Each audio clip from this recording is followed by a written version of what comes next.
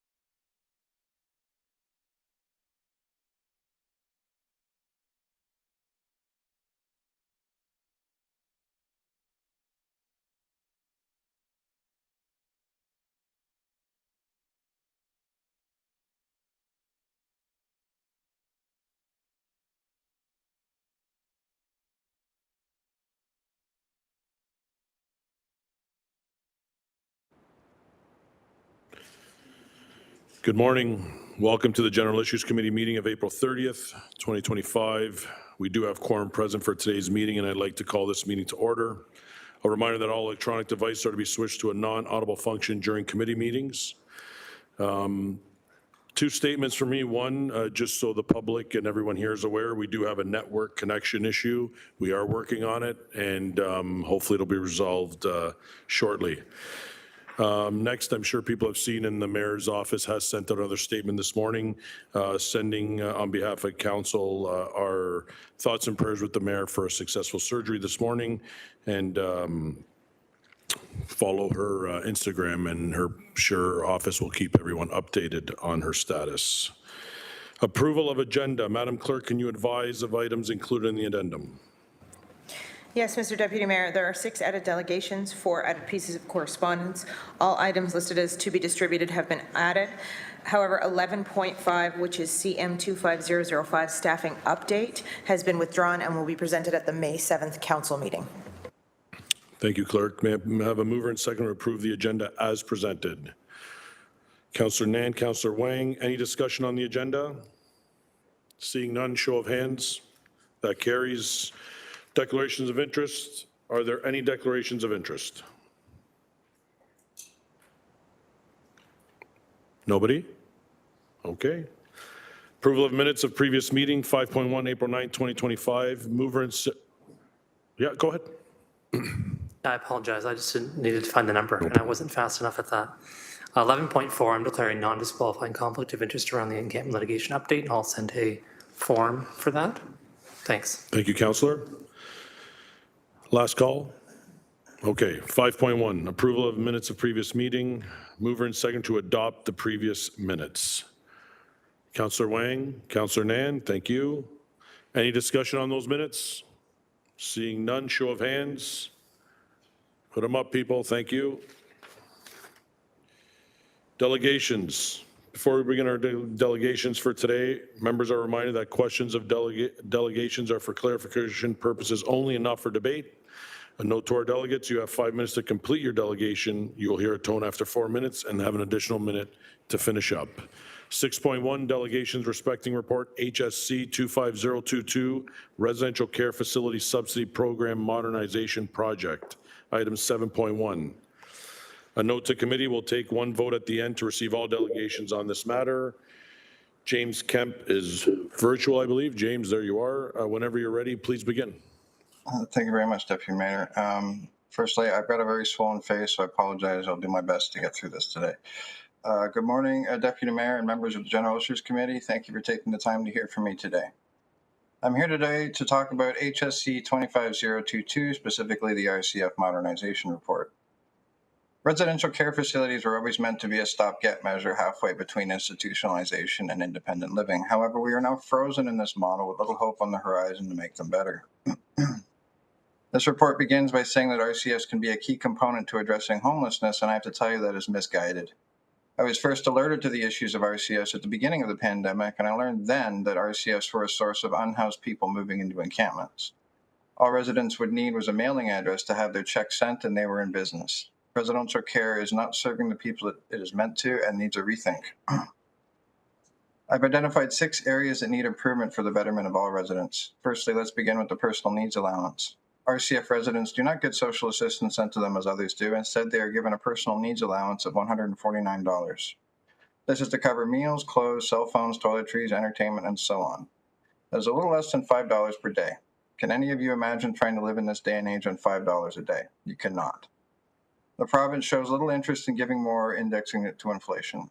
People would rather live in encampments and get their full check than live on the PNA. The next area is something I brought up earlier in the week, and that is air conditioning. Given the conditions RCF residents are managing, as well as the medications they take in tight shared conditions, having a cool place to sleep is crucial. If you cannot get rest when your skin feels like it is boiling. We now know that only 29% of RCFs are fully air conditioned. That means 71% needs work. The third area is privacy.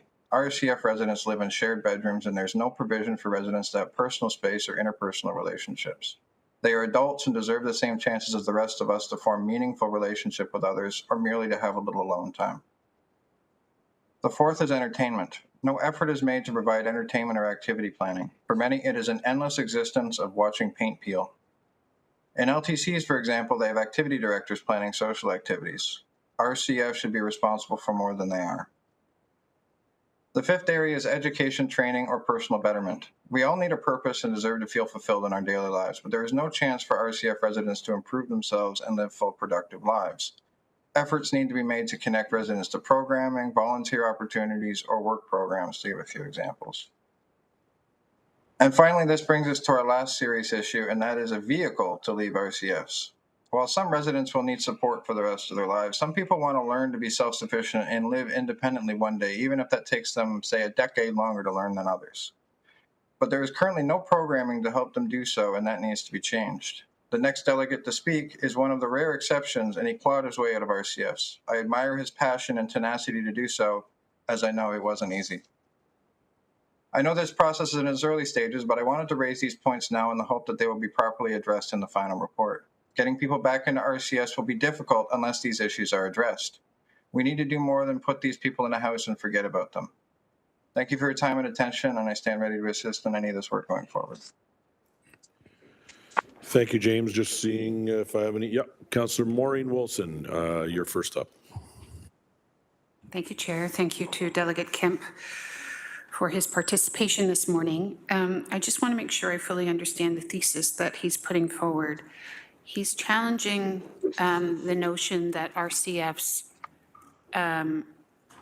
should be part of the city's housing and homelessness strategy, or he's saying they cannot be part of the city's housing and homelessness strategy if the 6 elements are not, they have to be addressed in order for that to be a prerequisite. Just want to make Mr. sure. Kemp? Yes, thank you, Deputy Mayor. Through you to Councillor Wilson.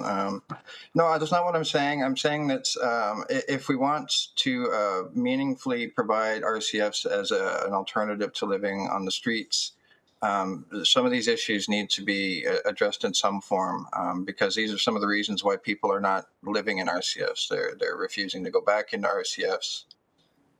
It's a difficult experience for them, and until some of these issues are addressed, there's always going to be problems having people leaving RCFs to go live on the street or having difficulties getting them back into RCFs through more wraparound services and transitional housing. I hope that answers your question. Thank you. If I could, I'm not at all challenging, Chair, the assertion. I'm actually looking for some assistance, and I can ask staff if it's more appropriate. The reference to 25% of RCFs fully air conditioned. A, where is the source of that? And B, does that include, to Delegate Kemp through the chair, just those RCFs in receipt of a public subsidy, or the entirety of RCFs, which of course include those who do not seek to welcome subsidies? Through the chair. Mr. Kemp? Yes, thank you, Deputy Mayor. To you, Councillor Wilson.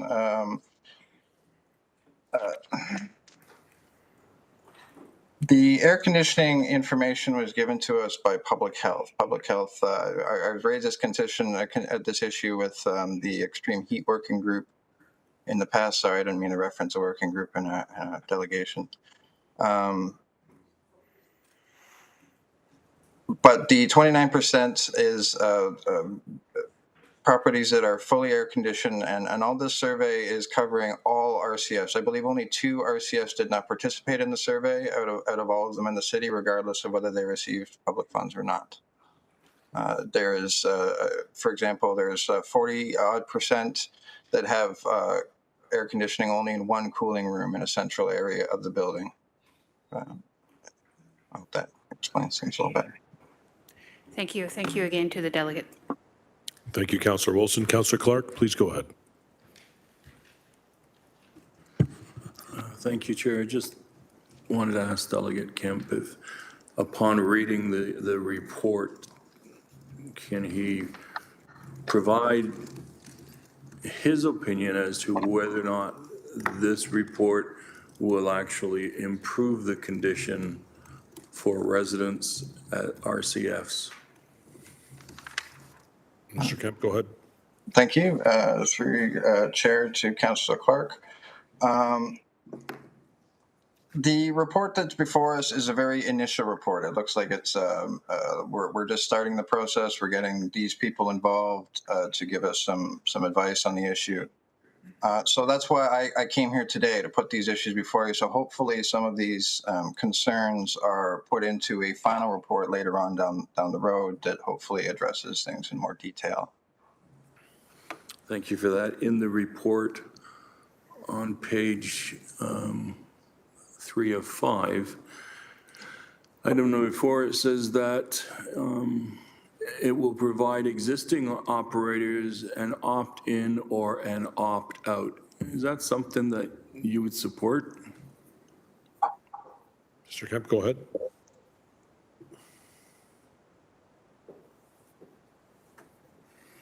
Just froze for a second. It's this opt-in and opt-out. It's the privatization of RCS, I think, is one of the bigger concerns, and I'm not sure how to get away from that because that's the system that we have now. The people who are running these facilities are running it to make a profit, and so that means that they're going to offer limited service so that they can make a profit. It's so whether they opt in or opt out, it's trying to provide better service when it's not in the public good. I'm sorry, I'm having a little trouble speaking at the moment, but I hope does that clarify? No, that came through fairly clearly to me. That's one area, Chair, that I have a little bit of concern. So I'll be asking some questions about that, Mr. Kemp. Thank you again for providing your candid opinion. Thank you. Thank you, Councillor Clark. I have no further speakers. Thank you for your delegation today. Up next on the same item, we have Lance Dingman in person. Lance, are you here?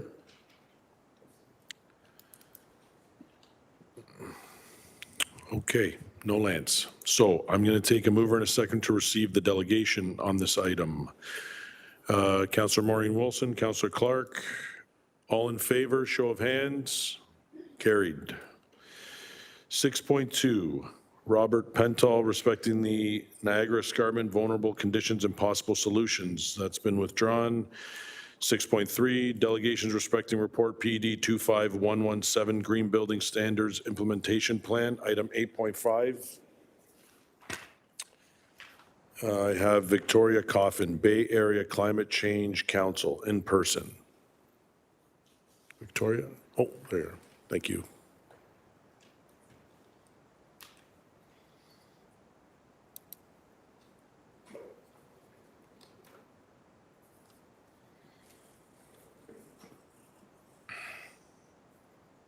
Just getting Victoria set up here at the front. Whenever you're ready, Victoria, please proceed.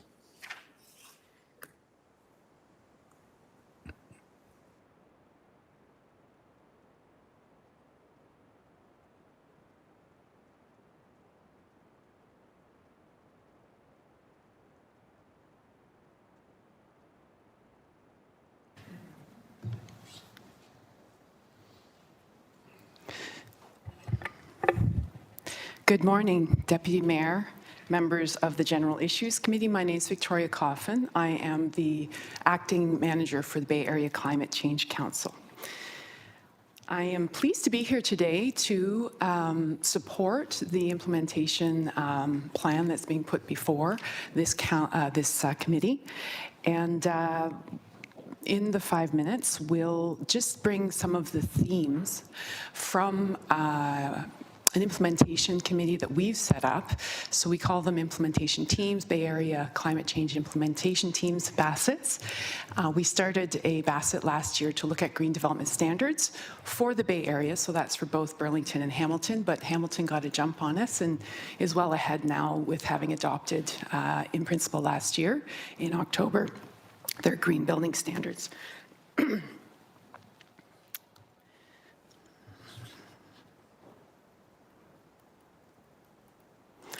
To Just very quickly, as you may know, the Bay Area Climate Change Council is a collective impact initiative, and as you can see, we have quite a diversity of organizations that are members. And for our baskets, we also do the same thing where we bring a broad group of representatives of different organizations, whether industry or environmental NGOs, to provide their input. For our implementation team on green development standards, our core objectives were advancing equitable green development standards that align with net zero for 2050, also ensuring that they don't exacerbate existing inequities or create inequities, and then thirdly, to support the effective implementation of green development standards in the cities of Hamilton and Burlington. So, as I mentioned right at the beginning, we were really welcomed the implementation plan and just had a few comments, like I say, that come from some of the conversations we've been having in our basket.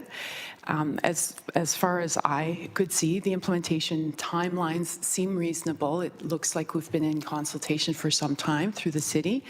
And the example we can give, of course, is the Ontario Building Code last year, which the final version came out in April. The ministry that was responsible put out further information through August, September, and it came into force in January. In Caledon, when they passed their green development standards, I believe that they gave themselves from May to July in order to implement them. We thought that the Green Hamilton Development Tax Increment Grant Program looked like a really innovative concept.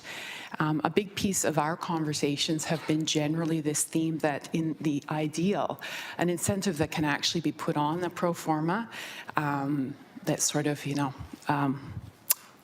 you can bank on, let's call it, is always welcome. From changing our practices from that perspective, it also is a great way to sort of ensure that what the grant will be, if it's showing in the pro forma, that all of that work will, of course, get done. And some discussions have been around if there's a way to use third-party verification to confirm that that funding would be available rather than waiting for municipal review. We also, of course, welcomed the All for One program and welcome it, it'll be a pilot and would propose maybe looking at broadening some of the learnings from that as the implementation goes forward. So very quickly in the last minute, wanted to focus on the sort of education and engagement and then the market support piece of that. So there's been a lot of conversation about prioritizing ongoing education and engagement, because doing it once is great, but there's often a need to have sort of just-in-time information. This is often the way that we all work, and people change. So to be able to have something that's fairly regular, we would use the examples having one point of contact. Halton Hills found that to be really useful. Toronto Green Standards, when we looked at how information was presented, I'd call it sort of paint by numbers, easy to find information online, which starts from the type of building rather than the part of the green standards. I'm going to move on to my very last slide because I have 20 seconds. So the last one is just looking at how communities, organizations can support getting a broader understanding of green development standards, whether it's in industry or in the community, which then allows for that value-added piece that green development standards can eventually bring to the market. So with that, I will say thank you very much for your time, and if there are any questions, clarification, I welcome them. Thank you. I don't have anyone on my speakers list, but I'm looking around. No? Perfect. Thanks so much for coming today. Up next, we have Anthony Salami West.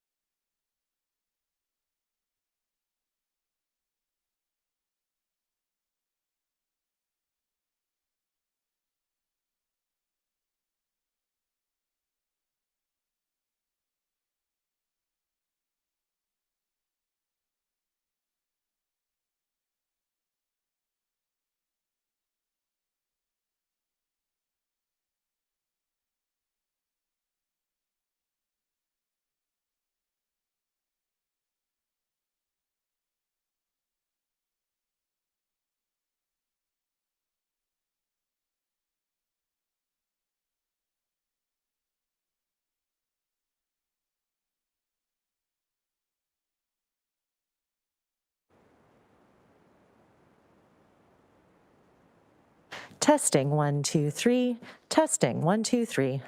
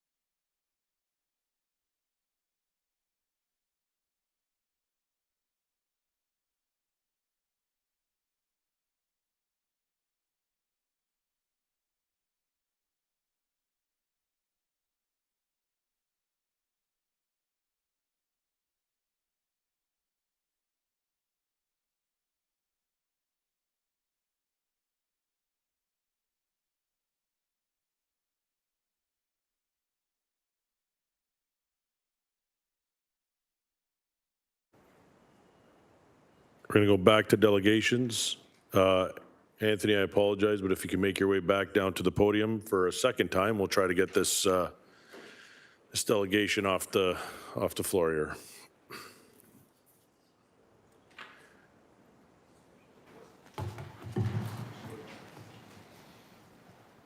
Whenever you're ready, you can begin. Thank you.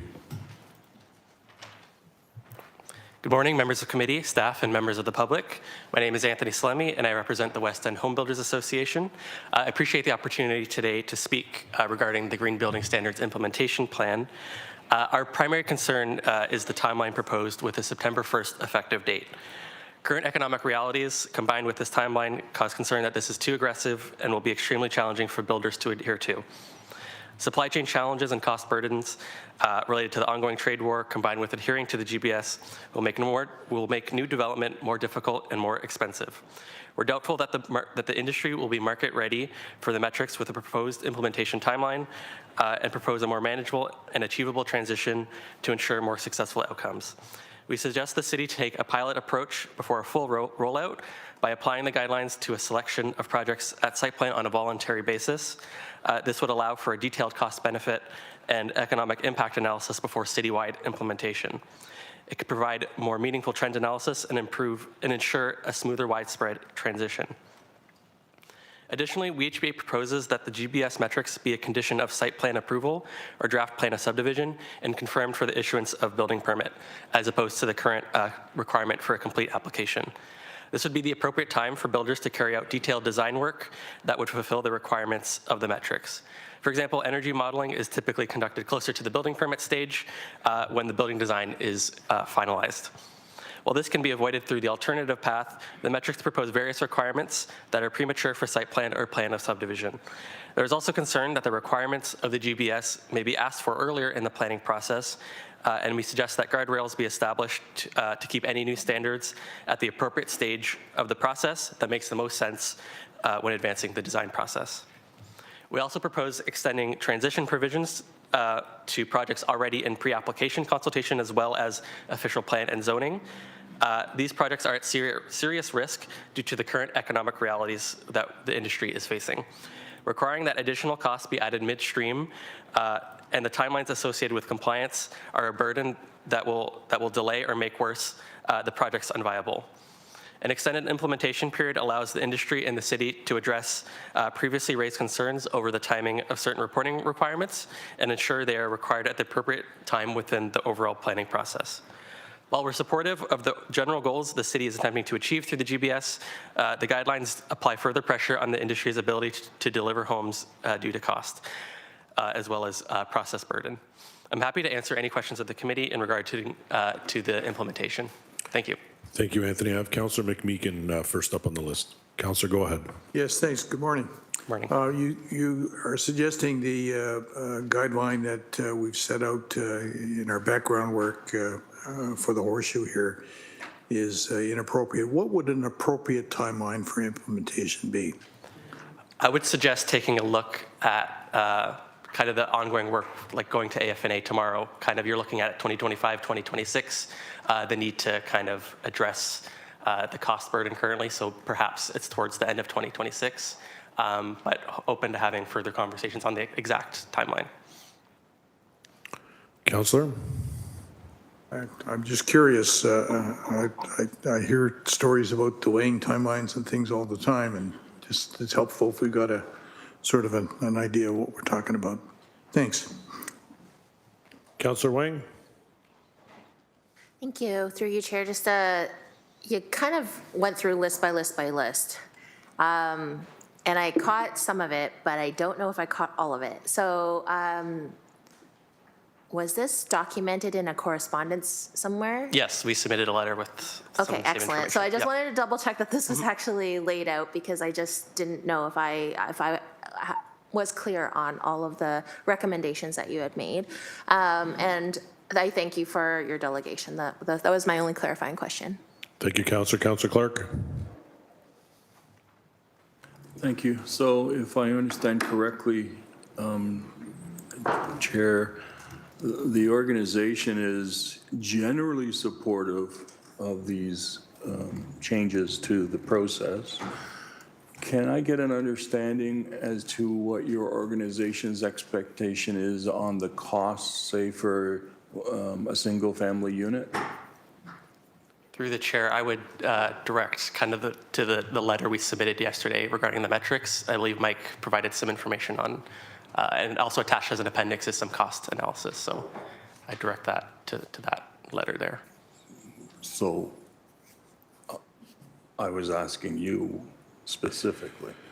He doesn't have the information, Councillor. That's what he's telling you. It's in the appendix, unfortunately. Okay, and so you're asking us to delay. And so what's the delay intended for? Delay because you don't want additional financial costs added to housing in the city?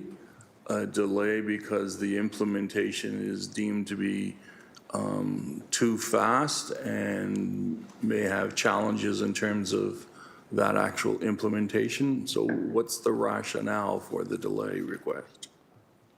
Go ahead. Through the chair. In terms of, so there's the cost piece, but there's also the process piece in terms of projects that are in mid-process right now that they're trying to move forward through their zoning or their site plan, and having a really hard time because of the market realities right now, to allow a little more time to kind of incorporate these metrics into their pro forma. In regard to your previous question, I believe for a single detached, it's around 23,000 was the estimate that was provided by Brant Haven.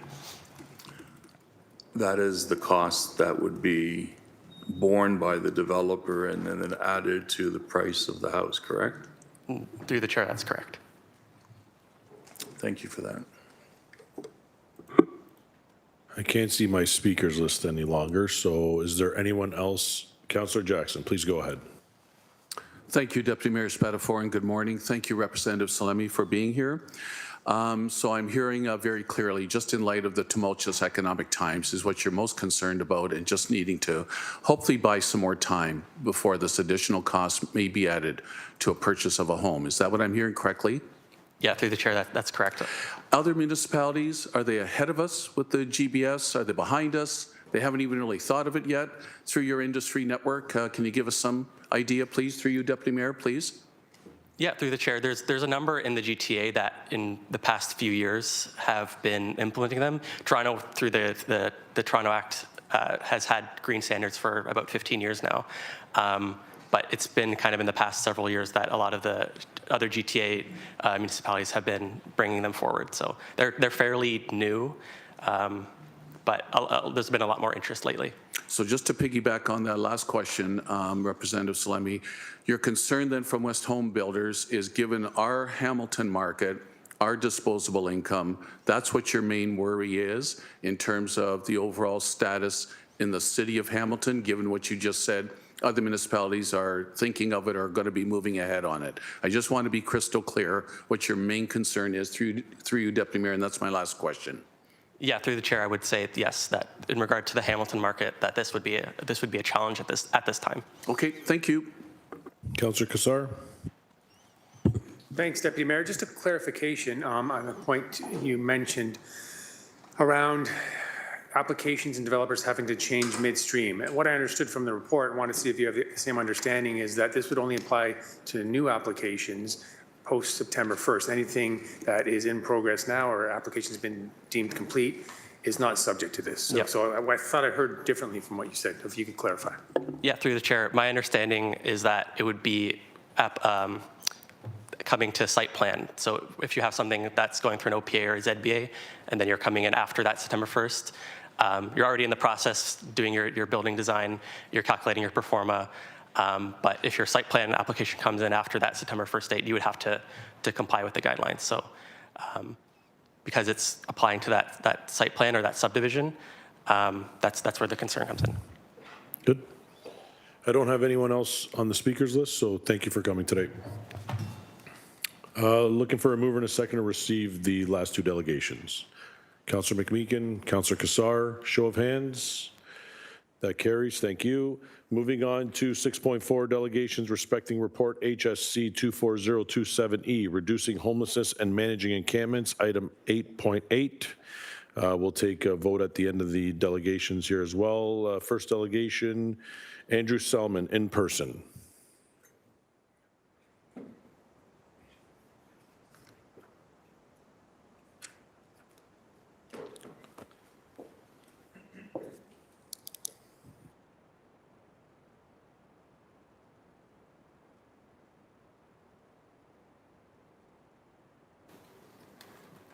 Andrew, whenever you're ready, your 5 minutes will begin.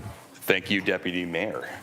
Council staff, members of the public, and those watching at home, I welcome you and thank you for being here today.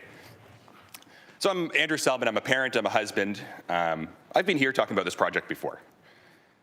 I'm someone that's been reading about this, and I thought when I read about it in the paper, this doesn't make sense in terms of the costs, and I wanted to step up and say something. That's what I'm doing here today. When I was last here speaking about this back in January, I said, when the costs start piling up, when the lawsuits come in, you can't say you didn't see it coming. Well, here we are. The Barton and Tiffany project has now ballooned from $2.8 million to $7.9 million. The costs are in. They've gone up massively. The lawsuit has also come in, and I believe there's going to be more lawsuits launched. At least that's what I'm reading per your own report. Now, I will say, our mayor publicly dismissed concerns regarding an overpay on this project as misinformation. Now, I do invite the mayor. I'd love to see her correct the record. What misinformation is she speaking about? We've seen the costs. They're massive. They're way over what we were budgeted for. There's no misinformation there. Now, that's not a rounding error. It's not inflation. That's not unexpected. It's poor process control. It's unacceptable, and it's on the public dime. And the city can't pretend it didn't know, because I'm not an engineer. I'm not a procurement expert. I'm just a neighbor. I'm not a politician. And if I saw this coming, why didn't everyone else? So today I just want to run through quickly a few things I feel like the report missed. So let's have a gander at those and dive right in. So first and foremost, no root cause analysis of the procurement failures. This report notes that the $1.4 million contract was awarded, but it did not analyze how a newly incorporated company sailed through the competitive bidding process without any due diligence. This corporation was created about 3 weeks before the contract was awarded to them. That doesn't seem right to me. We've seen zero evaluation of risk management breakdowns. Wiring non-compliances. These units weren't fit for Canada. How was that missed? Stop work orders. These red flags were glaring. Yet the report treats them as surprises, not of symptoms of an absent risk management program. Now, we've seen an absence of clear governance and oversight review. This is the third thing that I'm looking at. Who signed off on each stage? Who escalated the cost spikes? The report lists payments to consultants and contractors, but never audits the decision-making gates. This should have been caught, this type of scope creep should have been caught early and identified to the public. And then finally, failure to examine cost control mechanisms. There's no chapter on why the budget tracking tools didn't flag a 280% increase to this project cost. No critique of project tracking protocols, no accountability for missed timelines that bled. We were supposed to have people before the snow flew in this site. I think we didn't get people until around the first day of spring. Unacceptable. By glossing over these process level failures, this report offers us no path forward. It's like reading a crash report that lists the damage but doesn't identify how the brakes failed in the first place. So I'd like to see some accountability still. If I ever spent my household budget, my office budget by 280%, I wouldn't get a pat on the back and a word to do better. I'd lose my house, I'd lose my job, I'd face consequences, from my wife at least. So I ask, what is broken in procurement policy that was not identified in this project? Which risk assessments steps were skipped or totally ignored? Where was the oversight function when costs massively spiraled? 280%, folks. That's not right. This isn't about reprimanding an individual. It's about fixing a system that let us all down. Because if you can't identify to the public how this happened, you can't guarantee it's not going to happen again. That's our concern. We don't get to chalk this up to bad luck. This was foreseeable, it was avoidable, and you were warned right here from this podium. And now that the lawsuits are happening, now that the costs have ballooned, you can't say you didn't see it coming, because you did, and at least you were told by myself. Thank you very much. Thank you, Andrew. I have no one on the speakers list. One last look. Thanks for coming in today, Andrew. Thank you. Sorry, Councillor, are you on the speakers list? Sorry, Andrew, come up. No worries. Go ahead. No worries, thank you. The technology's a little delayed. I should just be more proactive and put up my hand. So am I too. Thank you, Deputy Mayor, and thank you for coming back in again, Andrew, on this one. So is your main concern the piece around accountability, around the failure points not being integrated into the report, and wanting to ensure that the public gets that transparency for accountability on this project? Largely speaking, essence? yes. Yeah, I mean, Okay. let's be honest. How did we provide this contract to a company that was created 3 weeks before, that never had any history in this business, that never provided a shelter anywhere? I've turned around on the micro-shelter approach. I've talked to a lot of the homeless folks. They love this approach.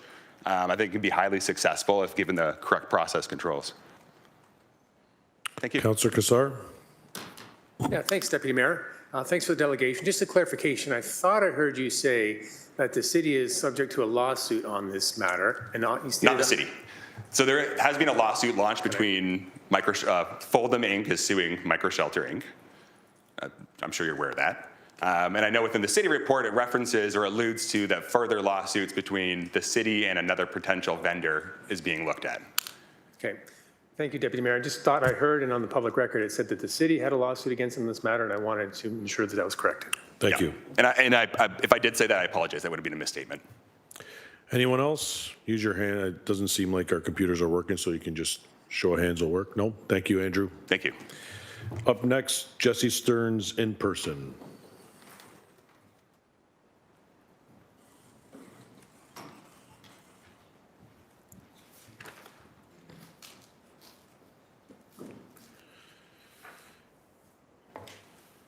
Jesse, whenever you're ready, you have 5 minutes.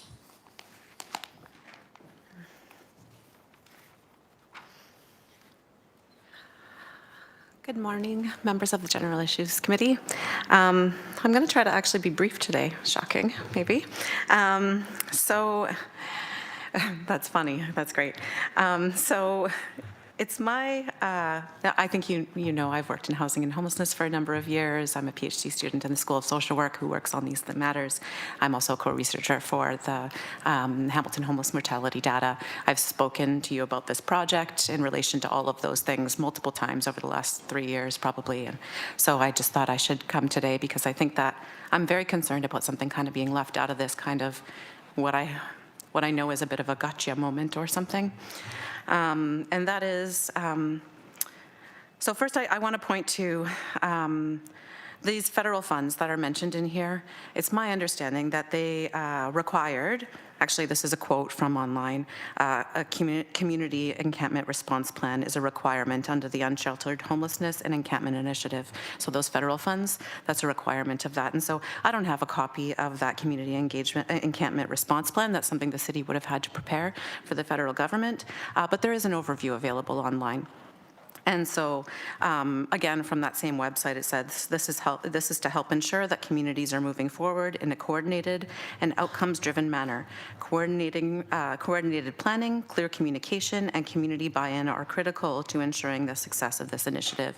And so I'm saying that, and I'm mentioning that because on that overview that's available online, the first bullet point under key activities, there's 3 of them, is had a promise of the 192 shelter beds.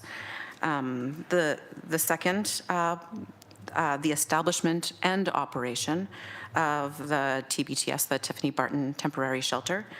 And the third bullet point had a promise around housing that was Indigenous-led. And so all of these were part of the plan for this funding, which was meant to be until 2027. So, you know, I think we all know here, we've spent 7.9 on just the place itself, over budget by about 5.1 million. And this money's been spent only on the first part of bullet 2, which was supposed to be this temporary outdoor shelter situation. Right now, you don't appear to have an allocated plan for how to resource the other 2 components of your plan, nor how to continue with the consultation process that it also mentions in that overview. Nor how to continue with the consultation process that you said was going to happen with these other organizations and agencies. So really the biggest reason I'm here, I'm mentioning all that, but when it becomes about who spent the money or who did the wrongdoing, I don't think, like, we don't want to lose sight of your plan that was supposed to be focused on people's needs in some systemic way. Although I don't agree with many or most of the components of your plan, I think that's really important here. Besides, like, who did what, this was meant to focus on people's needs in a systemic way. If this becomes about how much these people cost and they're made to suffer or are left to be blamed, then you've lost sight of what you said your original purpose was. And, you know, I thank you for your time. Thank you, Jesse. If, actually, one moment. If I yeah. could just mention, I didn't got come time. to speak on this, but I'm so grateful for Mr. Kemp's delegation this morning. I think maybe, since I have time left, I suppose, but I think maybe Councillor Clark will remember that he's asked me about RCFs previously in relation to housing and homelessness, and I had some things to offer at that time. And, you know, just to add to that, although I want the first thing I said to be the most important thing, really, because I feel like we really do need to focus on the people that were meant to be helped with this money and how things will be rearranged when they should the funds should be there.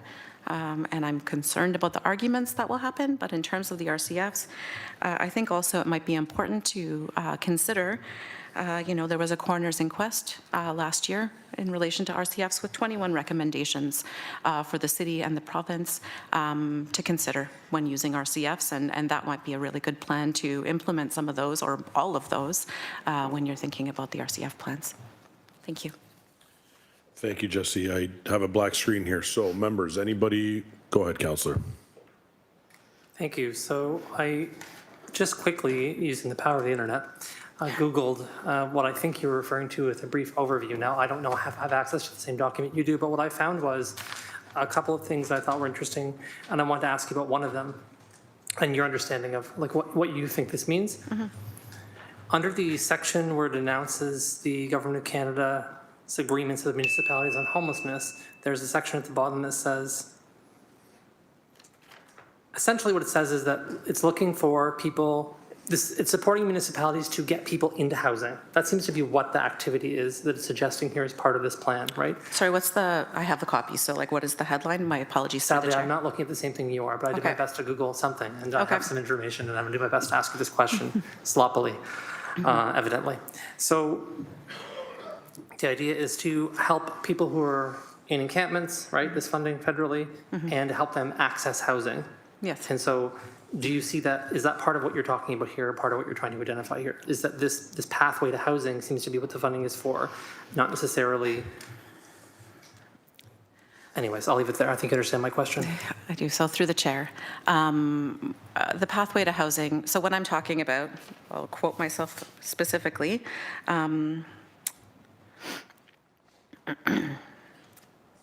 The the plan was supposed to be focused on people's needs in some systemic way. The way I think I want to answer this is that part of that plan was the roadmap and the reserve for the roadmap. And this idea that people can be put in the conditions that are Tiffany Barton because there's a longer term plan around the availability of housing. And I can see now in many of these reports how there's money kind of being pulled from that reserve at many different occasions. And I'm wondering, like, I don't know the answers to like where the money's coming from, what is it earmarked for, but honestly, if the plan long-term is that there's housing, then pulling from the reserve that was your plan to establish the possibility for that housing is of grave concern. I think in terms of what I've come to add, to like speak to in terms of my experience is that overarchingly we've been using this housing first approach in the city of Hamilton. And I'm not talking about the philosophy of housing first, which is that people are best in housing. I'm talking about how we've actually been implementing it here on the ground in the city of Hamilton. And I've spoken a lot about how I saw the failures of that and how I saw that continue to be a harm to people. And it appears to me, and again, I don't know because there's limited information, that that might be, again, where we're at after all of this, still just with that framework. I recognize also there's a proposition for RCFs here too, and back in August there were numerous propositions for things, but like when you're pulling from the funds for the reserve, which was your plan, when you're relying on things that have been told can be harmful, I wonder like what is, this was meant to be a plan that addressed systemic issues, and right now it looks like we are defunding the things. There's a possibility that the things that were meant to address these issues are being defunded. And now we're going to have to argue and create the vitriol that we've seen over the past number of years for any little bit of funds for extra. Thank you. Councillor? Thank you very much. Appreciate your answer. Councillor Clark? Thank you, Chair. Your last term, in terms of defunded, what do you think is being defunded? My apologies. Through the chair. So if the plan was to have reserves, have encampment monies in place, to have, I mean, I can't name all the funds that have been named. There are several. I tried to for this, but I could not. If we are pulling from all of those places that were intentionally put there, I call that defunding the systemic approach you were hoping to take through this channel. Okay, I understand that. Thank you. Can I ask, from your experience, is the Barton Tiffany site doing what it's supposed to do for the people that are living there? I ask because I'd like to know your candid opinion. Through the chair, you know, the Barton Tiffany site exists now, and some people call that place home, so I want to be careful of that. At the same time, do I believe it is doing, I don't think it's an adequate solution for people. I think, honestly, I think that we've spent a lot of time and money on how to manage people outside rather than addressing and listening to their needs. And I think it's always cheaper to listen to people and to address their needs. I think that an exit strategy from that temporary shelter is still not in place. That again, what I'll refer to as defunding the ways to address that is eliminating possibilities for that exit strategy. You know, I think if you know, I spend a lot of time speaking to people, and I have through my work, that are living in conditions like this or fear that they could live in conditions like this. And after a lot of time, I think that people will, when you ask them, is this good? They'll be like, anything, just anything. And so we provided just anything. But that's not a response that leads us to a better place, I don't think, no. Do I have time for, yes? Are you concerned, I'm being careful with my words, are you concerned that this initiative ends up being a permanent form of transitional housing? Through the chair, I said that the last time I delegated. In fact, I was challenged on that last time I delegated. I likened it to food banks. I can see them popping up in every municipality, or many, many municipalities across the province, across country really, and in the United States where they've been established for a long period of time. I think that if you don't have an established exit strategy that is about the philosophy that the city's adopted, which is housing first, not the program model, but the philosophy, that in fact, I can't see how you have an exit strategy here. I'm going to be super candid here and just say, like, beyond funding the police more.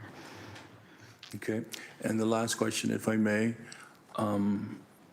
it's, you talk about an exit strategy, and my assumption when you say exit strategy is that it will be finding them places in geared to income housing or places in supportive housing complexes. In other words, a real home, and literally getting out of that business of having tiny houses. Is that a fair, tell me what you think an exit strategy would be a good idea. Through the chair, I think ultimately at the end of the day, like big picture is that people have a place to live. Yes. I want to be, and again, I want to point to, sorry, maybe I'm not clear entirely on what you're asking me. Can you clarify the question? My apologies. So you've mentioned the terminology of we need an exit strategy.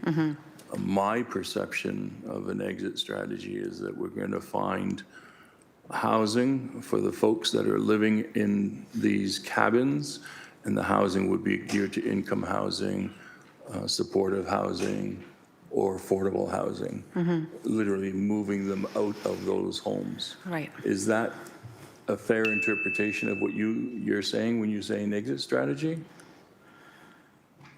Through the chair, I think that's been the city's plan for an exit strategy, or at least what's been discussed here as an exit strategy. So it's one that we have in place, or that's been planned for. I think that yes, and I'll be perfectly honest again. I think asking people what they need is probably the best way forward. And I think, again, it is always cheaper to ask people what they need and provide it. So we've talked at length here about people might need drug treatment, people might want drug treatment, people might want to live with family members, people might want to, like all the various things that people might want that they say are best for their lives. And so, yes, what you're saying, because that's the plan the city has taken forward. And also I would add, there's been I don't think that there's been a comprehensive way of like speaking to people about what they think they need, which may in fact be cheaper than what you have here, but you know, years down the road, hindsight and so on, and also foresight, certainly when I've come to speak, that like, yeah, people need a place to live. They're better off when they have a place to live. And also, I don't think anyone said, hey, why don't we put up a temporary shelter on, a contaminated site that's going to cost a load of money, and that will be exactly what I want. I think it was like, this is what we have now, and people were like, please, anything, like what I just said, just anything, because it's actually about deprivation and not about people trying to like get stuff from us. So maybe that's an extended version of the answer, but I think the way that you're asking me is in the confines or within the parameters of what the city has already planned for. Yes, it is, and you answered the question perfectly. Thank you. Thank you. Councillor McMeekin. Thanks, Deputy Mayor, and thanks for coming. Thank you. You know, you used the phrase "please anything" a couple of times, and I don't think that's a good exit strategy. You've also used the word cheaper several times. I've learned from experience that better to talk about investments and investments on return on investments. And I'm curious, though, since you raised it, and I, like most people around the horseshoe, read the newspapers, and often we get the best information possible from an outside source. The cost, you had mentioned somebody mentioned 7.9 million. It works out to about, and growing, works out to about $98,750 per person. Mm-hmm. So when we use the word cheaper or investment or exit strategy, I'm wondering what alternative exit strategies could have, should have, maybe could have been explored, and what we missed in terms of. I'm a big fan on the listening part of what you said. As one who's been engaged with a group that's actually interviewed over 100 homeless people, trying to listen, and I really resonate with what you're saying. So how could we have done a better job there, and what sort of alternative approaches, based on you've used, I want to give you my honest opinion, based on your obviously in-depth examination, a look at where we're at, and more importantly, where we might be going. That's my question. Through the chair, that is a giant question that would include probably every time I've come and delegated, because every time I have has included part of the answer, and I don't think I could summarize here. I'll say this. If you gave 10 organizations in the community $500,000, it would be unprecedented. Here, 5 million has evaporated like it's nothing. And those are organizations, I would hope, that I know would be listening for what the need rather than anticipating an imagination of what the need might be. I get that a lot of that anticipating, and I'm calling it imagining, is based upon what levels of government are saying evidence-based work. But also you've had, I think the city here has had ample opportunity to engage in other ways of thinking about this. I mean, so many people have come to speak and offer their thoughts about it. I mean, I feel like this is a conversation that needs a lot more time than what can be afforded here. And I would really hope to have that conversation with you, actually. I do want to touch on I keep saying, like, people are saying, oh, please, like, just anything, please. Because I have the opportunity, I suppose, and you mentioned it, is that, like, we often talk about people's mental health and people's criminality and these kinds of things when we talk about getting funding for various things and what people might need, again, not listening. I would suggest that no exit strategy at a place like this that doesn't fit everyone who is outside. Actually, I don't mean fit as in accessibility. I mean, there are still people living outside, as we know. That is counter to anyone's well-being and mental health. Last time I was here, I described and discussed how about the mortality of people living without rights-based housing. I pointed that this is not a design that accounts for or attends to people not dying,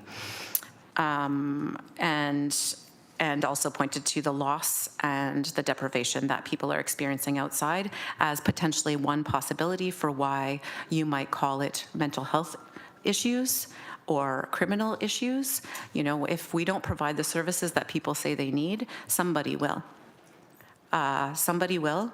And so it's not that people are criminal in nature necessarily. It's that when something isn't there for someone, they will do what they can in order to meet their need. So I think a plan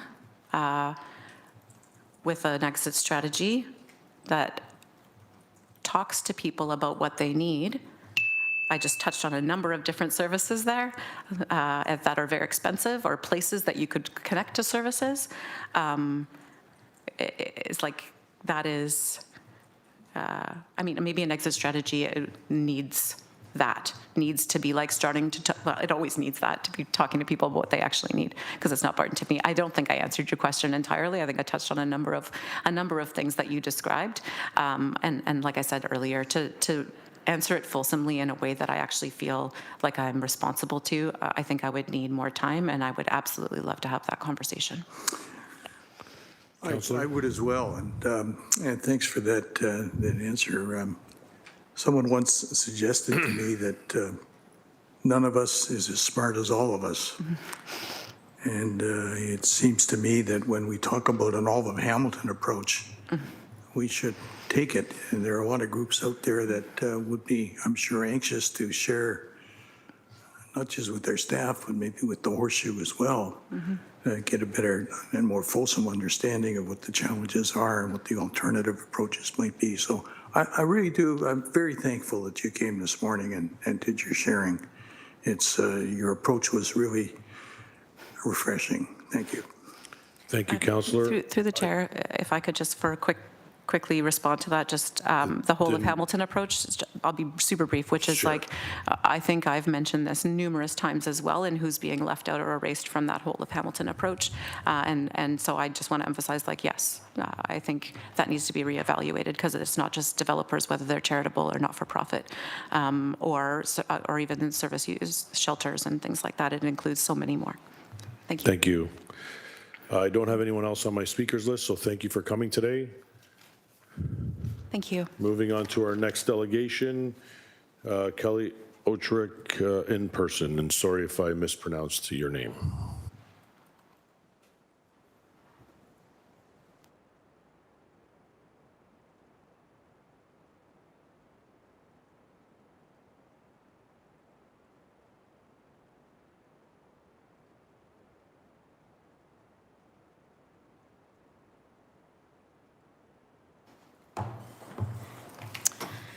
Good morning, Deputy Mayor and members of the General Issues Committee, and to those in the gallery and watching from home. I understand the Mayor is unable to be here, and I do wish her a speedy recovery and hope she's not experiencing any of our famous hallway medicine. My name is Kelly Otrick. I'm a Ward 2 resident from the North End. Thank you. I would like, through the chair, to ask for 3 extra minutes. Running on about 3 hours of sleep here, so I just want to make sure I can communicate clearly. Councillor Crouch, Councillor Beatty, additional 3 minutes, show of hands. Thank you. No? Recorded vote. Interesting. Just 1 sec while we pull up the electronic vote for this extension of 3 minutes. The vote is up. If your computer's not working, a thumb, a hand, a nod will be accepted.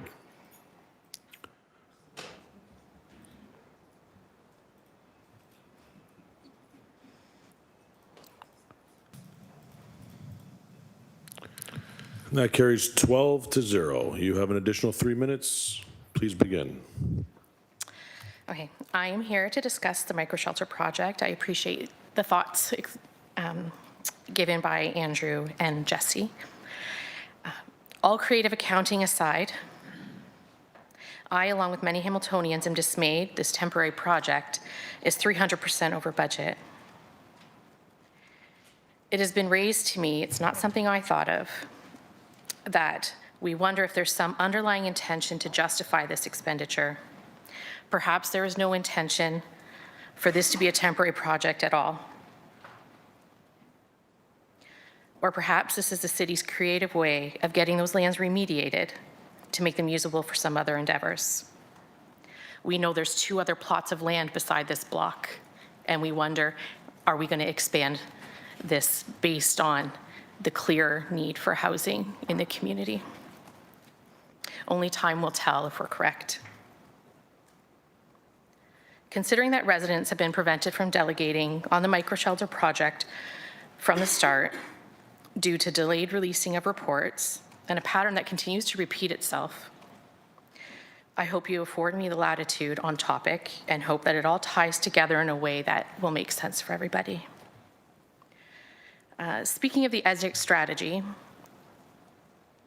we have not heard of an exit strategy for the project or the people. What now happens with those 80 individuals who are living there? How do you move them from the temporary shelter to housing? Does that mean they're going to supersede anybody else who's on the housing list? I would like some explanation as to how we're going to be moving people along and into more permanent housing. I'd also like to take you back to August of 2023, the GIC report, because 3 things come to mind and it all ties to this.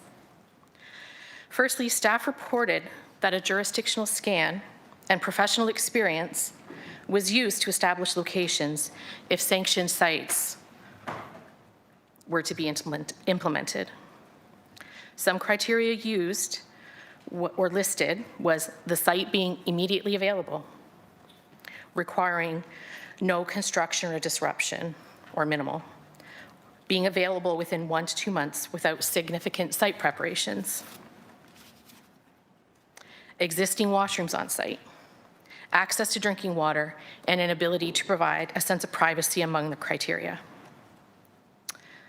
The sites listed included, and I'm not suggesting these are necessarily better, these sites included Alexander Park, Strawn Street, Woodlands, Confederation Park, Mohawk Sports Park, Turner Park, and Valley Park. Who at the city decided to go against this professional opinion and choose one of the most notoriously polluted lands that fit none of these criteria and declare Barton and Tiffany the prime choice, resulting in this $5 million fiasco? The second thing that stands out to me is the difficulty that lack of public consultation causes. Despite consulting other neighborhoods, North End residents were not extended the same courtesy when it came to the Hats project. Perhaps that was due to our councillors' welcoming arms. Nevertheless, once advised of the location, North Enders quickly were able to determine the inappropriateness of the site relative to the Hats criteria, something that the city expert who chose a location wasn't able to do. The debacle and delays surrounding the site could have been prevented had we been able to give input prior to the selection. Lastly, regarding this report, the Hats project was meant to be a 2-year pilot project, and in the longer term, the Scout House was to be the final destination. 20 months later, has any work been done to bring this idea to fruition? Or has this research also become null and void? What happened to that idea? Just as the public has never been privy to who made the ill-fated Strawn Street decision, I suspect the city will never offer up the information as to who clicked the submit order for 40 not-to-code shelters from China. Similarly, the lack of public consultation for the micro-shelter project has contributed to this $5.1 million scandal the city finds itself in. Back in September and October, many residents passed on their concerns for many aspects of this project, with neighborhood safety, location, and degree of contamination being of prime concern. We were successful in gathering more than 250 residents for a community meeting, yet not one city official accepted our invitation to attend.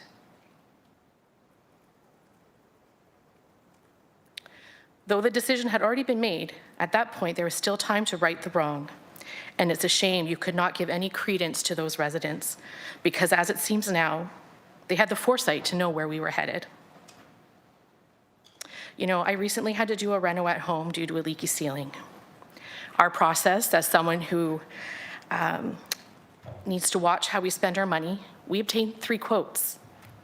We revise if it doesn't fit our budget. Very curious as to why the city didn't do the same.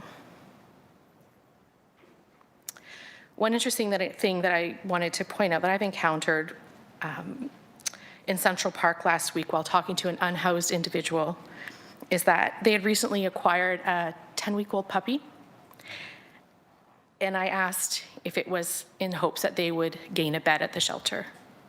And they advised yes, indeed, they obtained a puppy in hopes to fulfill the requirement to be able to go to the shelter. It makes me wonder how many others are doing the same, and are taxpayers now paying for this animal care for those that are on site in the shelter? Are we paying for vet bills? Are we paying for spay and neuter? Are we paying for rabies? I would like to know that. I did anticipate that Andrew Selman was going to well cover the procurement process and efforts to downplay the federal $5 million bailout. I wanted to share why this overage is important and what it could have meant for Hamiltonians had we gone with a site that was not contaminated, hence my shirt. $5.1 million could have bought 8 weeks of inpatient addiction treatment for 145 people at a cost of roughly $35,000. Perhaps there are better buildings out there for this purpose, but the Mulberry Building, which has several apartments and offices, is for sale for $4.5 million. This could buy 20,400 weeks of groceries based on $250 a week for those with food insecurity. This could have provided a universal basic income for 25 people for 4 years. This also could have been a down payment on bringing our beloved Bulldogs back to Hamilton. This could have provided more staffing to restore our parks, because I know in the North End we are still waiting for our trash to be picked up, our needles to be picked up. Most importantly, this could have provided rent for 80 people for 5 years in a place far more dignified than a shed. Thanks for your time. Thank you, Kelly. Just looking around if we have anyone with questions. Seeing none, thank you for coming today. Thank you. May I please have a mover and second to receive the delegations on this item? Councillor Beatty, Councillor Nan, show of hands, please. That carries, thank you. Moving on to 6.5, Amy and Charlize Passfield, Stony Creek Youth Council, respecting a request for staff to report back on the implementation of a municipal vaping products tax, item 9.3. This is pre-recorded.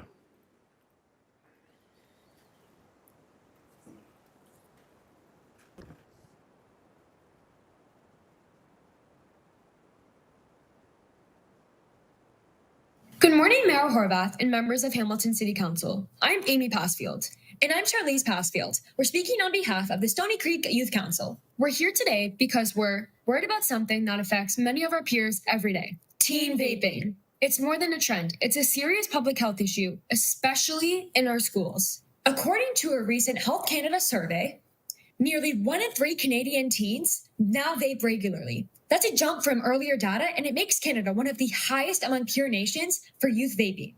And most young people don't understand the risks. Research shows that vaping affects developing brains, especially areas that control attention, learning, and decision-making. Nicotine exposure during adolescence increases the risk of long-term addiction. Even more concerning, a new study published just this year found vaping is associated with increased respiratory symptoms in teens, even those without a history of smoking. We are here to strongly support Councillor Beatty's motion to introduce a municipal tax on vaping products. There's clear evidence that price plays a major role. A review published in Tobacco Control found that vape taxes in price increases significantly reduce youth use and frequency. Along with the vape tax, we're also continuing to advocate for actions we brought to the city before. Number 1 being, stop vape sales near schools to reduce the temptation and keep these products out of sight for students. Number 2 being, make sure vape store staff are trained so they understand the health risks and the laws around selling to youth. Number 3 being, tighten up ID checks to prevent underage sales. Number 4 being, post clear health warnings in every vape shop, just like we do for cigarettes. Number 5 being, partner with school boards to give students in grades 7 to 12 real, honest information about vaping, not just scare tactics. And number 6 being, make sure schools are fully enforcing no vaping rules, because it's still happening in classrooms and washrooms. Let's also talk about flavors. Studies show youth are most drawn to sweet, candy-like vape flavors. This marketing targets teens directly, and we think it's wrong. We know this isn't just a youth issue. It's a public health issue, and it needs real leadership to change the path we're on. By acting now through taxes, education, and stricter rules, we can protect our generation from long-term harm. Please support Councillor Beatty's motion and take stronger action to end the teen vaping epidemic in Hamilton. Thank you.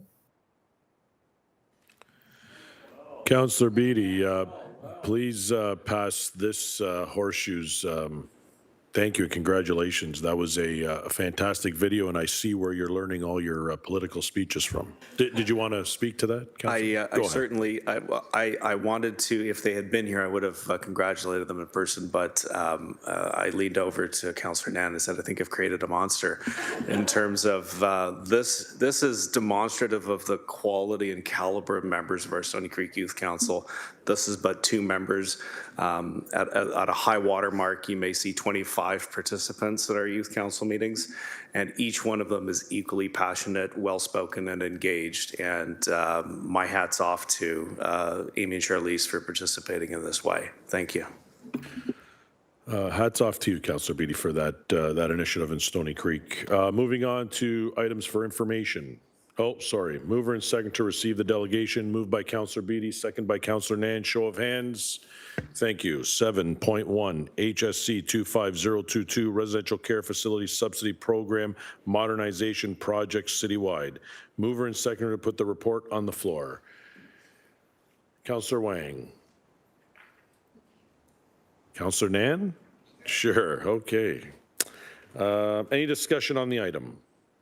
Councillor Maureen Wilson, go ahead.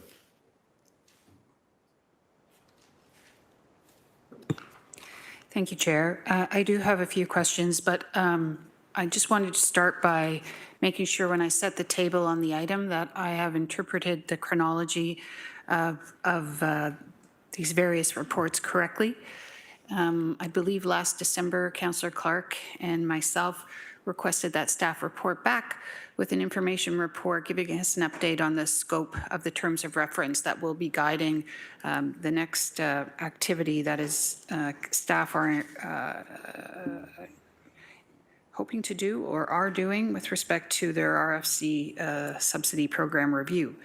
So to that end, if I could just make sure I'm clear, my understanding is back in 2018 or 19, staff were tasked with reviewing the RCF subsidy program review. That report was done by an organization, I think, called ORG. I have it written somewhere. ORG Code. They provided the review to Emergency Services Community and Services Committee in December of 2019. Subsequent to that, the province came forward with some changes in funding parameters to create a new consolidated homeless prevention program with new guidelines. And that was going to, those guidelines were going to impact the provincial program that funds 100% of the RCF subsidy program. Since then, KPMG has been secured in September of 2024, and the scope of that work is to continue on, and here's where I'm not sure with some of the recommendations post the Code Org review, which brings us to this report is, I believe, the scope of work to inform the KPMG review. Please, through you, Chair, to staff, if I could be corrected in any of my the overview that I've offered. Thank you. Looking to for some confirmation. Manager Baird, please go ahead. Through the chair, Michelle Baird, Director of Housing Services Division. Councillor, you are correct. So this is a follow-up to the direction from the fall. You're correct. The Org Code original review was taking place to look at the residential care facility program in Canada, in Hamilton, and whether or not it met the needs of the community with respect to being a solution to address homelessness in the community. The pandemic occurred. immediately after that report came forward, and we paused the work on implementing the findings of the report. And so at this point, KPMG is involved. The work is already happening. We've had some focus groups with residential care facility operators, tenants, internal staff, and it is focused directly on the subsidy program specifically. So we have both subsidized and unsubsidized RCF beds in the city, and this is about the subsidy model. Right now, we subsidize on a per diem basis, and the RCF program is not tied directly to homelessness ending initiatives per se, which was the findings in the org code review. And the RCF program is funded, you're correct, through our provincial homelessness prevention program budget. And there is an expectation that it is providing solutions to homelessness. In Hamilton, we are working with KPMG to better ensure the model meets the needs of the community, meets the needs of those individuals involved, and modernizes our funding model. Thank you very much. Just if I could begin then with a series of questions to make sure I understand per that framework. Just most elementary then. We subsidize residents, if I could be corrected, in 46 RCFs. We have a maximum of 803 subsidized beds, but I thought I read through the chair that we're funding 673. So do we have funding available for 803, but we're only hitting 673, and so a gap of 130 that could be funded? Could I just understand that better through the chair? Director? Through the chair, right now, we are fully spending our funding, our subsidy funding, on the subsidy beds that are available. We do know as well that there are other beds within RCFs, even within the subsidized buildings, that we don't necessarily subsidize. And I think the other piece is we pay a portion, of course. There could be other funding that's going toward the beds, but you are correct.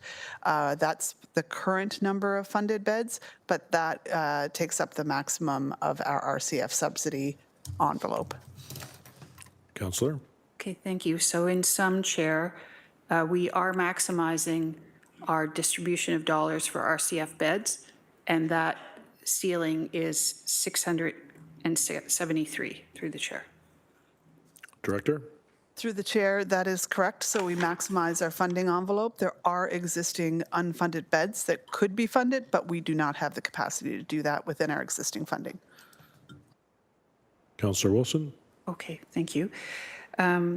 Through the chair then, one of the questions I believe that was asked by Councillor Clark and myself this past November was, there was consultation done with org code, with the operators, with the community agents, with some of the residents. Absent from that, my recollection is that there was no consultation done with neighbors. And the report does reference that consultation would be done, but respectfully, it's scant on how. Will it be focus group? Will it be survey? Will it be Pan City? If I could just have some more detail on what KPMG has been tasked with specifically to deliver on the consultation portion for neighborhoods.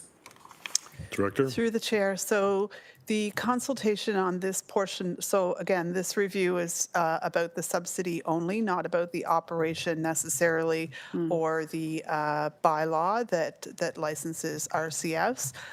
So on the subsidy portion only, it's consultation focus groups with RCF operators, with RCF tenants, with city staff, service providers. So it's more from the perspective of people who both use and are supporting RCFs, I would say. Time for one more. I do have a few more, but if I could just sneak one more and then get back on, thank you. So to that end, though, did I understand the conclusion from this engagement thus far? I am thinking back to, frankly, a previous delegate who used the term of of, Jesse used the term, and I'll find it in a minute. RCF operators were pretty positive in how they thought they were doing. There's a bit of daylight, though, between what our community agents who partner with some of the RCFs on how they think things are going. Is that a fair summary? And then if you could put me back on. Thank you, Chair. Director? Through the chair. So RCF operators, these are small, privately owned businesses for the most part, and they've operated in the manner they have for many, many years. There's some legacy here. From our perspective, part of the reason that we're doing this work is that we do want to see them become more effective means of housing individuals who are exiting homelessness, and ensure that the funds we're using to subsidize these homes are meeting the needs of the individuals, and that it is part of our homelessness serving sector, quite frankly. On the piece around engagement, just to come back to that, I guess I would add that the neighborhood engagement part of it, that could be something that we do internally through the city and through Engage Hamilton as opposed to with KPMG. KPMG is directly looking at the funding model and the framework we use to apply funding. If I may, we're going to task that internally. Is that because it's not within the contract, or is that because we didn't think about it at the time in writing up the scope, or is it because we think it's most appropriate? Because I guess my opinion is, and this is not the time for comment, a focus group I think would be more appropriate. But if I could have some comment, and second time, put me on. Thank you. Through the chair. So it's currently not part of the scope of the work KPMG is doing, but appreciate your feedback with respect to a focus group being a more, perhaps the best way to approach this with neighbors. Councillor Clark? Thank you, and thank you to Councillor Maureen Wilson for her questions. So I'm understanding that the provincial program funds the residential care facility 100%. Is that a fair statement? Director? Through the chair. So the provincial program, we receive the provincial funding as the City of Hamilton, and we fund RCFs with that funding.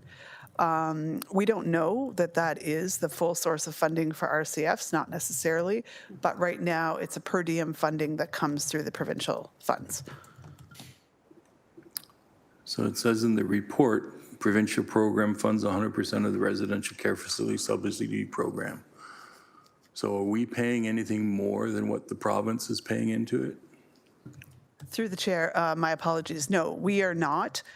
There is a possibility that RCFs cost more than what the subsidy is, but the provincial dollars fully pays for our subsidy component. What's the subsidy per diem per bed? Director? So through the chair, the current per bed per diem is $65. Thank you.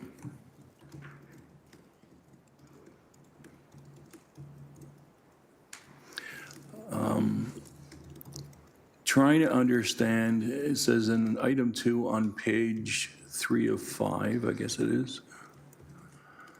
Housing with supports model will articulate how facilities, homes within the housing with supports program will house and support tenants based on acuity levels. Can you go into more details on that? Through the chair. So right now it's a flat per diem rate. That's how RCFs operate and how they're funded.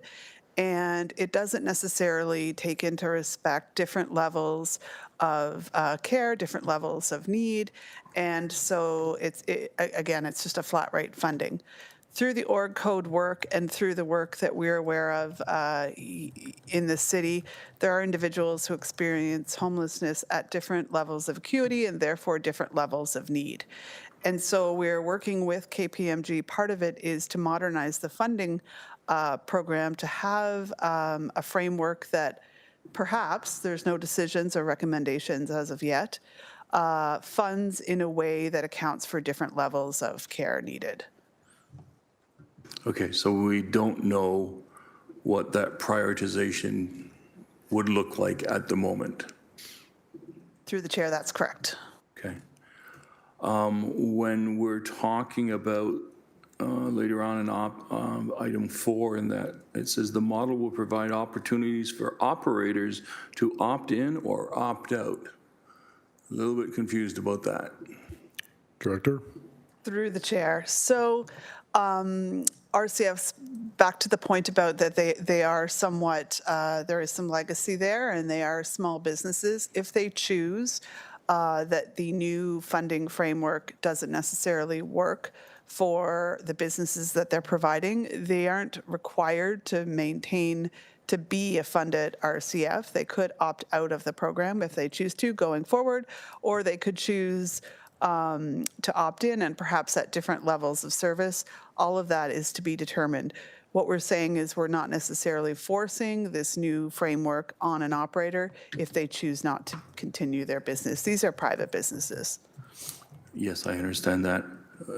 But how would they operate if they're not receiving funding? Through the chair, right now, there are many unsubsidized RCFs in the city that operate as private businesses without city subsidy attached. They're private rentals, quite frankly. The retirement homes? Some of them are retirement homes, yes. Yes. So getting back to the ones that are legitimate residential care facilities receiving per diems from the city, are we really giving them an option to opt out on our programming? Director? Through the chair. So they could, I guess the opt-in, opt-out, it's also a piece about they could opt at what level they're operating. If we move to a framework where there's not a flat rate per diem, but rather sort of staggered rates depending on level of service, people could choose what level they're going to operate. Again, these are all the pieces of work that KPMG is working with us and the operators on what makes sense to go forward. No decisions have been made as of yet, but we're not going to be forcing a RCF operator right now that might want to continue the way they are to move to providing higher level, higher need service if that's not something they choose to do. Councillor? So to paraphrase, we're setting new standards for RCFs. We're providing funding for those new standards, but we're giving them the option to opt out of those new standards. That's what it appears to me. Director? Through the chair, and tied to that would be that they wouldn't receive the subsidy any longer at any level if they chose to opt out of the program completely. Okay, I have concerns about that. I'm just putting that on the table now. If we're going to increase funding to provide higher levels of service, provided an RCF, they're getting their funding from us through the province gives the funding to us. We provide the funding for the per diems to the facilitators. And having them have the option to opt out of more stringent standards while still receiving funding from the city of Hamilton, that seems to me to be a little bit counterproductive. And I have one question after that. You want an answer on that comment? Yes. Okay. Director, care to answer?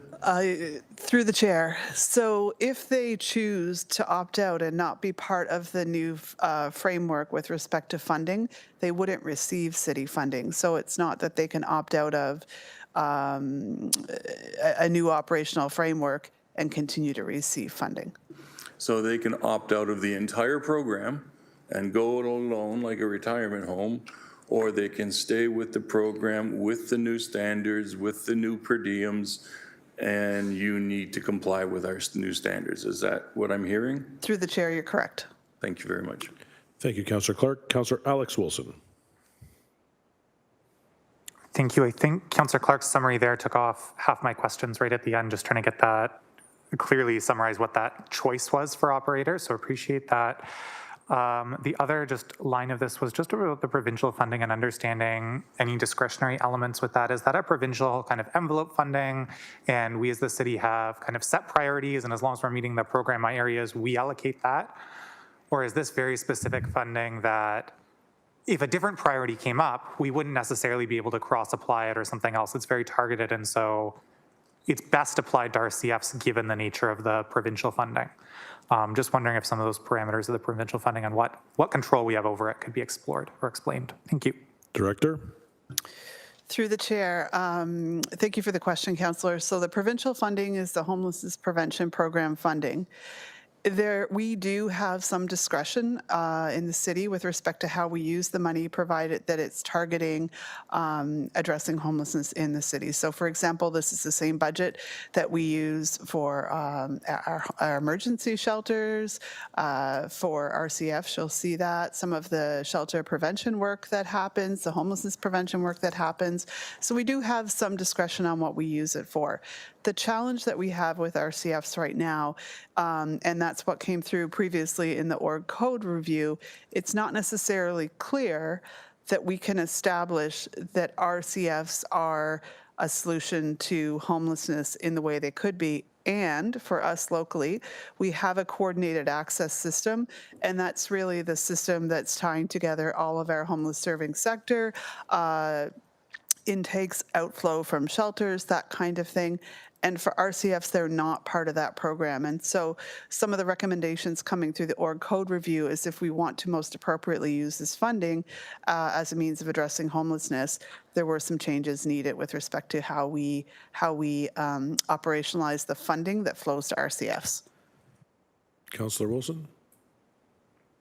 Thank you. Last question from me. When future reporting, including a financial model, comes forward, I'm assuming these are largely occupied beds, and so will there be, just in the kind of the risk discussion of the report, an understanding of transition or flow or potential need to have capacity to deal with any transit? So for example, a provider opts out.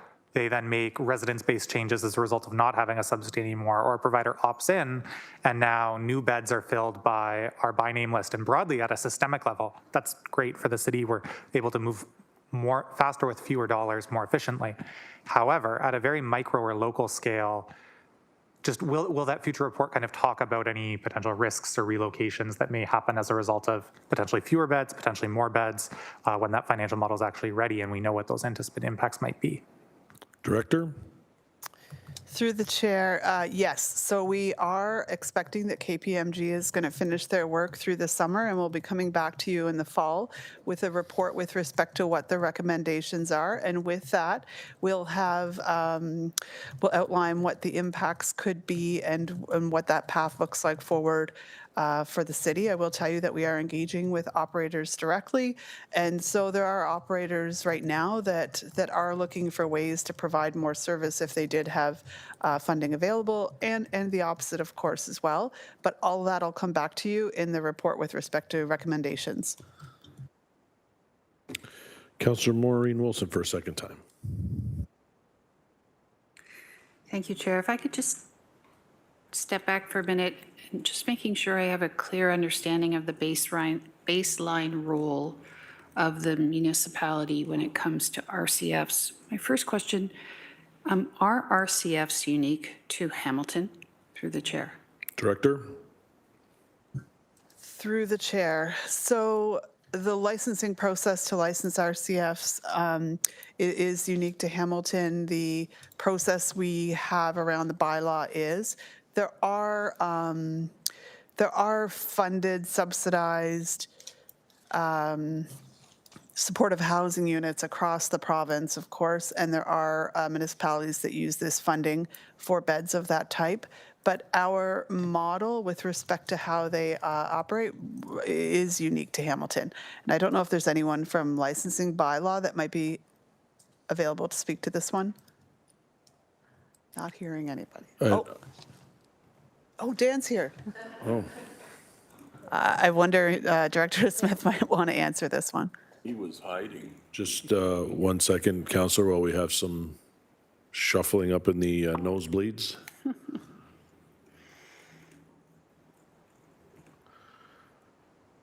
Acting Director Smith, I will have Councillor Wilson repeat her question just so you can get settled in. Councillor Wilson, do you remember it? Thank you, Chair. I was just trying to build up my understanding from the ground up. So our RCFs as presently modeled in Hamilton, unique to Hamilton. And then where I'm going to Acting Director Smith is I'm trying to understand the responsibility or the role of the municipality and the tools available. Is it strictly licensing and the provisions set out in the bylaw with respect to section 20, I believe it is? That's where I'm going with this through the director. Acting Director Smith? Thank you. Dan Smith, Acting Director, Licensing and Bylaw Services, and through the chair. Councillor, it is, I wouldn't say solely unique to the City of Hamilton that there's a licensing framework around RCFs. It is rare across the province. There may only be, without the information in front of me, 2 or 3 other municipalities in the province that license RCFs. Their models may slightly differ from ours, but there are a couple other licensing regulated framework around these types of facilities. What our licensing bylaw ultimately does is provide some guidelines around what is expected within these facilities related a lot property standards, the building standards of the property. There's fire inspections that take place, public health inspections that take place. And we're just regulating the type of operation within the facility. Thank you. Councillor Wilson? Thank you. Again, I think back to Councillor Clark's question. We started the morning, Chair, with Delegate Kemp identifying some concerns with respect to, I think for the most part, that focused on quality of life concerns, entertainment, meal provision, and things of that nature. So I'm just trying to understand the work on, there were 2 references in the report that KPMG may be tasked with identifying opportunities unique to Hamilton without these opportunities being based in section 20 RCF funding or guidance. And I'm not sure I understand what that means.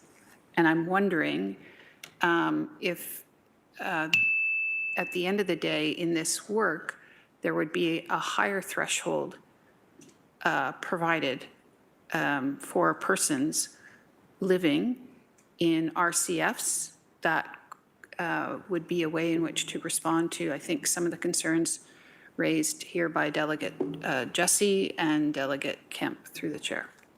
If there's going to be a more formal effort to make it part of our homeless housing and homelessness strategy through the chair. Director Baird? Through the chair. So the part of the work that's underway right now, Councillor, we've heard the same feedback that there are some limitations with respect to how client needs are met. The current model really is fairly limited with respect to what the RCFs need to provide to meet the care needs of individuals that are there. And so part of this is looking at how do we tie more closely the per diem to outcomes within a contractual nature and using our agreements to arrive at that. I can tell you too that although our the licensing model may be fairly unique, there are a number of municipalities, like I said, that have funded subsidized beds, and other municipalities are looking at, there are other municipalities, I should say, not all, are looking at the funding models as well and looking at more robust models to fund these beds to ensure people's needs are being met. Right now, this is very much like a childcare model, for example, where they're all private operators and we fund the individual spaces, so they are still private operations. But what we want to see is that we are more setting out clearer standards and expectations tied directly to the funding that the city offers. Councillor? Yeah, thank you. Just a point that I just recalled the comment, I think the threshold that was stated by Delegate Jesse, and it was in relation to an outdoor shelter, but I think the term was anything, just anything. And I can't help but think of that when I was thinking about the response given back to org code, in that, yes, anything beats nothing, but there's, and the reason I'm interested in public consultation and where we go with this is, for example, there is an RCF I am familiar with in which the neighbors are actually very supportive of the residents and have expressed over the years grave concern over some of the living conditions of those residents. Very feeble and anemic perceptions of care, left all day basically to wander the city, no formal efforts to really engage and invest in the individual, bare minimum in terms of nutrition. And whenever these residents have sought to collaborate and engage, there is nothing that can be done. And the very last line of defense that's given to them as well, if you have a problem, just call the police. To which seems we're enabling a very system of care, which we've talked about is not the most appropriate system of care. And that's the response we're giving residents. And my concern is that if that's the only response we can give residents, then if we're really trying to sew RCFs into a more formal care model that matches and supports our housing and homelessness model, we will undermine a community's willingness to welcome and to have good relations if the only thing we can tell these people when there's a problem or they perceive a lack of care is call the police. So that is my concern, and that is my desire to have a more inclusive consultation, not to incite NIMBYism, but to actually engage with people who are welcoming and considerate and careful and compassionate about RCFs in their community, and they're consistently being told at the end of the day, well, call the police. That's not sufficient enough.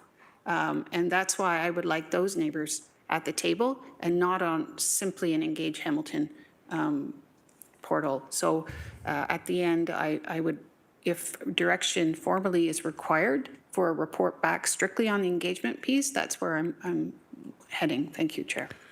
Thank you, Councillor. Councillor Clark for a second time.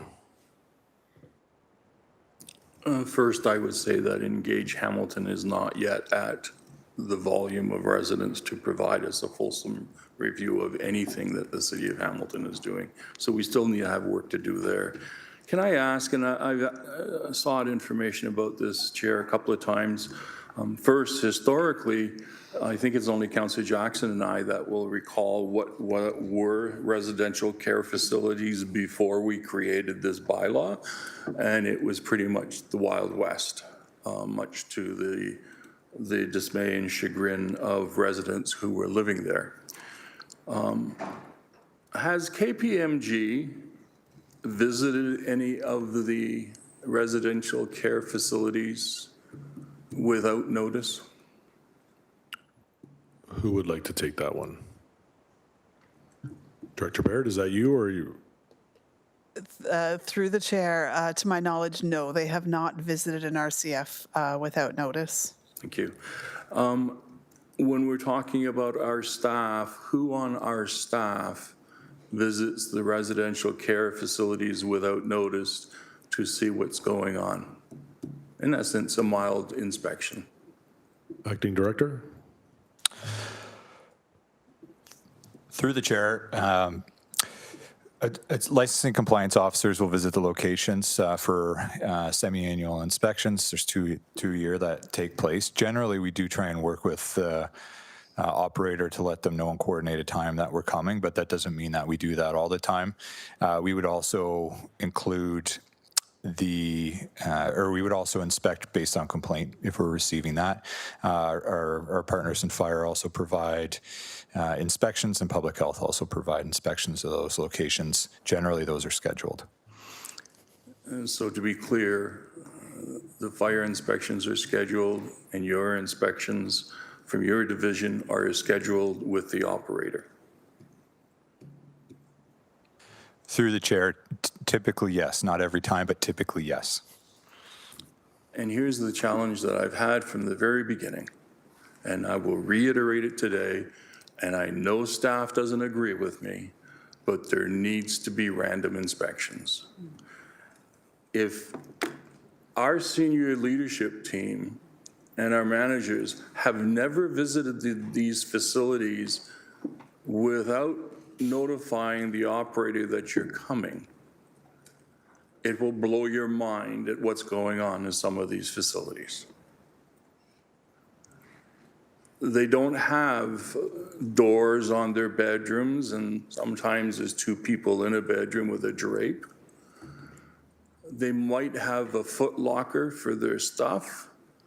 I visited housing where I was advised by the residents, so they give them a lot of rice. I mean, what do you mean they give you a lot of rice? Every day. And I shared that with our staff, and they went out, and yeah, that was the case, and they got tagged for that incident. It frustrates me that we're giving per diems for each bed so that they do a requisite amount of work for each resident and provide a reasonable and fair quality of life in terms of entertainment, in terms of leaving the facility, in terms of television and games and all the rest of it, but we don't inspect them. Nobody from our staff goes in randomly and inspects any residential care facility, but we expect them to comply. And the complaints that we have received, and we did set up a residential care liaison officer, Councillor Jackson recalls that was our motion, to hear from complaints from the residents. It's still happening. And so I encourage again that we adopt some type of residential care facility inspection. I understand that it's a contract, but when you issue a contract for road construction, you still have inspections on that. We issue contracts all the time where we inspect to ensure that they're delivering on the contract. And my fear is hearing from residents, hearing from moms and dads whose kids are in there because of mental health issues or whatever the case, it's not always glorious. And so we need to get a handle on it. If they expect to get paid from the city, then we expect them to live up to what the obligations that we set for that payment. Sorry that became more of a comment, but it has frustrated me over the years that we still don't have inspections on these units. Thank you, Councillor Clark. Councillor Nan? Thank you, and appreciative of the dialogue so far on the report, and appreciate the report and the next steps as well. I really do see this as an opportunity in terms of defining a new standard of excellence for supportive housing and using what is available to us as a municipality, which is the funding for the subsidies, to be the vehicle by which we do this. I see an opportunity here through the establishment of new service standards to address long-standing concerns in our communities around the way in which some private RCFs have been operating. I can say honestly on behalf of many residents who are very compassionate and caring of residential care facility residents in our community in Ward 3, that there has been a lot of expressed concern. But there's also been a lot of compassion and action too. We have coffee shops that provide a safe space for a lot of residential care facility tenants to be able to come and seek refuge during the day. I'm sure they would have some really important feedback to share in this process that I would like to make sure gets heard and documented as well. And I think that we learned a lot during the pandemic about the need for those proactive inspections and the value of them when they were unannounced. It did lead to some pretty significant shutdowns for those operations that had kind of been operating under veil. Yeah. So I don't have more to say other than I agree with my colleagues here. I would appreciate some response back from staff in terms of those 2 points. And also, there was a previous reference, Deputy Mayor, on the 21 recommendations for RCFs. And I was wondering how those 21 recommendations are also being considered in this process for the next iteration. Thank you. Thank you, Councillor Nan. Councillor Crutch, please. Oh, sorry, Director Baird. Through the chair, thank you, Councillor. So to your last point, I think you're speaking to the coroner's inquest findings, and KPMG has been provided a copy of those recommendations to inform their final recommendations back to us. So that's being considered. With respect to the engagement and the need for broader engagement potentially, and I know Councillor Wilson spoke of that as well. We do have confirmation through KPMG that they can take on that work rather than us using Engage Hamilton, so that will proceed. And all of the points that you speak about are exactly the reasons we're trying to build more accountability into the funding framework tied to outcomes, so appreciate that. Sorry, Councillor. Councillor Crutch, go ahead. Really briefly, just wanted to echo what Councillor Clark was saying about inspections. And I think when I've spoken to staff about this, one thing I hear is that we're dealing with burdened systems. So for instance, the RCF system, the shelter system, the system of housing for rent subsidized units, and that the people who are delivering those services are in some way incentivized to do this. Some of that work is voluntary to a certain degree, and by going out there and doing a more aggressive style of inspection may just incentivize some people from wanting to participate in programs. And I guess I would say to that is just on the public record, yeah, but the people who live there are much more vulnerable than the systems that support them. Amen. And we have to do more to address this in, frankly, a more proactive way.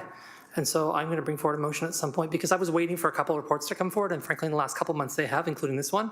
And so I'm going to bring forward a motion at some point to ask that we fund a program to do inspections more rigorously to ensure that we're taking care of people who need it. Thank you. Thank you, Councillor. Councillor McMeekin. Thanks, Deputy Mayor. Briefly, I can recall many years ago when a very glowing report around homes and residential care facilities was presented in the Legislative Assembly, and queries were raised with respect to that. That the point that Councillor Clark was making was emphasized. The protocol was that you would call the senior home and or long-term care home and say, we're coming in on Thursday at 2 o'clock to do an inspection. Guess what happened? Place was immaculate. Staff were all shirt and tie, you name it. And the reviews were good. When that changed and the flexibility was given to not do it that way, things improved somewhat. So the point that Councillor Clark is making is probably the most important and pivotal piece of information I think I've heard so far this morning. Thanks. Thank you, Councillor. I have no one else on the speakers list. Oh, Councillor Pauls, go ahead. And thank you. And thank you for the report. And through the chair, I just want to ask Director Michelle Baird, what is the difference between RCF and group homes? Director Baird. Through the chair, thank you, Councillor. I'll try to answer this one. So residential care facilities are staffed facilities 24 hours a day. They do provide meals for the individuals who live there, some activities, and some supports with their activities of daily living versus a lodging home, a group home. There's lots of different types of communal housing where those supports aren't necessarily provided, nor is there 24-hour supervision. It's more of an independent living style of unit. Councillor Pauls? Okay, thank you. And through the chair, does a group home receive per diem per person? Director? Through the chair, the only homes that we subsidize are the residential care facilities. Not group homes? Through the chair, no. Okay. I've been hearing, the horror stories, how there's so many that are so bad, but I want to say, I know one that is wonderful and is doing a fantastic job, and it's in Councillor Maureen Wilson ward. I'm just wanting to make it clear. Can you let me know, why would people opt out? The reasons. I know some of the reasons, but can you make it clear, why would RCF opt out of getting subsidized by the city, the $60, $65 per month, per day? What are the main reasons? Director, do you have some ideas that you've heard of why they may opt out or may not?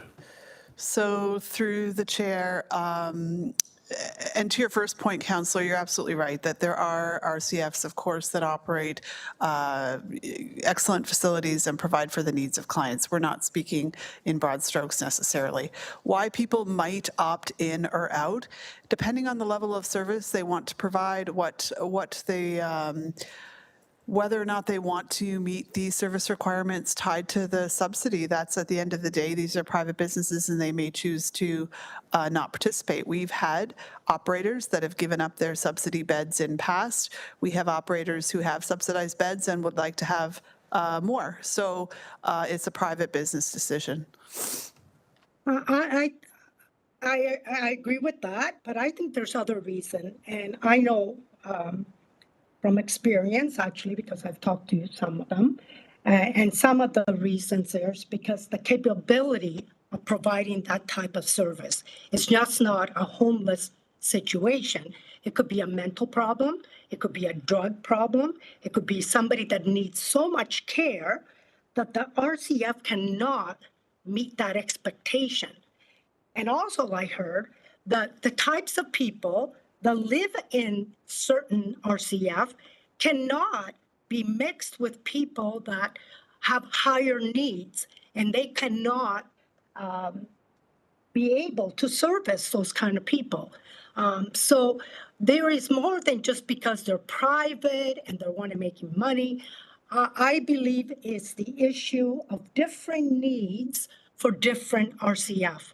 There might be some RCF that have, if you think about it, if somebody needs a housing, not only housing with support, they might need a social worker. They might need a somebody that can help them with maybe their drug problem or whatever. So that is the main reason I think why people might opt out. So I think it's great, this report, that we could look at RCF, and see if we could help them achieve a higher level of service. And by doing that, give them more assistance with the cost that it would that the RCF would encounter on doing. So those are my thoughts. But like I said, there are some that are bad. There's always a bad apple sometimes, or maybe a couple or three bad apples. But I'm saying, personally, I just want to say publicly that there are some that are fantastic, that are helping. I know one in Councillor Wilson, 55 people live there, and they're all happy. I even volunteer there. So I just want to put it out there. Thank you. Thank you, Councillor Pauls. Just before I go to Councillor Clark for a third time, I know GM Mader wanted to add some context here. GM Mader? Through the chair, thanks very much, Deputy Mayor. Grace Mader, General Manager, Healthy and Safe Communities. Just wanted to echo Michelle's comments about the part of the process that we're going to be entering into, and part of ensuring that that level of quality and that level of oversight are the exact kind of things that we want to build into what that new system could look like. And part of that will be a possible looking at a quality control position within it as to ensure the level and quality of care that individuals are receiving at the home for those that enter into agreements with us, that we want to look at that. Michelle used the analogy about childcare, and that very similar is that we have that level of quality oversight in that, and I think it's an important mechanism that we can build upon. Thank you. Thank you, GM Mader. Councillor Clark. Thank you. One last question for clarification. Can the residential care facilities, as they are now constituted, decline accepting or refuse to accept a resident who's coming to them perhaps with higher acuity needs than they're used to? Through the chair, yes. So that's part of the rationale for doing the review as well and looking at the framework, because right now, the individuals that are taking into RCFs, again, it's an agreement between the RCF operator and the tenant directly. So they're not necessarily individuals that come from homelessness. We don't, it's not part of that coordinated access program. So going forward, we want to make them part of the system, bring them into the system so that they'll do intakes like other funded supportive housing, for example, and that's part of that work. That we still have the ability, even within any of our social housing, for example, if I think about that as a comparator, it's still at the discretion of the landlord whether or not they take the tenant. But right now, yes, to answer your question. Thank you. Thank you, Councillor Clark. I have no one left on the speakers list. I have a mover in Councillor Wang, a seconder in Councillor Nan. Show of hands, all in favor. And that carries. Thank you. I'm going to look for a mover and seconder to put items 7.2 and 7.3 on the floor. Anyone? Councillor Francis, Councillor McMeekin. 7.2 is Climate Change Advisory Committee minutes from April 30th, 2024 to February 25th, 2025. 7.3 is the Business Improvement Area Subcommittee minutes. Any discussion on these items? Councillor Jackson. Yeah, thanks, Deputy Mayor Spadafora. Just on the Climate Change Advisory Committee, a whole year's worth of minutes have just overwhelmed me on this agenda, and I'm just wondering if they had some difficulty with secretarial resources availability. Maybe LC McCrae has some explanation for me. Thank you. Thank you, Councillor Jackson. Through the Deputy McCrae? Mayor, this was a new advisory committee that was established, and there was just a bit of a miscommunication after the advisory committee then approves their previous minutes. They should come forward to the standing committee. Now we have everything organized, and they will be coming more regularly. Wonderful, LC McCrae. That's all. A little bit was lighthearted, but also wanting to know if there was some difficulty administratively. Thank you very much, Deputy Mayor Spadafora. Thank you, Councillor Jackson. Do we have any other speakers on these items? Okay. Show of hands, please. And that carries. Thank you. 7.4, cleanliness. No, forget that. 7.3, it was already in there. We've already moved it. We've already accepted it. 7.5, HSC 25010, furthering a collaborative path with urban Indigenous residents. I'm going to go to GM Mader to introduce this, and I believe we also have a staff presentation, so I'll start with GM Mader and then ask staff to come forward.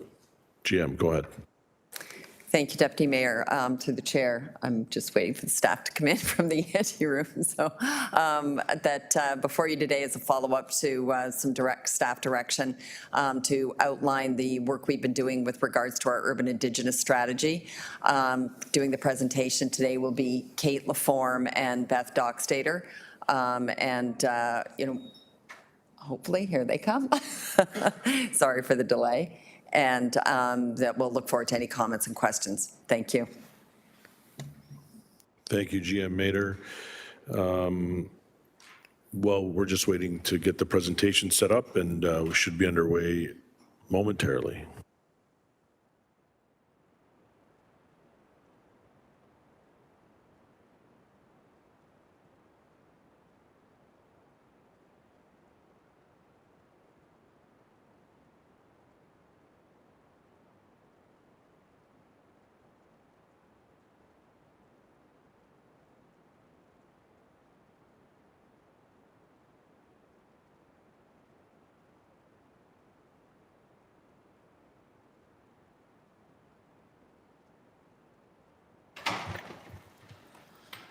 Scannell, and good morning.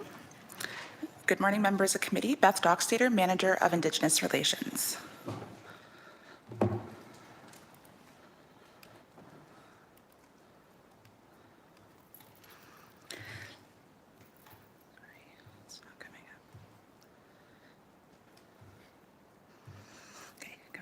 In the spring 2015, Hamilton City Council committed to developing an urban Indigenous strategy that would identify actions and strengthen the city's relationship with Indigenous communities. The UIS was created to identify actions within municipal jurisdiction and capacity arising from the 2015 Truth and Reconciliation Commission of Canada's final report.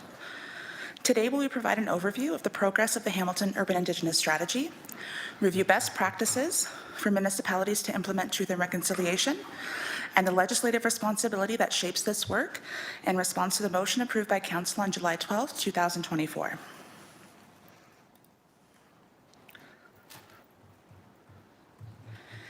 The UIS was formally endorsed in 2019, and it included 40 items grouped into 3 themes: land, spirit, and people. The next few slides will review the progress that has been made in each of the 3 themes. Under the umbrella of land, some of the actions we're trying to go beyond consultation and really engaging with Indigenous communities in areas that are specifically tied to the land and its use. For example, our planning applications are now being circulated to the nations. We have a couple of partnerships that we've invited Indigenous community members to be a part of municipal project teams. For example, having members of the Circle of Beads on the Discovery Center and Mikasa Bay projects. We are also encouraging enhancing events and meetings by inviting elders to participate and do traditional openings and closings, and providing opportunities to access Indigenous teachings and culture that go beyond just a land acknowledgement.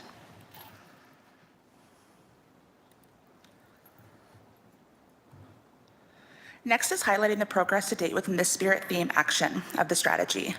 We have been weaving parts of Indigenous histories that have been missing and incorporating more Indigenous stories into the voices of the city's culture and heritage plans. For example, at sites like Dundurn Castle and Battlefield Park, historical interpretive tours include more Indigenous elements and content. The Indigenous Relations Division has also been working diligently on the Landmarks and Monuments Review in order to honor Indigenous roots and histories in a good way. One of the actions the Indigenous Relations Division is most proud of and have seen a lot of success is not only expanding the promotion and celebration of Indigenous History Month, our team has taken it a huge step further and incorporated a Days of Recognition program so the important dates to Indigenous people are celebrated, honored, and acknowledged, such as National Indigenous Peoples Day, Treaty Week, National Indigenous Languages Day, and the National Day for Truth and Reconciliation.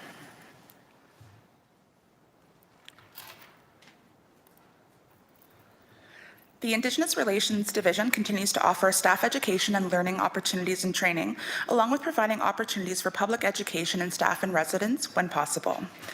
Many of the events which mark the Days of Recognition intentionally include education and learning opportunities for all staff.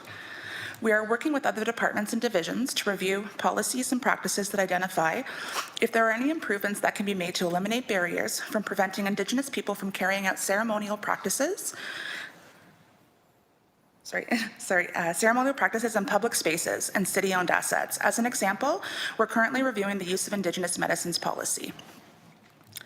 The Indigenous Health Strategy was approved and is now in implementation stage, which is helping ensure that public health programs are respected and include Indigenous medicines and healing practices.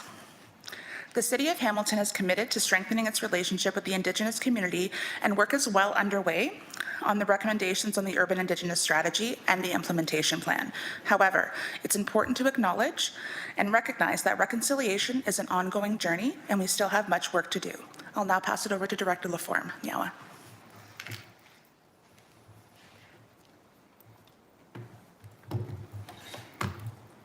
Oops.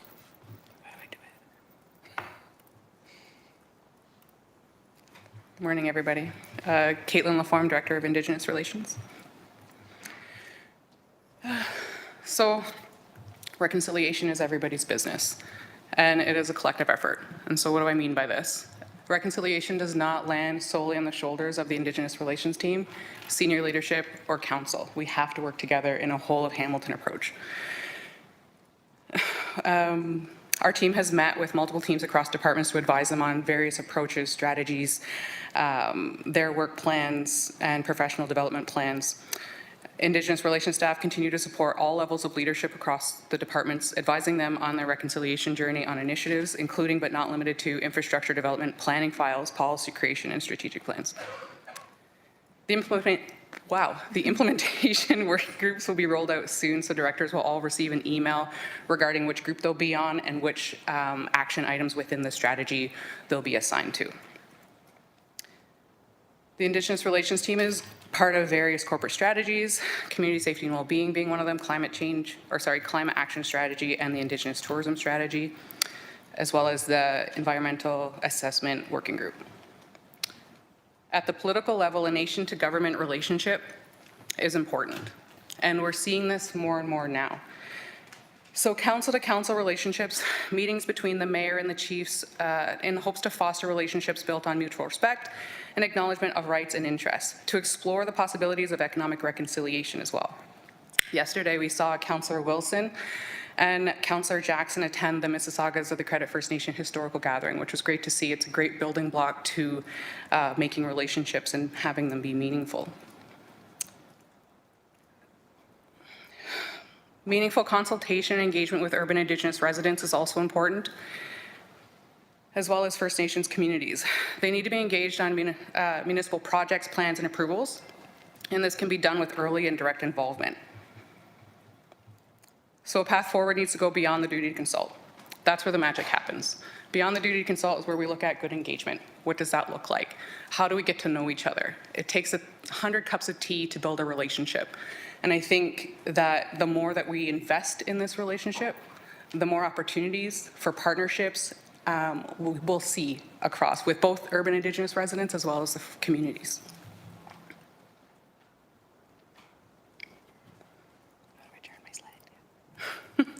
We also did a municipal scan of truth and reconciliation best practices across 8 different municipalities. We reached out to more, but we didn't hear back from everybody. We also reached out to the Federation of Canadian Municipalities twice, but we didn't receive a response back. So I'll just go through a few of the highlights that we're seeing. So they're creating a consistent approach to meeting the requirements of duty to consult so that there's a consistency between all departments. Ensuring that perspectives of Indigenous people are reflected in the stories, historical markers, and place names around the cities, similar to what we're doing with the landmarks and monuments. Establishing a new alternative approach for Indigenous people in terms of health, prevention, and well-being, also what we're seeing with the Indigenous health strategy. Establishing a new alternative approach for Indigenous people in terms of, I read that one again. Creating a task force specifically focused on implementing the principles of the United Nations Declaration of Rights of Indigenous People, and hiring employees specifically tasked to work on MOUs with surrounding First Nations and establishing municipal service agreements. And of course, there are challenges in this work. This work is not easy. It's very complex. And part of that is due to the complex decision-making structures that other municipalities see. There's also a lack of land base and gathering space for urban Indigenous residents where they can feel safe to gather for ceremonial purposes. There's also a lack of funding, which we all know about. This work is very dynamic. And what we do in our department is we really emphasize that because this work is everybody's work, it should be in everybody's work plan and budgets moving forward. Also, not having an overarching strategy specifically for Indigenous related and reconciliation work. So, of course, we have the urban Indigenous strategy. Not all municipalities have that. Insufficient capacity for Indigenous relations team. So by these standards, with these municipalities, we have quite a large team.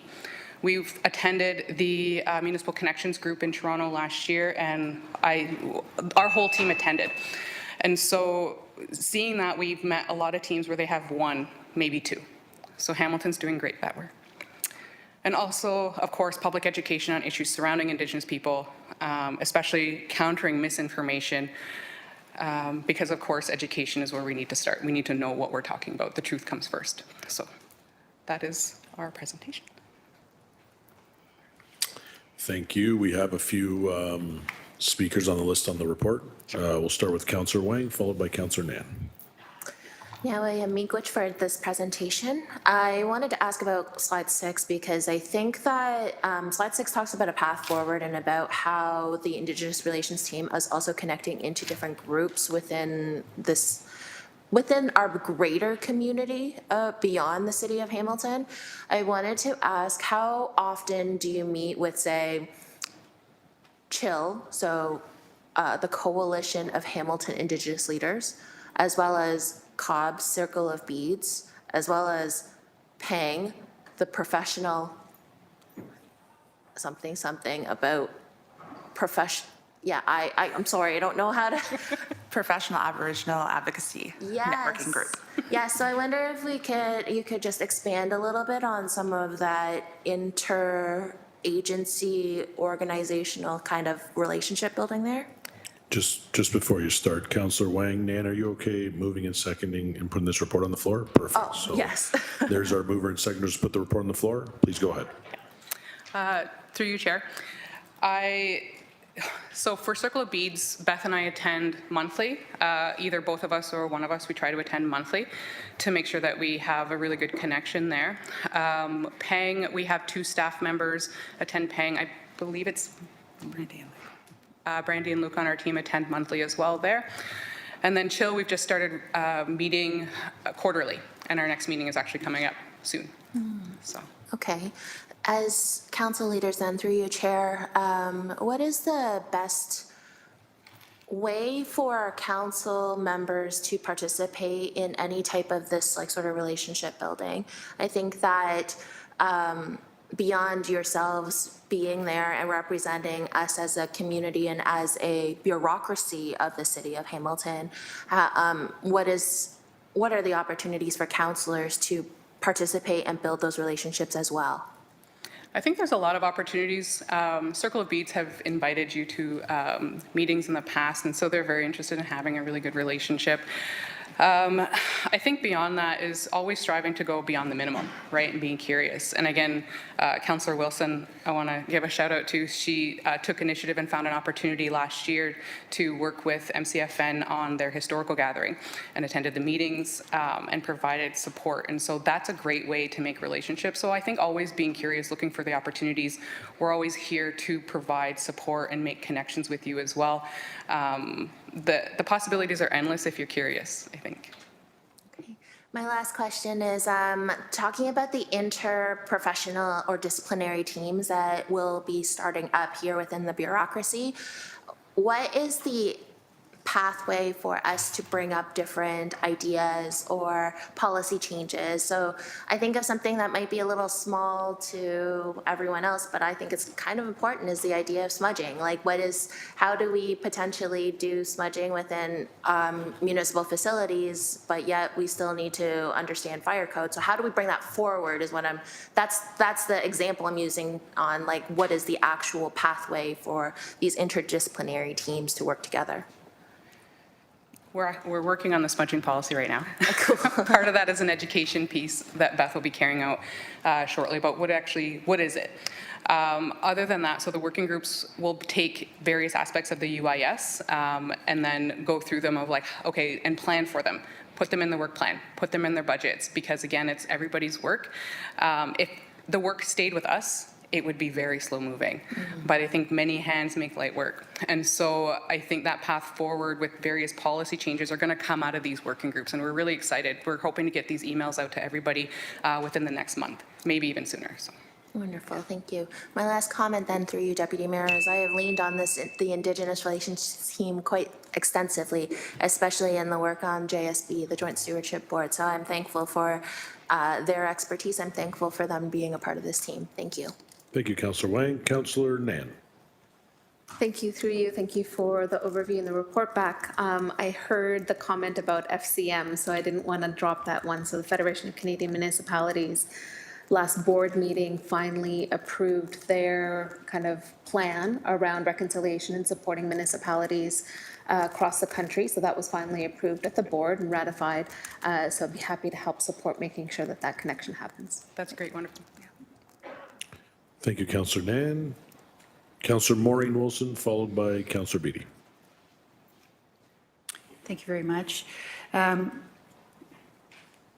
Maybe further to the FCM element, just so I understand, it may be an unfair question. I see Director Phillips in the gallery.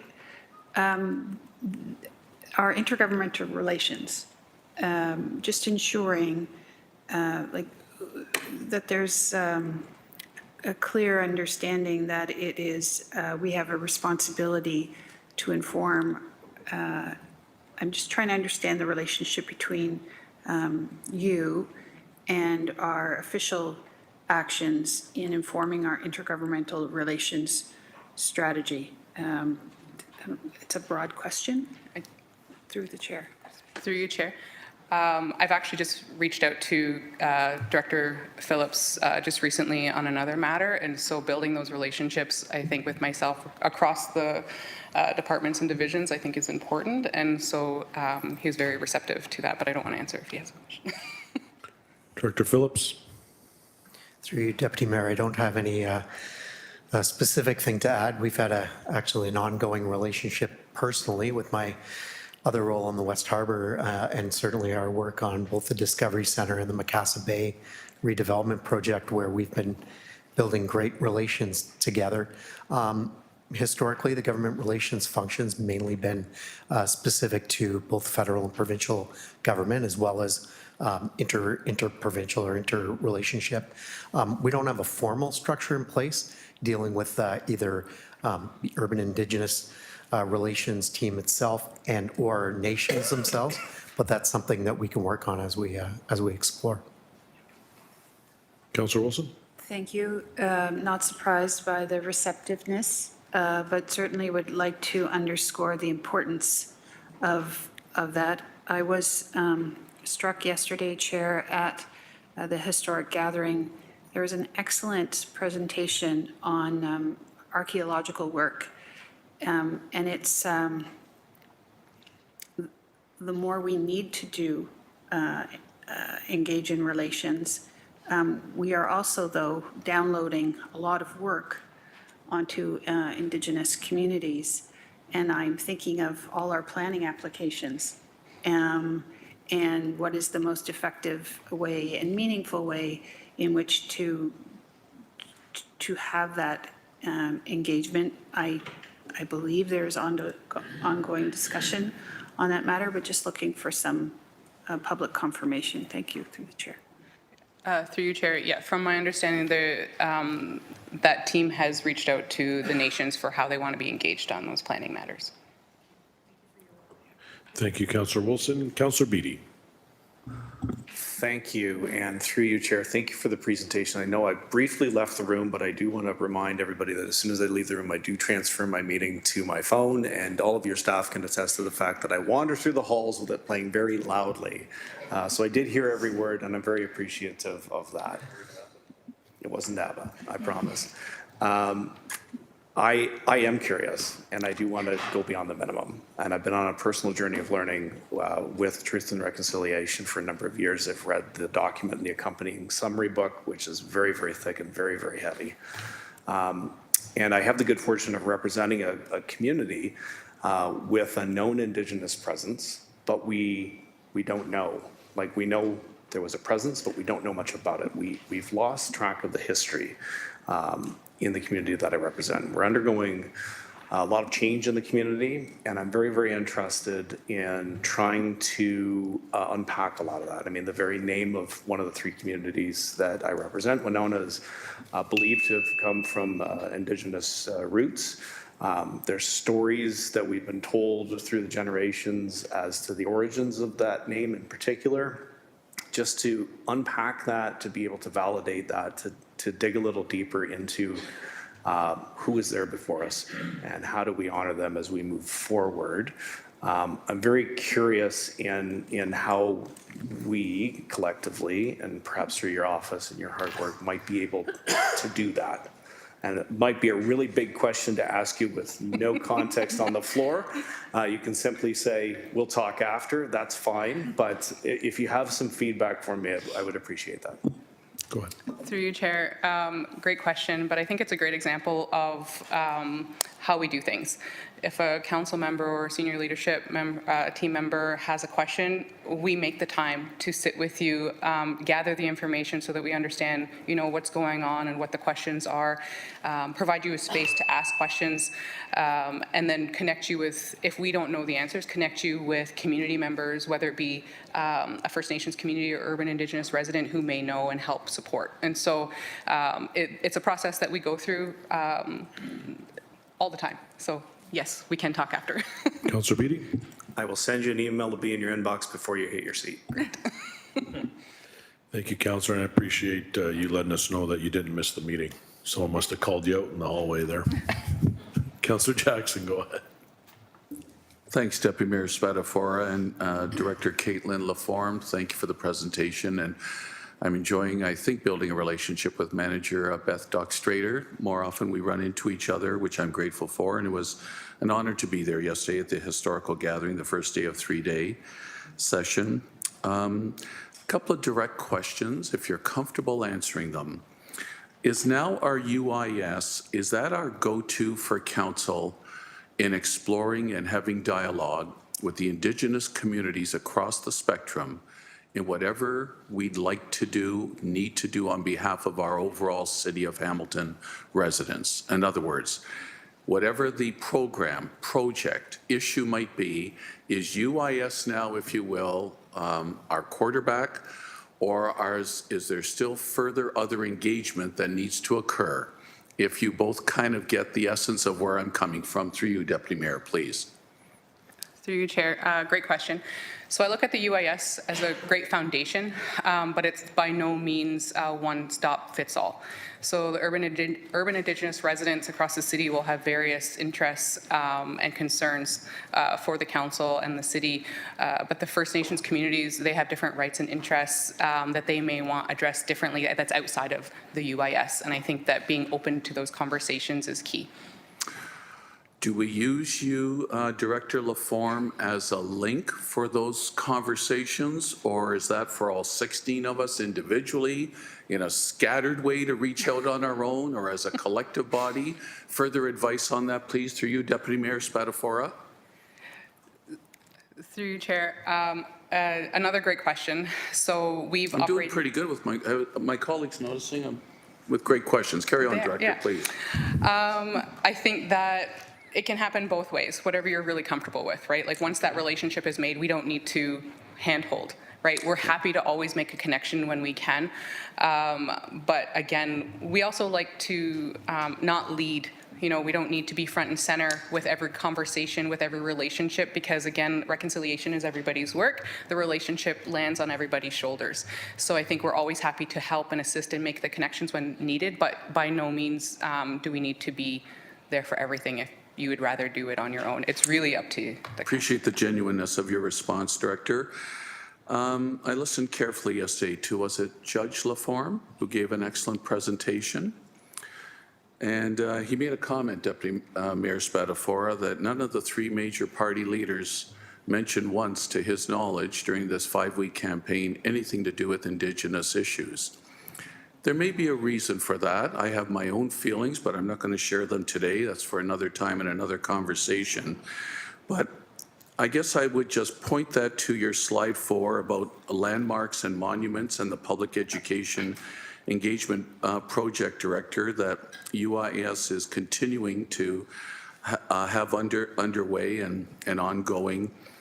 And again, I would hope and appeal that we can have proactive discussions on a very, very difficult topic like that in our city to avoid conflict in the future.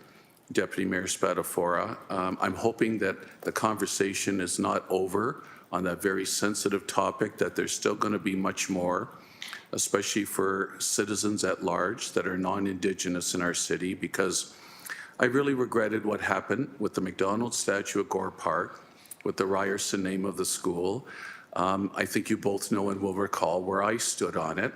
And I stood on that topic primarily, again, from my Armenian ancestry, of deeply, deeply grateful that my parents and grandparents were able to escape persecution from 1915's genocide. and we're able to come to a country that, with the federal government opening its arms and saying welcome, and glad you're here and start over, and you have safety and security here. So I guess maybe just a comment back, please, on that whole topic, that hopefully ongoing conversation will continue. And again, interestingly enough, as Judge Laforme said, why the three main leaders didn't even mention indigenous issues as they were trying to garner popular support. I've tossed a lot there, and if you're not comfortable, I'll leave it to you if you want to respond at all, please. Through you, Chair. So with regards to the landmarks and monuments, that conversation is not over yet. We did a lot of community engagement in the city, and a report's going to be coming forward next month. With regards to the political conversations and the lack of Indigenous issues there, I have a lot of thoughts. We can chat after if you wish. Sure, that's fine. That's great, Director. Thank you. Thanks so much, Deputy Mayor Spadafora. Appreciate all the two of you are doing in your leadership. Thank you. Thank you, Councillor Jackson, for your okay questions, but the great answers from staff. I have no one else on the speakers list. I do have a mover and a seconder. Thank you for the presentation, and a show of hands to accept. Everybody, hands, there we go. Thank you, that carries. Thank you again. Okay. Sorry, through the Deputy Mayor, just to confirm, that was to receive the presentation and the report, correct? Yes. Okay, thank you. Yep. So just for everybody's, I'm going to try to get to or through 8.4 and then break. So just keep that in mind when you're pushing the microphone. 7.6 CM 25002, United States initiated tariff-related activity status update and City of Hamilton response. May I please have a mover and seconder to put the report on the floor? Councillor Wang, Councillor Alex Wilson, any discussion on this item? Councillor Wang, go ahead. I appreciate the fulsomeness of this report. There was multiple appendices that took a little getting into because of just the sheer volume in which many other municipalities are also participating in how do we buy Canadian and support Canadian. I wonder through you, I'm not sure if Director Lisa Abbott is online, or I always see Director Norm Schlehan in the crowd, so I'm always keenly aware. But I wonder if we can speak about how we are doing in terms of attracting tourism and potential opportunities for investment that way, because all of the other stuff, it feels like we're already kind of doing. We have talked about it from a financial perspective, we've talked about it from a development charges perspective, we're talking about it from a procurement perspective. I wonder if there's anything for us to capture when it comes to trying to capture more tourism to come to Hamilton in this sort of Canadian strong sort of patriotism. Thank you, Councillor Wang. I'm not seeing Director Abbott just yet, so or maybe someone can get her to go online. Is there a way I can go to the next speaker, then come back to you? Yep, Is that okay? absolutely. And this will try and track down Director Abbott. Do you have any other questions for anybody else here? Or? I can also take this offline, but I think that in relation to this report, I think that it's a very fulsome report, but I would just like to see if there's any additional opportunity with tourism. Mr. Chair, if I can assist, Ms. Abbott isn't available at this moment in time. As part of the tourism strategy, the promotion either is Hamilton as a destination or a vacation place for either existing residents, if they're having family, friends, or visitors coming to Hamilton, to promote those tourism opportunities in Hamilton within the local market. So we are looking at growing the market from our own existing residents and people who enjoy coming to Hamilton to live, work, or to play, combined with the ongoing efforts of the tourism group. In fact, they've gone through sort of a realignment of roles and responsibilities in order to be more effective on the marketing and the Hamilton as a destination in terms of whether it's for conferences or people coming to Hamilton for vacation purposes. So through the new tourism strategy that Council adopted, I think it was earlier this year, it sets that framework to put more emphasis on Hamilton as a tourism destination, both for people who are staying here because of either tariffs or other reasons, combined with Hamilton as a destination, because we all know that there are those either the natural features or the built and the cultural features that make Hamilton very attractive. I mean, last year during the solar eclipse, Hamilton became a very attractive destination place for people to watch the eclipse. It's just one of them. So we do have a lot of other conference events lined up, as well as some of those major events. And then we do see those additional opportunities going forward, i.e. like when the arena reopens, that'll make Hamilton a much more attractive place in terms of a destination, not only for sporting events, but for cultural and entertainment events. Thank you very much. But if you wish, I can have Director Abbott follow up with you to elaborate on any other initiatives that her and her team are working on. Thank you. No worries, I can definitely send that. Second question then through you, Chair, is the mayor did host a roundtable with some of the steelmakers, and I wonder if there was any follow-up activities through that, because we did hear a lot in that roundtable. So I wonder if there's a way that we can continue to show support to our manufacturers and in particular ensure that they feel that they have been heard, despite the fact that we may not have a lot of levers or tools in order to help support them. But I wonder, how do we continue to keep that conversation going? Director Schlehan, you're up. Through the chair to the councillor, we continue to have dialogue with the participants of those roundtables and many other businesses in the city of Hamilton that have been impacted by the tariffs. We have seen impacts definitely on our economy as a result of this. And at one of these roundtables, one of the individuals said even when the discussion came up back in the debate with Kamala back in October, when the word tariff was mentioned, they ceased to get orders. A lot of these steel makers and a lot of the manufacturers have said that if this goes on for 6 to 8 months, they're probably okay. If it goes beyond that, we're probably going to start to see some types of layoffs or worse. But as of right now, I'm not going to say it's been quiet, but we haven't had too many people coming. They're just trying to get used to doing business as unusual right now. So the unpredictability is still a big factor in their plans. And even with companies that are looking to locate here, that activity has been, I would say for the most part, been put on hold until the uncertainty comes out. And we know that we've lost some expansion opportunities have been put on hold as well because of what's been happening in the marketplace.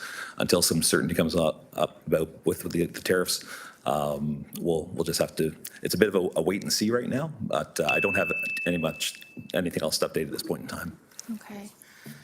Deputy Mayor, my last question is geared at General Manager Mike Zagarek. So in this brief in Appendix C, Toronto is deferring property taxes for industrial properties to provide cash flow relief. How feasible is that, considering we're ourselves are in a cash-strapped sort of position? Jim Zagarek. Through the chair, we haven't contemplated, Mike Zagarek, General Manager of Finance Corporate Services. Staff have not contemplated considering a deferral program for commercial industrial.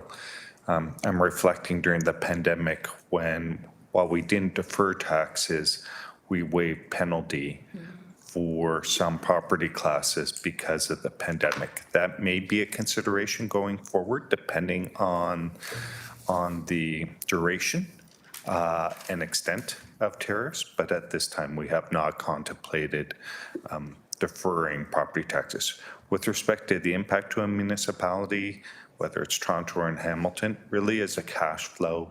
It's not that you're foregoing those revenues. It is that you're deferring them to a future date, likely within the same calendar year. Okay, thank you. Those are my questions. Thank you, Deputy Mayor. Thank you, Councillor Wang. Councillor Clark. So do we know what the latest is on this merry-go-round that we are on regarding tariffs? Well, who wants to take that one? Hold on, Councillor Clark. I think they're doing rock, paper, scissors. It's a tough one. I apologize. I didn't introduce myself earlier. Norm Schleihan, Director of Economic Development. We do know that there's another round potentially coming with the auto related to auto on, I believe, May the 4th.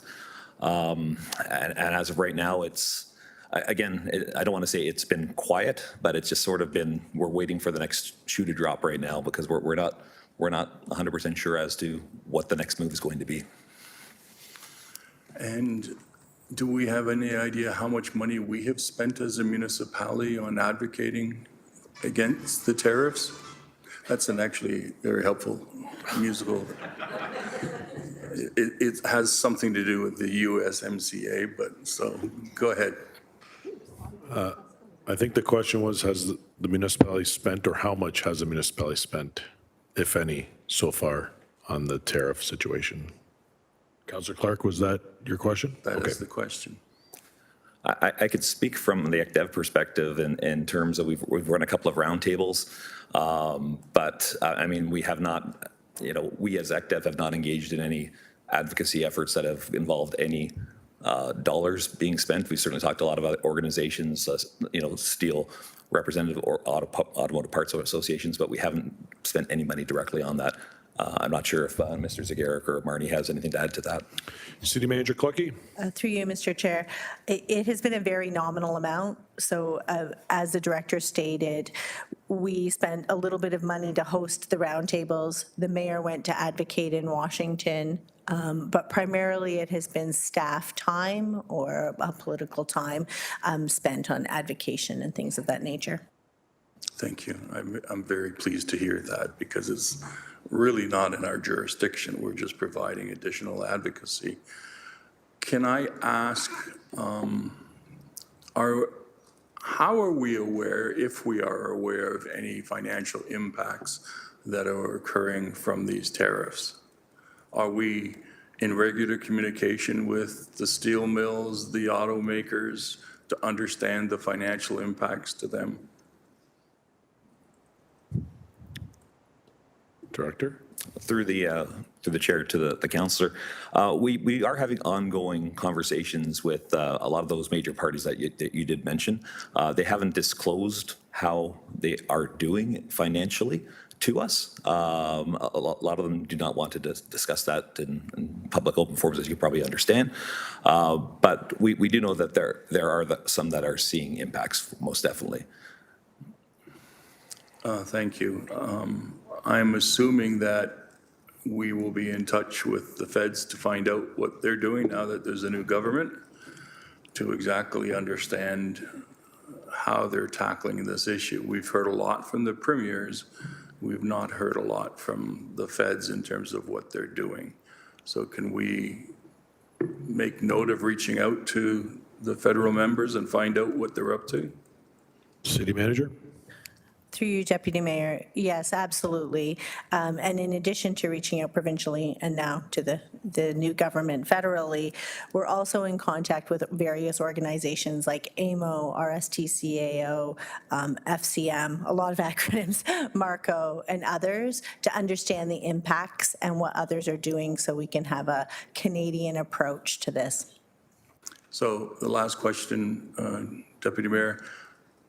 Have we set in place any program that would deny American companies the opportunity to bid on our programs?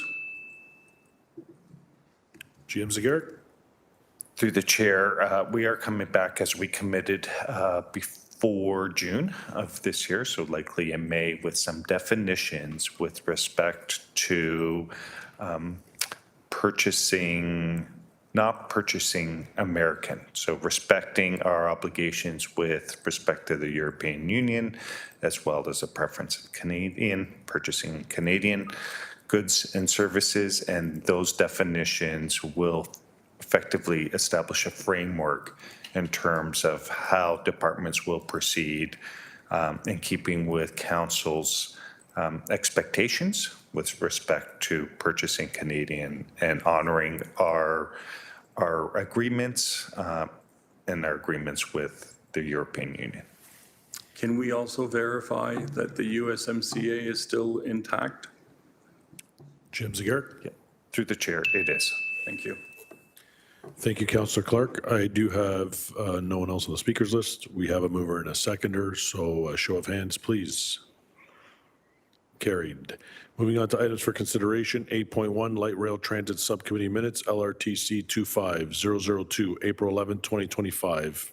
Mover and seconder put the item on the floor. Councillor Taddison, Councillor Wang. Any discussion on the item? Councillor Clark? Just one question under items for consideration in the report.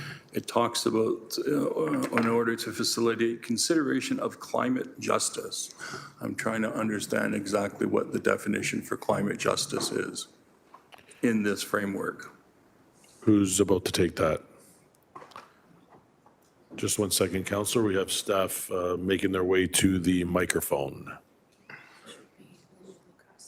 Mr. Chairman, Oh. Director Lukajczyk is on her computer, and she can speak to the social justice, climate justice lens that's being applied through the LRT subcommittee.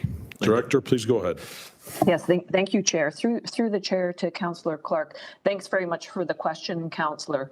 So climate justice is really defined as acknowledging the reality that we're not all equally impacted by climate change, and we don't all have the same ability and resources to respond to impacts and to protect ourselves from those impacts. So the idea of applying a climate justice lens to the LRT project means that we're wanting to bring some additional voices to the table to make sure that as that project is developed, we're considering those elements as we make more detailed decisions around design and those sorts of aspects of the project. So I hope that helps to respond to your question. Thank you. Can I ask you to provide me an example of how one would consider climate justice in the capital cost, for example, of LRT? Director? Through the Chair, so I think one example I'll give you, I always think in terms of sort of tangible change that we could make. So one example that I'll share with you, for instance, is if you think about the LRT corridor, for instance, as we get into thinking about the design of that corridor, there are conversations that will happen that are already starting to happen around elements like street design. So it may be something as simple as ensuring that we have the voice of seniors at the table to make sure that as we place street furniture along the corridor, we're paying attention to the reality that not everybody can move along a streetscape in the same way. And that kind of feedback will help us in making sure that if someone is needing to move along a streetscape to get to an LRT station stop, that some thought has been put into how that street design unfolds in reality to support anyone who might be trying to access the system. So I don't know if that helps. It's just a more tangible example of how, as we get into detailed design, some of those additional perspectives will be very helpful in ensuring that we get things right. Thank you. Last question, if I may. On this particular item, will there be guidelines on the consideration of climate justice? For example, you're setting the guidelines to say, in this situation, the climate justice would apply. In this situation, it's more of a social concern for the community. How do we apply it? Is it across the board? Everything that the LRT is going to be and become will be vetted through the lens for facilitating the consideration of climate justice? Director? Through the chairs. So we're putting this forward as another factor that does need to be considered moving forward. And I will add that right now through our team, we are sort of putting the pieces in place to be able to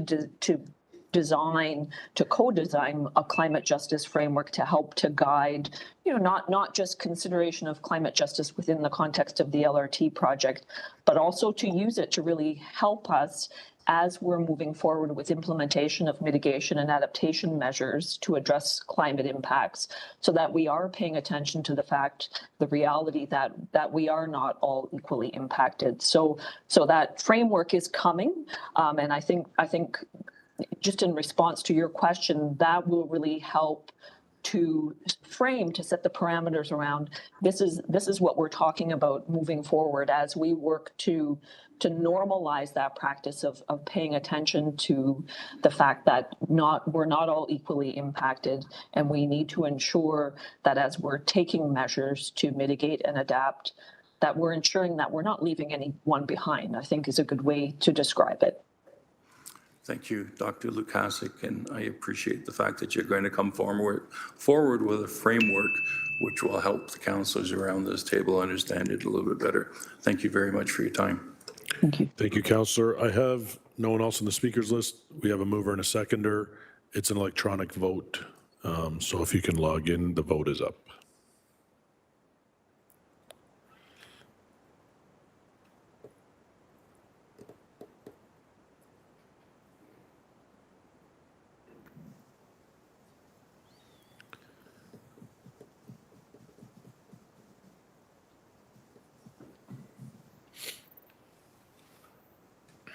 That carries 11-0. Thank you. 8.2, Accessibility Committee for Persons with Disability Minutes, ACPD 25-004, April 8th, 2025.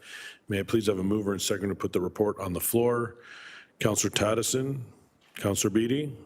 Thank you. Any discussion on the item? No discussion. We'll go to electronic vote. Vote is up.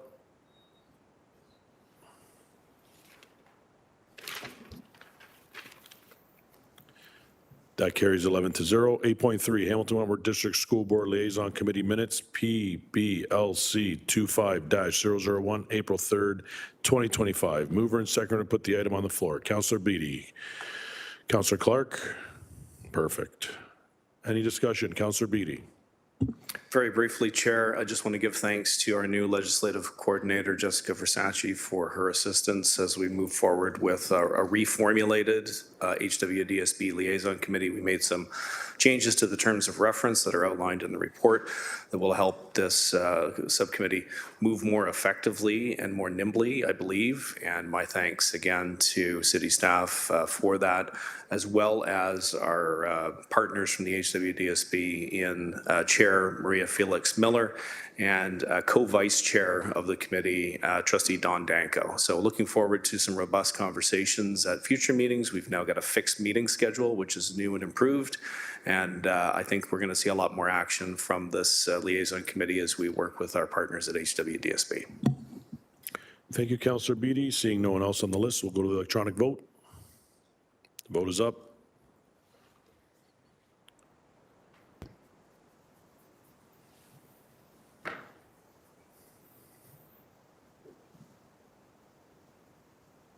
That carries 12-0. Thank you. 8.4, PED 25115.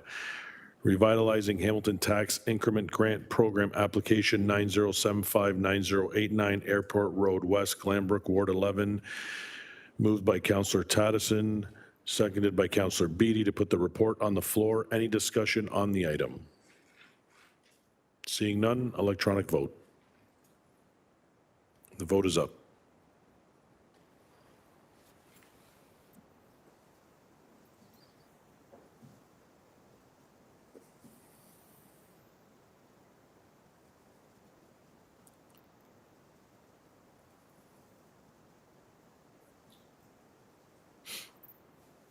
That carries 12-0. Thank you. Can I have a mover and a seconder to break for lunch until 1:15 p.m.? Councillor Beatty, Councillor Maureen Wilson, show of hands. Thank you. We'll be recessed till 1:15.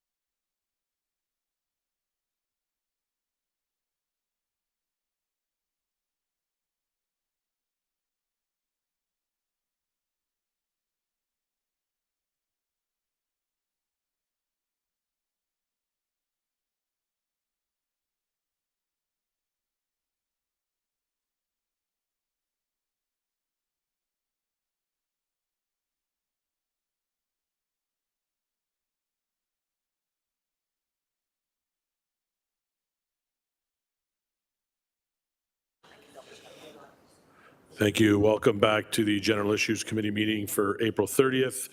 We are on item 8.5 PED 25117 Green Building Standards Implementation Plan citywide. We do have a staff presentation. I will invite Emily Coe forward to present.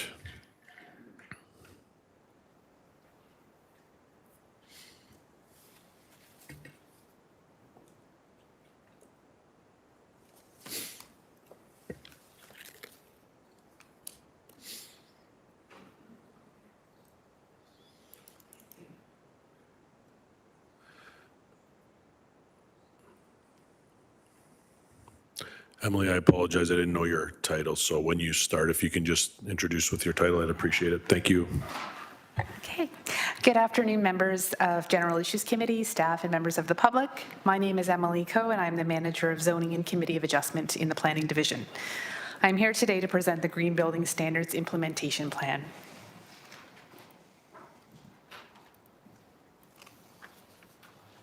In October of 2024, Council approved PED 24114 Green Building Standards, which endorsed the Green Building Standards Final Report and the Green Building Standards Guidebook. Through this approval, Council directed staff to develop an implementation plan for the Green Building Standards, including the review of financial incentives through community improvement plans. It is proposed that as of September 1st, 2025, the Green Building Standards will come into full effect, applying to all new site plan control and draft plan of subdivision applications within the City of Hamilton urban area, and with certain transition provisions applying. From November 2024 through March 2025, staff from various city divisions and departments have worked to develop an implementation plan which addresses 5 key areas: planning process, incentives, standards and monitoring, date of effect in transition provisions, and communications. I will discuss each of these implementation areas in greater detail in this presentation. So I'll start with the planning process. Staff and development planning, heritage and urban design, sustainable communities, and zoning bylaw reform work together to determine integration of the green building standards into planning application processes, condition for site plan control and draft plan of subdivision applications, charging of fees, and the role of securities, as well as opportunities to implement some of the metrics and criteria of the green building standards into zoning bylaw 05200. I will touch briefly on each of the topics and outcome of these discussions. It is proposed that the existing development planning staff will ensure that the completed green building standards checklist and supporting documentation have been submitted with an application for site plan control or draft plan of subdivision. Staff within the Climate Change Office will receive and review the application circulation to confirm compliance with the green building standards with support and input from staff across the organization. The need for additional staffing will be reviewed with a report back in Q4 of 2026. The green building standards will be applied to all new industrial, commercial, institutional, and residential development within the urban area where an application is made under the Planning Act for a draft plan of subdivision or is subject to the city's site plan control bylaw. As such, standard conditions are required to be applied to the conditional approval of site plan control applications, as well as the approval of a draft plan of subdivision. These conditions ensure that an applicant has signed the letter of commitment to meet post-construction Tier 1 requirements, and that a letter has been submitted from a qualified design professional demonstrating how the Tier 1 metrics have been incorporated into the design of the building or site plan. An official plan amendment to the Urban Hamilton official plan is required to the Green Building Standards checklist, to add the Green Building Standards checklist to the table of other information and materials that are required to deem an application for a draft plan of subdivision or site plan complete.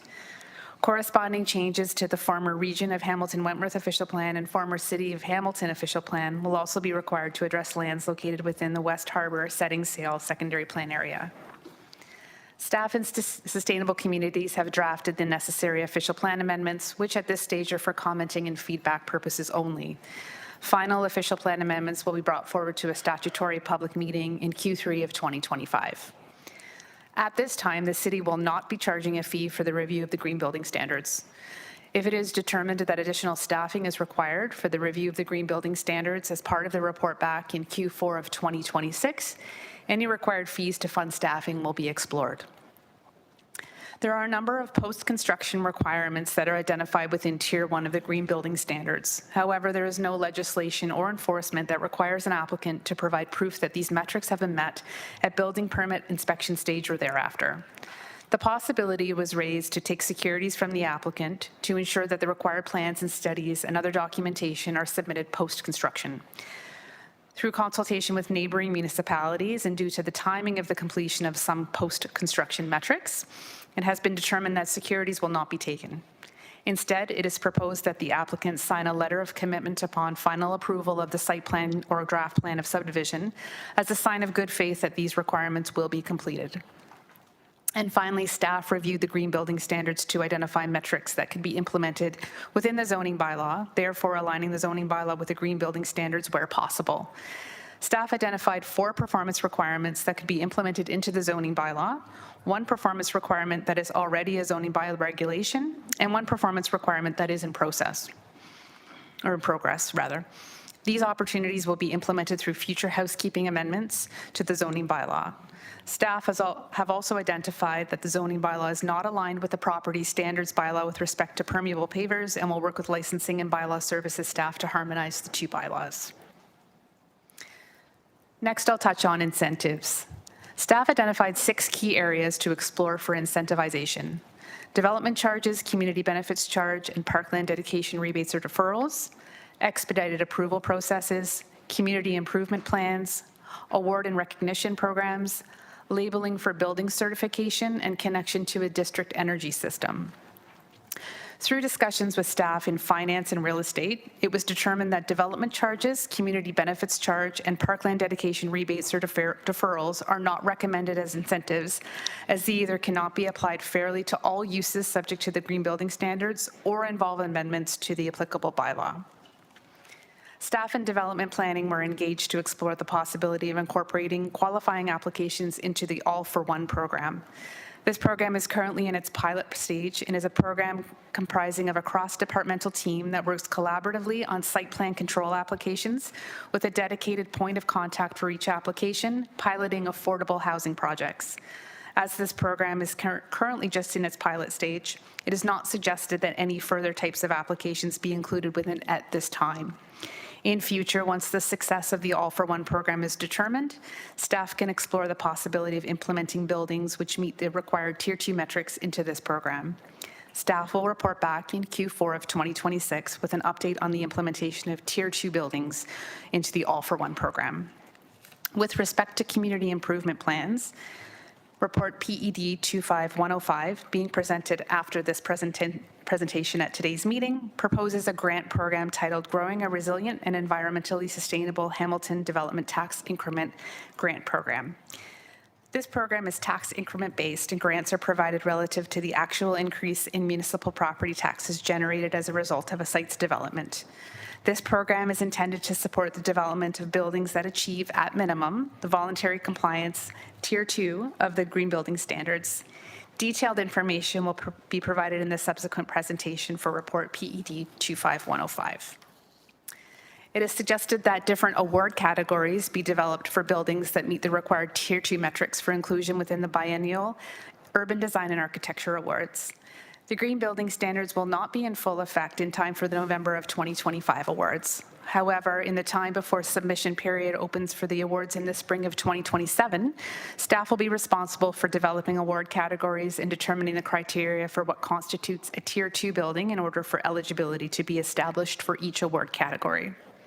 Staff will also take the opportunity to provide information on new award categories at this year's Urban Design and Architecture Awards in order to make the industry aware. City staff will also develop a showcase program for buildings which meet a certain level of the Green Building Standards Tier 2 metrics, advertised through social media and the city's website, which would spotlight developers who have gone above and beyond to achieve Tier 2 metrics and provide public exposure for the development. Through the additional consultation facilitated by WSP Canada Inc., implementation of public labeling was identified as a possible incentive, either universal labels or green building labels. Universal labels demonstrate the performance of all buildings relative to each other, whereas green building labels publicly recognize building for their sustainability. Staff will further explore this option once the implementation plan is established and underway, and will report back with an outcome in Q4 of 2026. In terms of connection to a district energy system, WSP also examined the feasibility of deeming any new building within the downtown Hamilton Commercial District Community Improvement Project area that connects to Hamilton Community Enterprises District Energy System to be deemed Green Building Standards compliant per request from Hamilton Community Enterprises, or HCE, in August of 2024. WSP advised that HCE relies almost entirely on natural gas to meet the heating needs of its clients, and although they are developing a decarbonization pathway for the facility, they have not yet released the timing or specific details of such. The WSP project team was unable to review the equivalency of the system to other heating energy types within the scope of their work, leaving some uncertainty regarding how HCE's performance compares to other alternative energy solutions. It is recommended that HCE and city staff work together to define the specific requirements that would need to be met to demonstrate equivalency between the Green Building Standards operational energy metrics and the short, medium, and long-term performance of the HCE system. City staff will need to contemplate if special rules or incentives should be in place for HCE connecting buildings, or if other buildings connecting to other or different district energy systems will be allowed to follow the same alternative compliance path.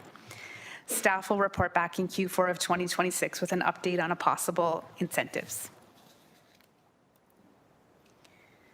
In terms of standards and monitoring, staff from Development Planning and Climate Change Initiatives have provided a list of metrics they would like to see tracked. Existing software can be utilized and customized specifically to track the metrics that staff require.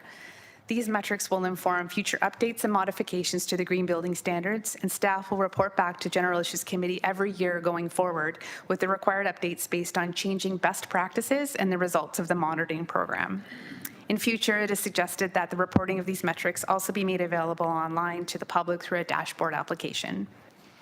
And through the additional consultation facilitated by WSP, it was identified that the design model, which is proposed at site plan control stage, often differs from the actual as measured operating performance. One approach to addressing this issue is to enhance building energy modeling by incorporating as constructed data. However, at this time, it cannot be determined how staff would gain access to post-occupancy evaluation data. Staff will report back in Q4 of 2026 with an update. It is proposed that the Green Building Standards come into full effect on September 1st, 2025, applying to any new application for site plan control or draft plan of subdivision. It will only apply to brand new development and not to any additions or alterations to an existing building. And the following applications will not be subject to Green Building Standards: applications for site plan control or draft plan of subdivision that were deemed complete prior to September 1st, 2025, and any site plan control or draft plan of subdivision applications that were tied to any formal consultation applications received prior to September 1st, 2025. And finally, communications. Announcements regarding the Green Building Standards date of effect will be rolled out via the city's news and notices website and social media. A dedicated page will be developed in Q3 of 2025 on the city's website with links to resources, information, and a frequently asked questions section. Staff will also investigate the possibility of utilizing other media sources, such as the Greening Report, to publicize this implementation. Opportunities for public engagement will be explored with community initiative staff, including pop-up events and attendance at markets, fairs, and other public events throughout the summer of 2025. Staff will report back in Q1 of 2026 on the results of the public engagement. Training will be provided to the appropriate city staff, including the development of process mapping to assist staff in navigating through the application and submission process. Informal education sessions, such as a lunch and learn, could also be developed. A PED Talks event could be held for city staff and interested members of the public. Staff are also proposing to hold training and information sessions for the development industry. All training will be held prior to September 1st, 2025. And finally, staff in economic development could take the opportunity at the training and education sessions to advertise the tax increment grant program to further promote incentivizing the achievement of Tier 2 of the Green Building Standards. I just want to take this opportunity to quickly thank my colleagues in zoning bylaw reform, climate change initiatives, development planning, heritage and urban design, sustainable communities, economic development, real estate, public works, the PED General Manager's Office, corporate services, and legal services for the huge team effort it took to pull this implementation plan together. It was a true demonstration of collective ownership. This concludes my presentation on the Green Building Standards Implementation Plan, and I would be happy to answer any questions that you have for me. Thanks, Emily. That is, did you time that? Because that was I did not. perfectly I know, 10 right minutes. on, That right? was fantastic. I'm going to make sure the rest of the staff know that's great. Councillor Clark, you're first up, and then followed by Councillor Alex Wilson. Thank you. So do we have any indication as to the financial experience that the industry is actually incurring? We heard from the Western Homebuilders Association again that, what did they say? They're experiencing catastrophic conditions in the new home industry. So do we have any way of evaluating that statement? Is it hyperbole, or is it actually factually based? Through you, Mr. Chairman, to the councillor, what I can tell you is, based on building permit activity year to date, we've issued building permits to authorize the construction of approximately 1,160 units. So that would represent the first 4 months of the year. CMHC and the information that I received for the first 3 months of the year shows, though, there's only been 89 housing starts in the city of Hamilton. So there's been a lot of interest in securing the necessary approvals. However, that is not necessarily translating into housing starts for reasons that we assume relates to market conditions and market timing. Part of that desire to secure those building permits prior to or in the first 3 or 4 months of this year was because of the changes to the Ontario Building Code, so that they had a transition period that ended March 31st to perfect their application and obtain a permit. So there was a desire amongst a lot of builders and developers to obtain those necessary permits. So we do continue to hear that based on housing start activity, there is market softness. Total value of construction, though, it's we are on track to achieve the $1 billion mark soon. We're just waiting until we do on a month-to-month basis before we can report on that. So we are seeing a value in construction. You know, the building permit activities remain strong. It's been influenced by Ontario Building Code changes, but you know, the CMHC start data for new home construction, not conversions, is showing soft. About 25% of our annual units that get approved relate to conversions. So that number is, conversions aren't included in that 89. So yes, there is softness in the housing market, but that's part of the reason why we're proposing through the Green Building Standards a September 1st transition period, and to grandfather any application in the pipeline would be exempt from these from the standards as they relate to site plans and draft plans of subdivision. Thank you. Councillor? Thank you. Can I ask Deputy Mayor, the green plan, if you want to call it that, is that citywide or is that specific to the downtown area? Manager?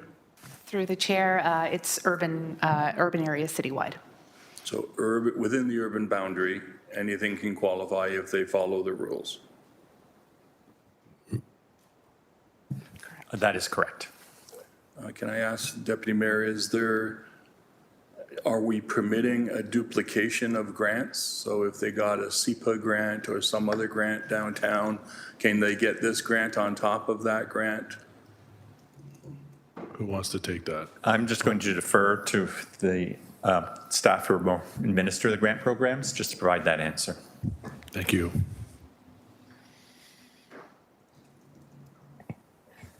John Poliaquino, Senior Project Manager in Economic Development. Sorry, Councillor, can you just repeat the question? So when folks are applying for the new grant for environmental and green funding, can they duplicate their grants? So could they get a grant for SEPA? Could they get a grant for restorations, heritage restorations, and all of these grants add up to a significant number of dollars? Is that what happens? Through the chair. So the main grant in this green CIP is a tax increment grant program. So you can only apply for one because the grant is related to the uplift in the municipal taxes to post-development. So only one application to whichever tax increment grant program that's going to be most beneficial can be applied to.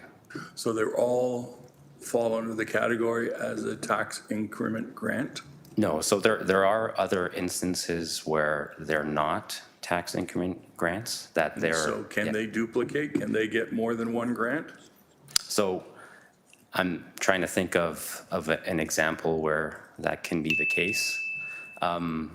So, for example, again, going back to the green CIP, which I'll be presenting on shortly,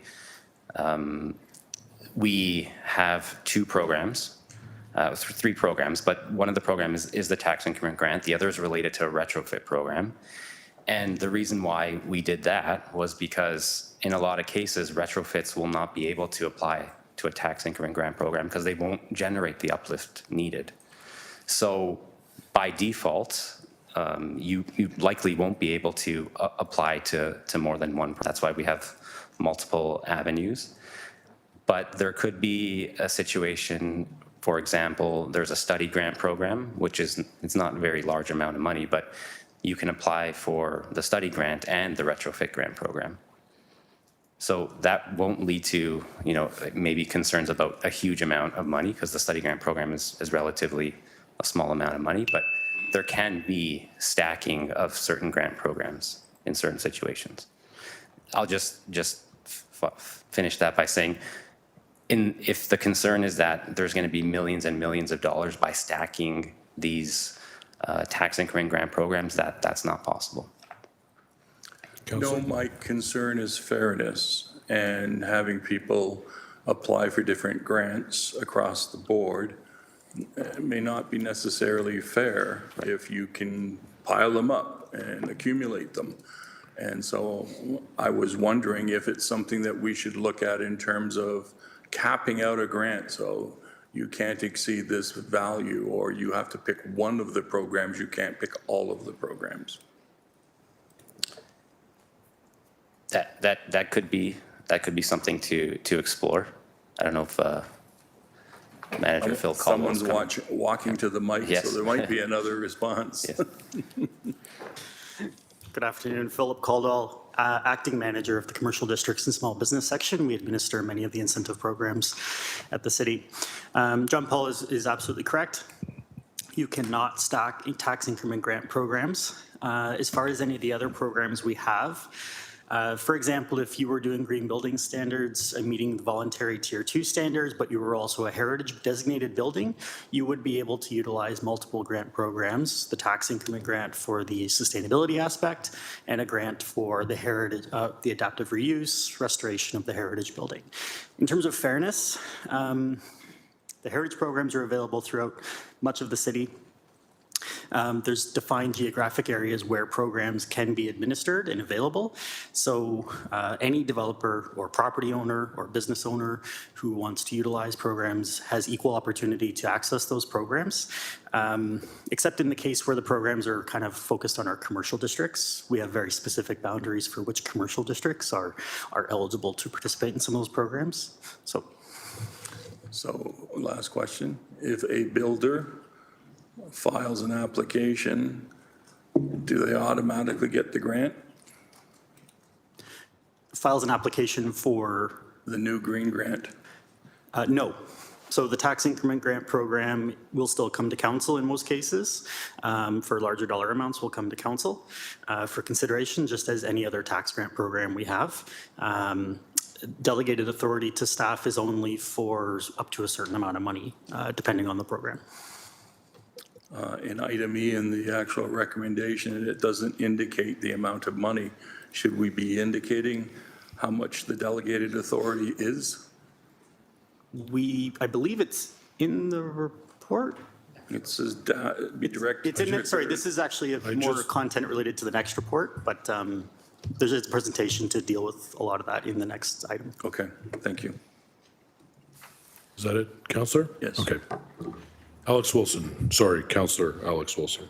All good through you, Chair. Just thank you, Emily, and I think your comment about it being interdisciplinary, real whole Hamilton really shows up in the report. Really appreciate, I think this report really does a good job of what are we considering in different departments, how likely is that to come forward, and what's the timeline of that? And so what's built in the program is really clear, what's forthcoming in the program I also think is really clear in this report, so thank you for that. The one place I'm not sure I am following is just on the securities conversation. So I understand from the report and from your presentation why, after doing a municipal scan, thinking about some of the risks, the impacts on the construction industry, we're not pursuing securities. I understand that. What I don't understand is, are there any potential risks or implications, or what are the types of criteria that we may miss compliance on as a result of not having some post check or via, I mean, hey, securities might not be the right tool, but by not having that post check, what do we not have visibility on? Manager? Through the chair, can you repeat that again for me? Sorry, just so I have it clear. Yeah, Thank you. so my understanding was some of these things that are in the green building standards, super simply, happen after we're done with this. We're not walking in someone's home when it's constructed, for example, or once that last review's been done by building. So we're not necessarily able to get that assessment. So we're asking people to write an intentional letter saying, we will do this. My question is kind of what happens if they don't? What are the specific kind of types of standards that are that after that we might not pay there? And are there other options, or just what are the risks to that? Understanding why securities isn't the right solution, but why no solution, or what are the risks to not having that dealt with? So through the chair, I would say the one that leaps to my mind right away is about kitchen cabinets. So having recycling facilities.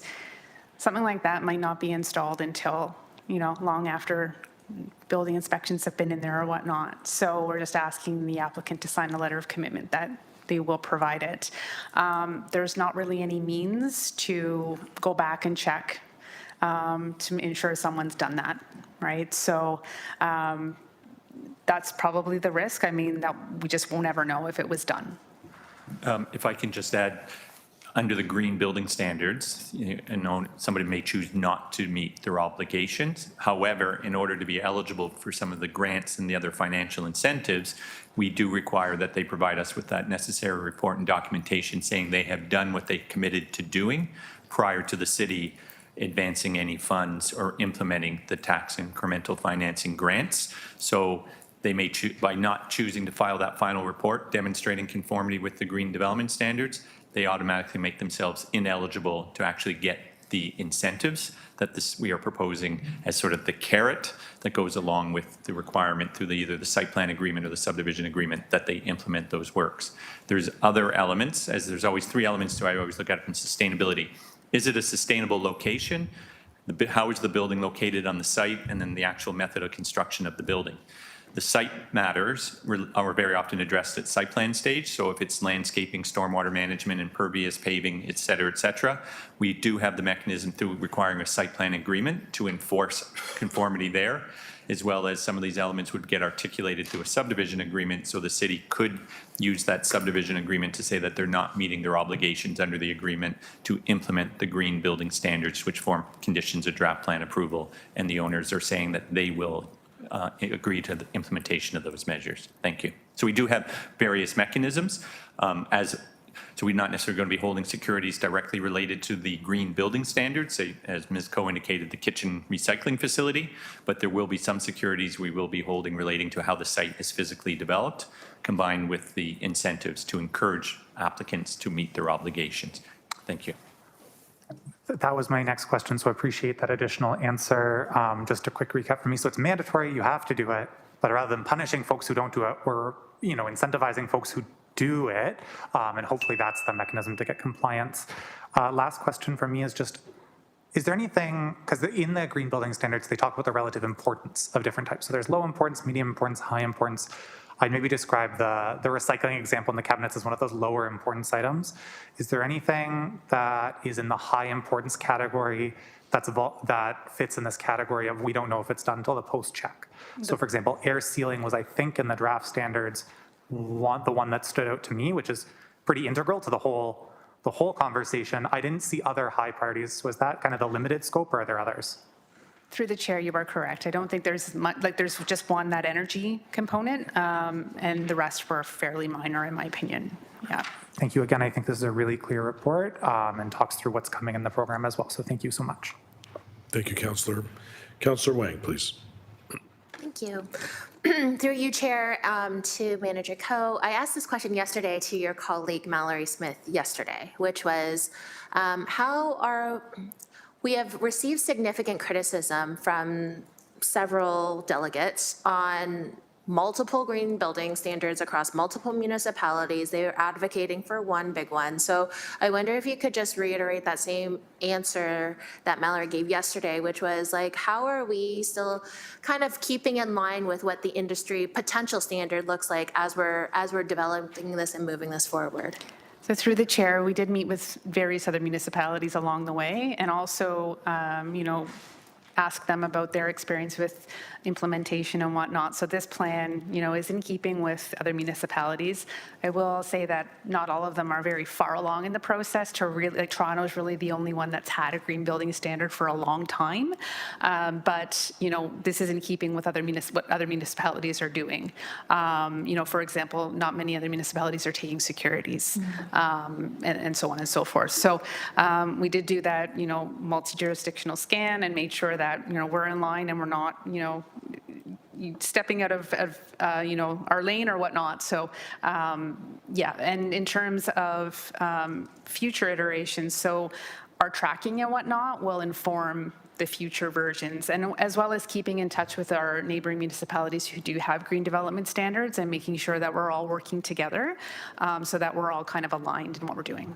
Excellent. That kind of answers exactly the second question that I was going to ask, which was talking about what is the feedback mechanism and how are we going to stay abreast. So I wonder, could you also reiterate what is definitively the type of feedback mechanism, knowing that this is a first start? So when would we definitively come back to take a look at this and keep in line or on pace with potentially industry standards?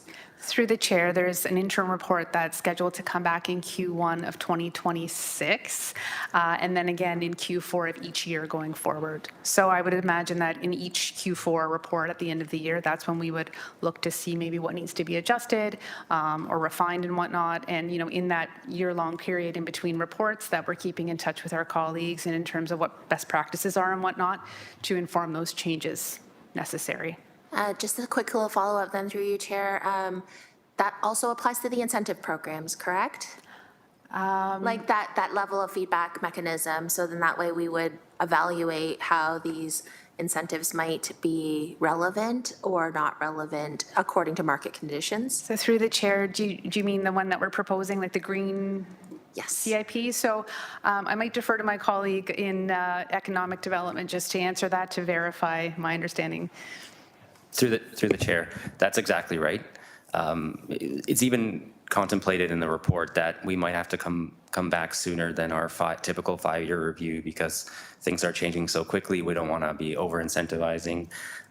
Practices are changing. So exactly that. We might have to come back sooner to modify the program and to make sure it's also still aligned with the green building standards. Okay. My last question then through you, Chair. I really appreciate the work that the team did with connecting with HCE. That was one of the very huge concerns that HCE had. They are also mindful of exactly the challenges that you had also outlined in your presentation.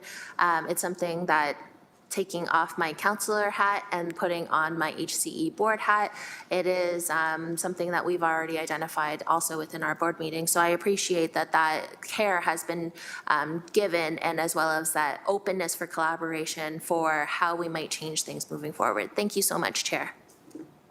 Thank you, Councillor. I have Councillor Clark for the second time. Just one question, Chair. Do we have a financial value for putting green building standards in place on a single-family home?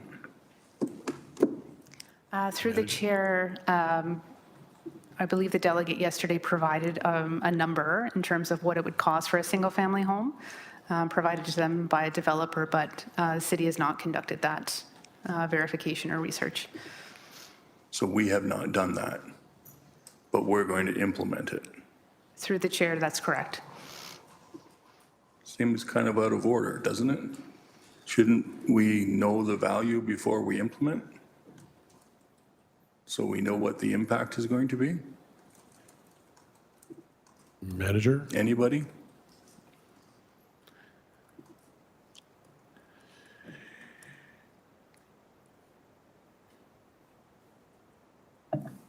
Through Mr. Chairman to the councillor, point of clarification is the green building standards are essentially because they are going to be a requirement at the subdivision stage, but ultimately implemented through the site plan process.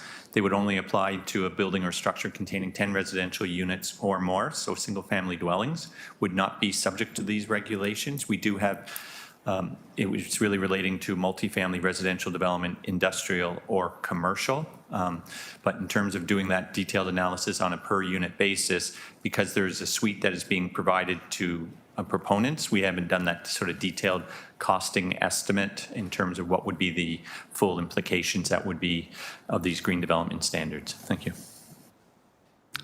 So when will we know that dollar figure? So maybe actually, sorry, Mr. Chairman, on October 1st last year, Council did adopt the green development standards. We are today seeking, yesterday we were dealing with an amendment in response to conversations with the Climate Change Advisory Group around energy and how to best practices on energy modeling. Today is just providing the implementation framework, and in developing that implementation framework is also the financial incentives. So it is the incentives that we have developed would provide what we feel is an appropriate offsetting for the additional costs to move towards the implementation of these green development standards in buildings. Through the monitoring of the pilot project, we can then do an assessment. Are there additional costs being incurred, especially to move from tier 1 to tier 2, and doing that report back at the end of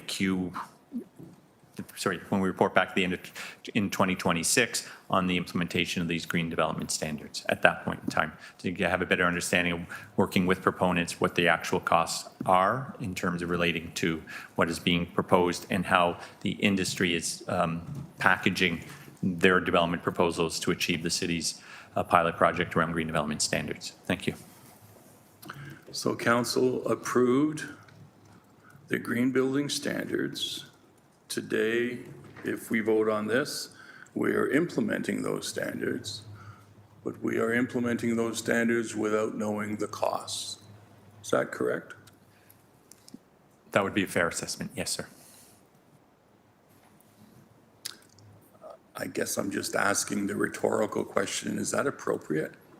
Should we not know the dollar value before we implement new standards? What are we going to charge for studies on this or that? It just seems odd that we would create a brand new standard that they're going to have to abide by, but we don't have the numbers as to what it's going to cost them to abide. Thank you. Thank you, Councillor. I don't have anyone else. Oh, Councillor Alex Wilson. Apologies, just on Councillor Clark's points, because I think these same questions were asked yesterday and got different answers. And that's, I think, the bit that I'm just a little struggling with is, so can maybe, I'm just going to try rephrasing because I have the benefit of being there yesterday. What work has our consultancy team done to estimate the impacts or the costing that buildings are going to have? We had this question asked several times today, heard from the consultants, well, we did these studies, we anticipate 1% for these types of green buildings, maybe closer to 7% for these types of interventions, and that information was shared. So I'm just, maybe through you, Chair, could there be some understanding? I'm just wondering maybe it's being missed, or because I'm understanding Councillor Clark's question is very similar to the one yesterday, but I'm hearing a different answer. So can we get some clarity, or that information that I'm assuming was shared at Planning Committee yesterday that Councillor Clark, myself, and some others are not on, can we maybe have that information shared with everyone now? So maybe that will answer Councillor Clark's question and some of the other ones. Thank you. Sorry, the councillor is correct. Yesterday, the consultants estimated, depending on the type of the building, the size, and the method of construction, it would be 1% to 4% in upfront costs, but that 1% to 4% increase in cost would essentially be offset through the energy savings and the performance of the building. So where the initial builder may incur the additional costs and they may get passed on to the purchaser will incur savings that will offset over the life of that building that'll offset or be greater than the actual cost for the enhanced method of construction. Thank you. Thank you. So it's my understanding that while we may not have specifics and every building is going to be different and what the costing will be, we do have some sense from jurisdictional scan from that consultancy what some of the costs might look like at this moment. And then there's that yearly review built in, our pilot, our study, and we'll get more refining once we have a year of data. But I don't hear that we're going in with no sense of numbers. I do think we've had that. So and I appreciate Councillor Clark wanting to get some of those answers out there. It was a little confused. So thank you through you, Chair. Thank you, Councillor. Councillor Clark. So can I clarify then? The estimates are estimates that are based on what other municipalities have done, but we have not set any fees for the new implementation. Through the chair, that's correct. There are no fees for this implementation at this time that the city is charging. Thank you. And so the studies that are required are studies that will need to be developed and submitted by the proponent, correct? Through the chair, yes. So any studies, any additional studies, so there are some studies that are required. They're already part of a requirement for a site plan or a subdivision application. So those new studies would be incurred by the applicant. And can I get clarification again as to whom this green standard applies to? I thought I heard Acting GM Robichaud say it's 10 units or above in multi-residential housing. I've heard from the developers saying, yeah, no, it applies to single-family homes too. So I need clarification. What does it really apply to? Through Chair. Mr. Chairman, site plan only applies to industrial projects, commercial projects, or residential buildings containing 10 units or more. The green development standards do not apply to an existing building, alterations or renovations to an existing building. So that'll be the primary mechanism at the site plan stage, and which projects are subject to site plan, that they would have the green development standard condition imposed onto them. There are elements of a green development designing with nature that'll be investigated at the subdivision stage, but primarily since we're seeing subdivisions create blocks for townhouses or low-rise apartment buildings, it would be those townhouses or the low-rise apartment buildings that would be subject to the green development standards. There is also being proposed in the second report, as it relates to the additional costs to do the investigative work, to put together a study grant program, much like we do with some of the, like the ERASE programs and some of our other CIP programs, that we would offset some of the costs incurred to proponents to do those study, the necessary reports to demonstrate how they are implementing the green development standards. Thank you. Thank you. And all of that is being passed on to the home owner or the renter or the condo owner? Historically, that is the position that the development industry takes, that they say if the municipality imposes a cost, that cost flows through the developer to the builder and then ultimately to the purchaser of that dwelling unit. And so in the middle of a housing crisis, is it appropriate for us to be adding costs onto the price of a home, condo, unit, rent?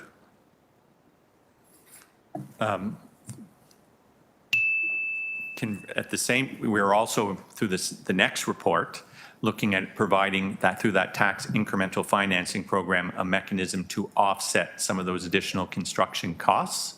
So that was the reason why we brought forward both the schedule and the program for the implementation with an associated financial incentive program with the intent of trying to reduce or eliminate the costs for meeting green building standards. And then as I indicated too though, but it's also the life cycle costs. So it's well, the homeowner, if you're just buying a dwelling unit built to code, you would have higher energy costs and operating costs compared to a building that meets a tier 2 or higher green building standard. So there may be initial differences in the purchase price. When you factor in the operating costs, a building that meets the green development standards would have lower operating costs, and therefore that would be less in the complete financial cost to the purchaser. Thank you. Okay, thank you. I'll wait for the next report. Thank you, Councillor Clark. Councillor McMeekin. Thanks, Deputy Mayor. Just picking up and building on Councillor Clark's comments. I thought what I heard over the good debate from at least two, maybe more perspectives on green building standards. It seemed to me that the request that came from the builders wasn't to abandon green standards, but to phase them in, look at a timeline. I think they even mentioned a pilot as a test run. Was that ever a consideration through you, Chair? Through the chair, when the green building standards were approved in October of 2024, it was for a 2-year pilot project, but we didn't call it a pilot project, but it's just to monitor what's going on and adjust accordingly. So we can, with integrity, call this a pilot project? I suppose that would be a fair assessment, yes. Okay, helps. Thanks. Thank you. Any other speakers? Okay, seeing none, Manager, thank you very much.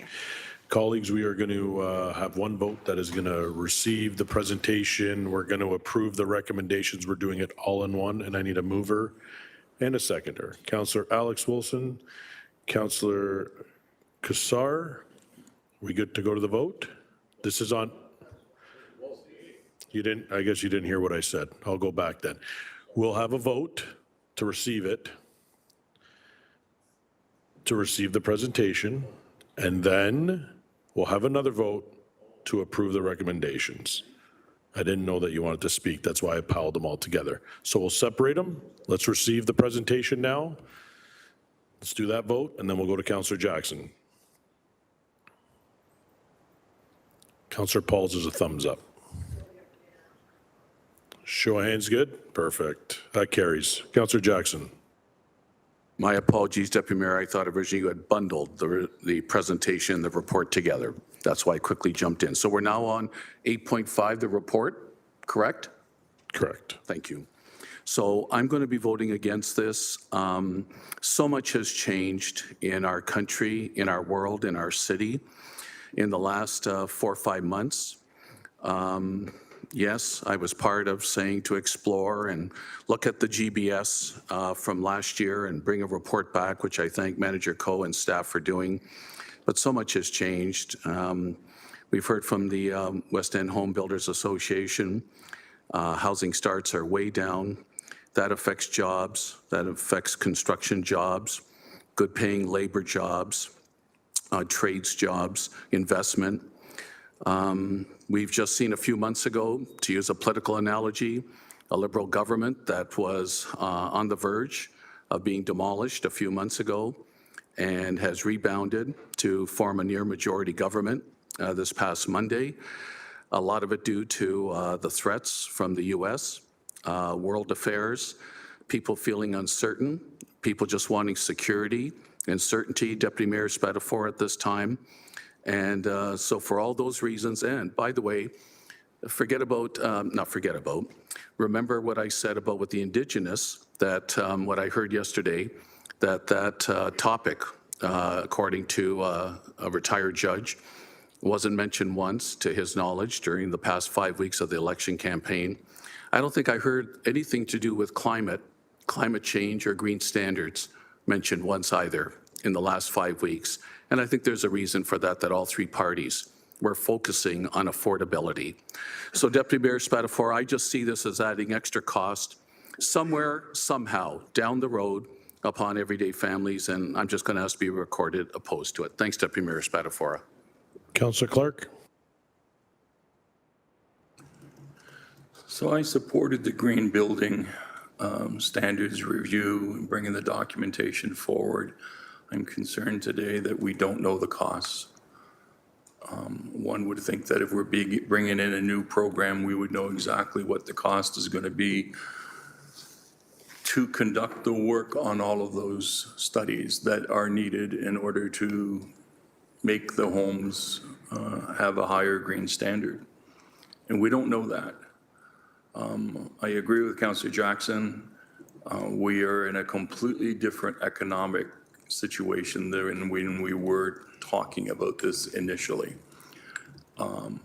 We've heard from our own staff this morning that housing starts are down. It didn't say the same number as the We Homebuilders. I think the number that we heard here was 98. They said it's 58. I can tell you in my ward, and I believe Councillor Tattison's ward, we're not seeing a whole lot of construction right now for housing. It seemed to grind to a halt more because of the banks and additional costs, and developers are simply trying to stay afloat. And I can tell you that in my ward, I've heard from many, many people who were working in the construction industry for housing, and they have been laid off. They don't have a job, they're sitting at home. They want to go back to work, but if the economics don't support it, there won't be that development, and we're adding on additional fees. The additional fees that we are adding on will not be absorbed by the developer. They never absorb anything. They always pass it on to the homeowner, or they come to the city and say, give us a grant. If you give us a grant, we won't pass it on. But then what we're doing is we're passing that grant for that developer on to the taxpayers. And so it's a vicious circle. So I really have concerns about the timing on this. I still think overall that setting those green building standards, whether we do it or whether or not the province does it, is a good thing for the environment and a good thing for homeowners. But it's not if they can't get them built. And that's the challenge that we have. Every additional cost we put to the developers puts them back on their feet, and they're simply not going ahead. And so I have concerns about this at this moment in time, so I'm going to oppose it.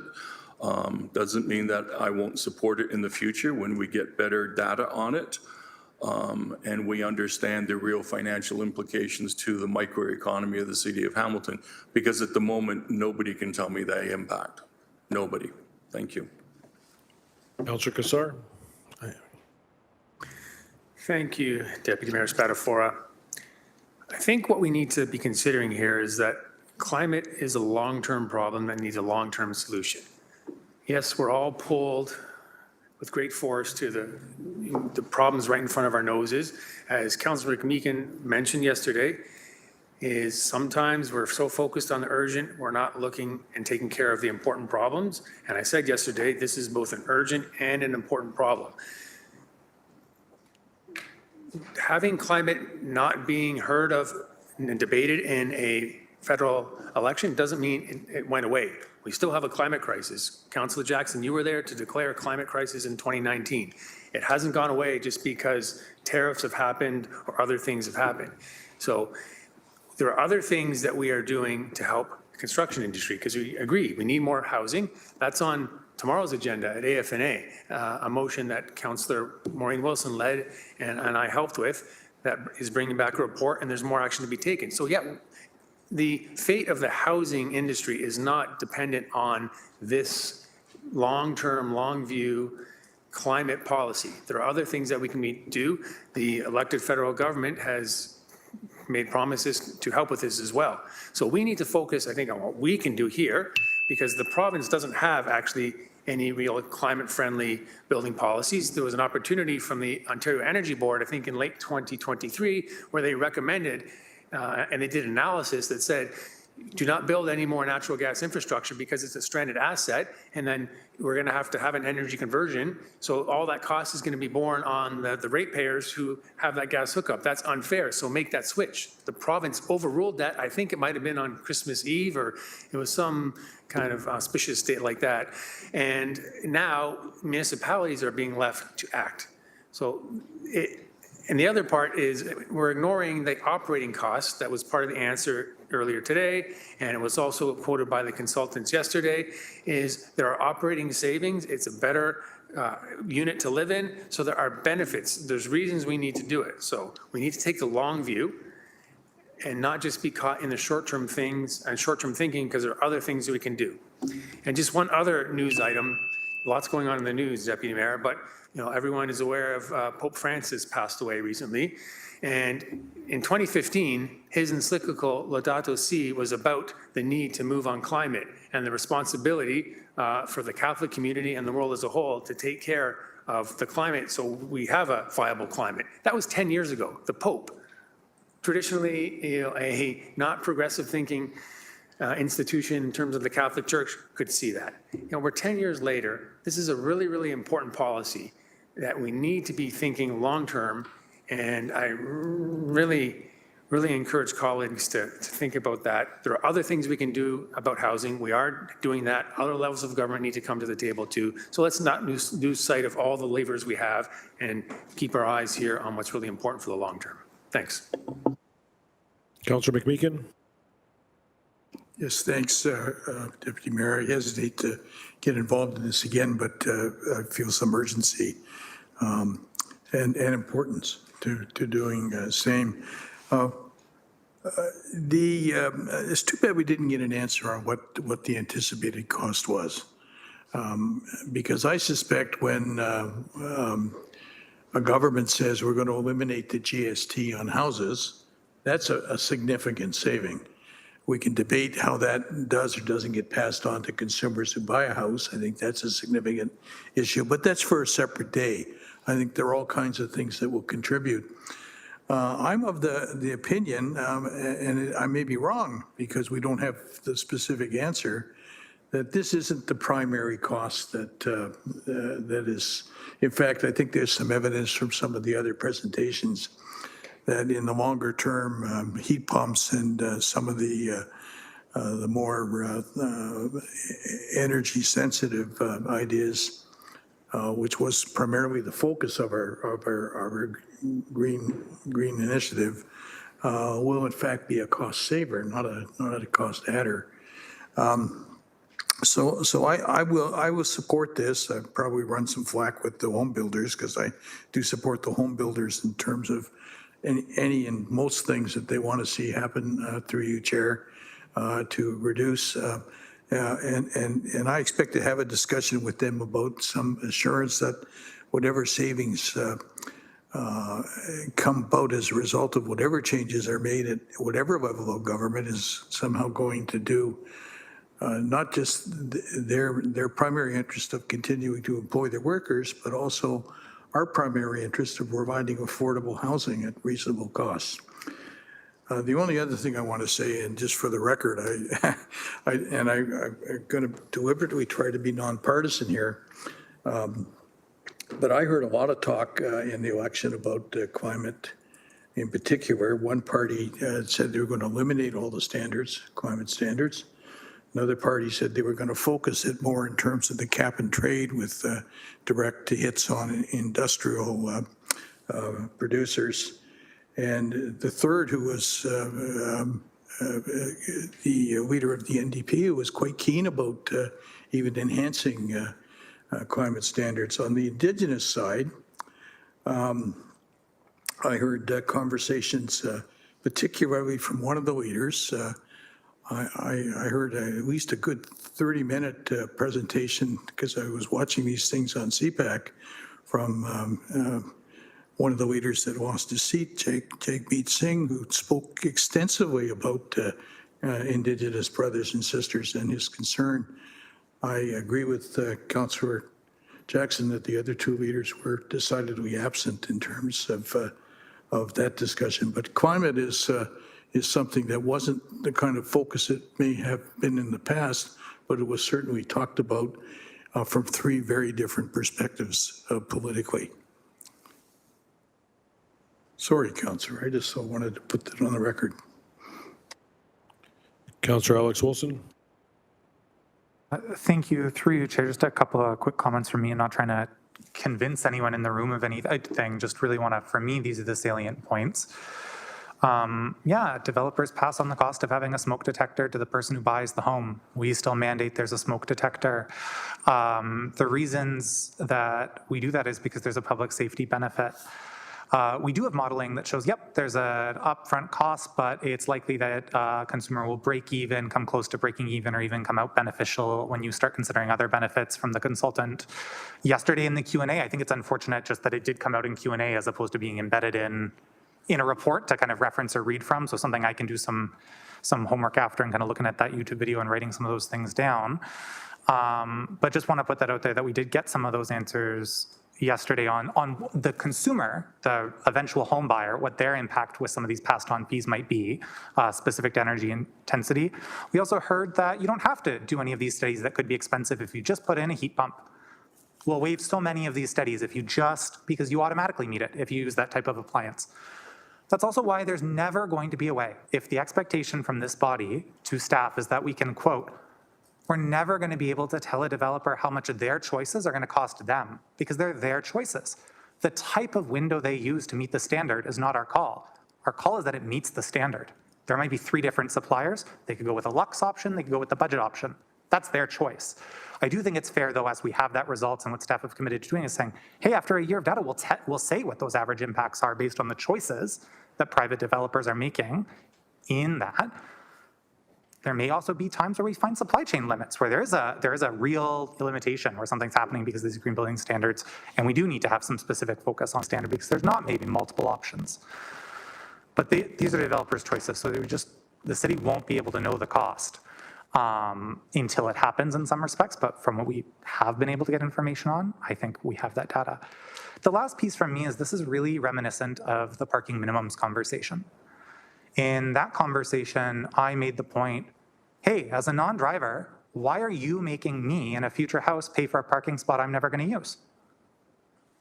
Now hearing and heard from some folks, well, we need to have more parking and we can't reduce the parking minimums. Parking's a public good. We have to make sure there's enough parking. We've declared a climate emergency. We haven't declared a parking emergency. For some, parking was a big enough factor to vote against lowering parking standards and therefore increasing the cost that all future homeowners have to have when they buy homes in Hamilton. I'm just asking that if that is really the value that we have, that we stay consistent on passing on those costs, because to me, we've declared a climate emergency. It's important that we walk the walk, not just talk the talk. Thank you. Councillor Beattie. Thank you, Deputy Mayor, and appreciative of the conversation around the table on both sides. As a person that lives in a 135-year-old farmhouse, I understand the importance of efficiency, good insulation. I'm always one for improving the built form and manner that leads to those outcomes. But I have a number of thoughts and concerns in what I've heard. Additional level of review, additional level of requirements, additional future staffing considerations, incentives ultimately funded either directly or indirectly from the taxpayer through direct levy impact or foregone revenue. And I also see that we continually, as a municipality, step into the breach whenever we see or perceive a higher level government not doing what we think that they should be doing. We can't keep doing this. We can't keep jumping in. We have to stay in our lane at some point. This is a really hard conversation to have because I do see the value in the presentation being presented here. I do see the importance of the topic and trying to set us up for future success. I get that. I've got 4 kids. Of course I want them to grow up in a climate-friendly manner, in a reliable, sustainable house, but I also want them to be able to afford one. I'm really struck by we've declared an emergency on everything. Everything's a crisis right now. And I feel like in this room, we're at a convergence of competing crises. And it makes it really hard to say which crisis supersedes the other. We're in an affordable housing crisis, affordability crisis, climate crisis. Which one takes primacy? You can't do them all at the same time. And given the implications of the here and now, I'm very hesitant about a decision that has a potential implication of adding additional layers of cost in a market that is already facing tremendous pressures. So I'm leaning towards some of the comments from Councillor Clark, Councillor Jackson. I may change my idea at the last minute, but right now I'm looking to support those two councillors. Councillor Crutch.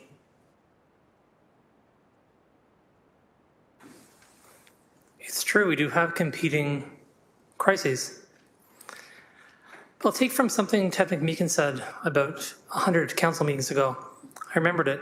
And he said that, look, if we can't breathe, we can't do anything else. If we don't have any water, we can't do anything else. And what we heard from Indigenous people here today, what we hear from them regularly is that these things are fundamental to their ability to access community, that water is life, it's sacred, and everything we can do and should do to protect our environment and respond to the climate emergency we should do. We're also not taking this, I would say, Councillor Beattie, just sort of as a lark. This has not only been something that staff have been working hard at internally for 5 years, and I know that someone said that there aren't that many municipalities that have these green development standards in place for a long time, but some others have had them for longer than a decade, actually. Toronto's #1, Halton Hills has had their process since 2014, and there's some others who have been doing this for a very long time. And what we're doing is we're using the industry standard out there of about 2 or 3 dozen municipalities who either have them or working toward getting them. There's also the Clean Air Partnership, who's been working with municipalities to help them develop toolkits for green development standards for almost a decade. This is based on best practices, and it works elsewhere. I have never heard someone say that the green development standards in Toronto are making it less affordable for housing there than here in Hamilton. No one's ever said that because it's not true. This is about addressing our climate emergency. This is about making sure that future buildings are resilient. I know tons and tons of people who live in Ward 2, a place where there's 80% of renters who would give anything to have air conditioning in their buildings, would give anything to have climate resilient buildings and lower costs for their electricity. And we've seen as an example on the waterfront, the building that was retrofit and the kinds of things that have happened for affordable housing there and the kinds of cost recovery City Housing Hamilton has been able to achieve already in a short period of time. So we know that the costs to recover are possible, that this is going to have a net good financial impact and a net good environmental impact. And I'll close by sharing something that David Suzuki said 25 years ago, which I think is useful. The root of the word economy and ecology is the same, right? These things are always going to be linked. And if we take care of our planet, everything else takes care of itself. Councillor Dan. Thank you.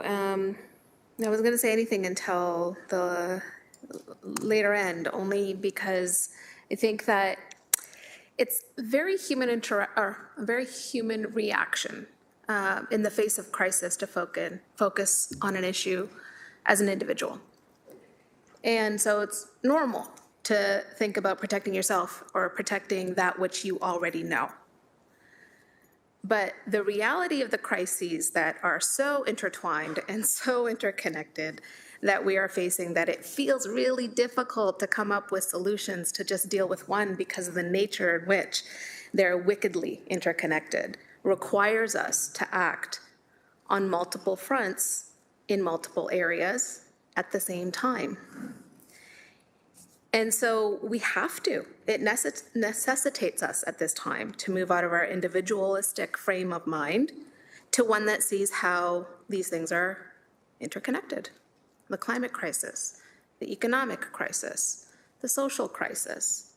That then exposes our housing crisis. That exposes our food insecurity crisis. That exposes our human health crisis. That exposes the species die-off, right? And that exposes just how much future generations are being left vulnerable by the decisions we make around every level of government's table. You know, we have an obligation, we have a duty when we get to these tables to go beyond our self-interest or perhaps the interests that we've always known, and get these report backs with subject matter expertise that lean on best practices that are being forged already in other communities, and choose to truly make decisions that enable our community to sustain itself and grow going forward. I'm not interested in staying in my lane. Want to know why? Because we have not been afforded the right to do so. Municipal governments have been stripped, but at the same time overburdened, decade after decade after decade, because of provincial decisions and federal decisions that have been, I'll say, co-opted. And so the burden of responsibility is right here, in this lane, at a municipal table. And we have an opportunity, and I'm here proudly to be able to take the step with courage and information to help educate my community about the necessity of these choices, because the truth of the matter is, in a nonprofit frame of mind, we can deliver. Social housing has consistently delivered on green building standards. In fact, we've advanced the standards. We won awards and we wrote the playbook, right? And City Housing Hamilton, our own organization that we can, celebrate when we win those awards. We can celebrate when we cut the ribbons. We can celebrate when folks who are on fixed incomes get to live in dignified housing that's beautiful and sustainable and are contributing positively to our environment. We can celebrate it in a nonprofit mind. I want to celebrate it in every mind. I want our for-profit housing market to push themselves towards excellence, because that's what leadership is. Thank you. Councillor Clark for a second time, and then I have Councillor Kassar for a second time. I must have missed something. I said I wasn't opposed to looking at it in the future. I said we were in financial trouble today. And by that, what I mean, Chair, is that the economy has tanked.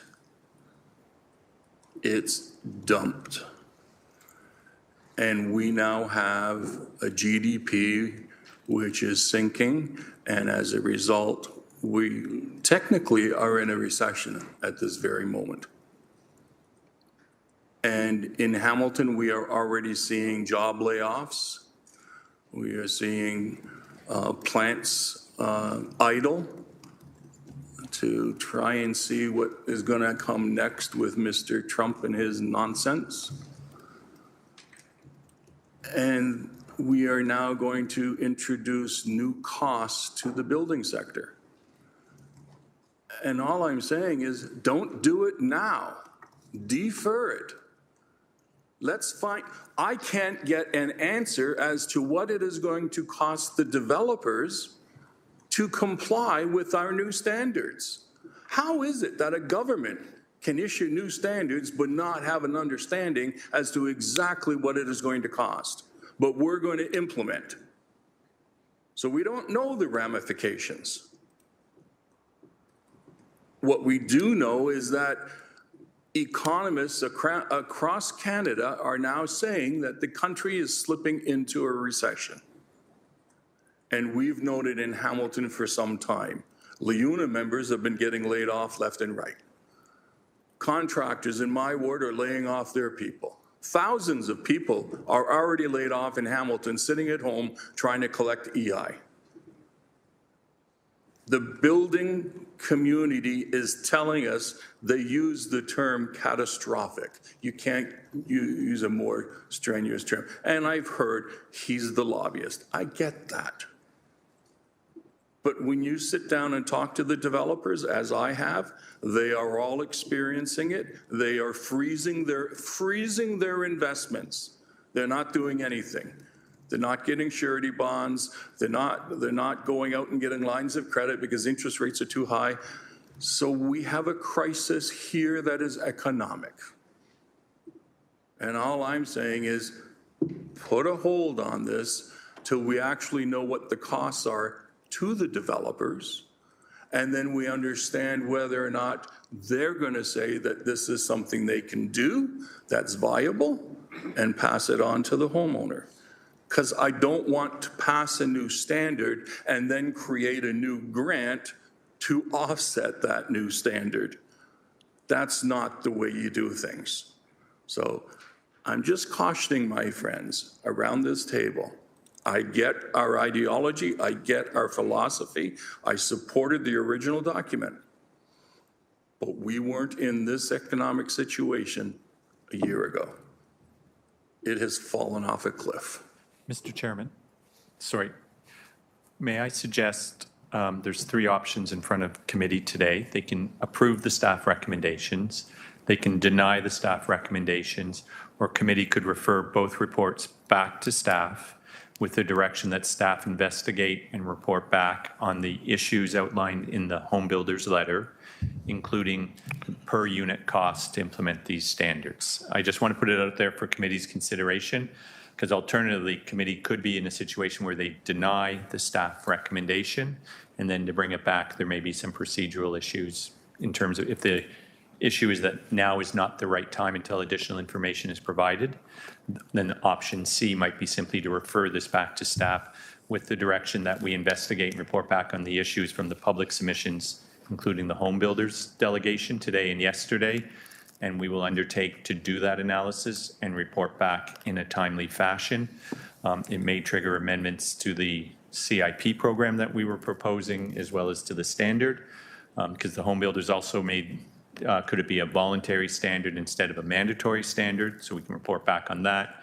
We will undertake the per unit costing based on different scenarios, as well as some other considerations, and come back with a fulsome report, depending on the time, most likely late Q3 or early Q4, at least with an information report on the results of the public feedback we heard yesterday and today. I just wanted to point that out for committee. Sorry to confuse the matter, but I think it just for committee's consideration, based on what I am hearing, that may be an alternative that committee may want to consider. Sorry to interrupt, sir. Thank you.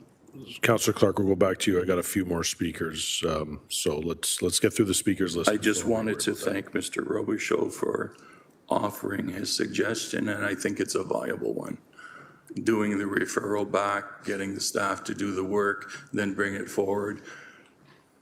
If we go to the vote on it and there's enough votes here to defeat it, then it's lost until next term, short of a reconsideration. So it would be more prudent to use a referral and have it come forward with the information that we need to make a final decision. Thank you. Thank you, Councillor. Councillor Kassar, please. I'm good. You good? I have Councillor Jackson. Sorry, just one sec, Councillor. I have first-time speaker, Councillor Pauls, waving. So I'll go to Councillor Pauls, then I'll come back to you. Councillor Pauls, go ahead.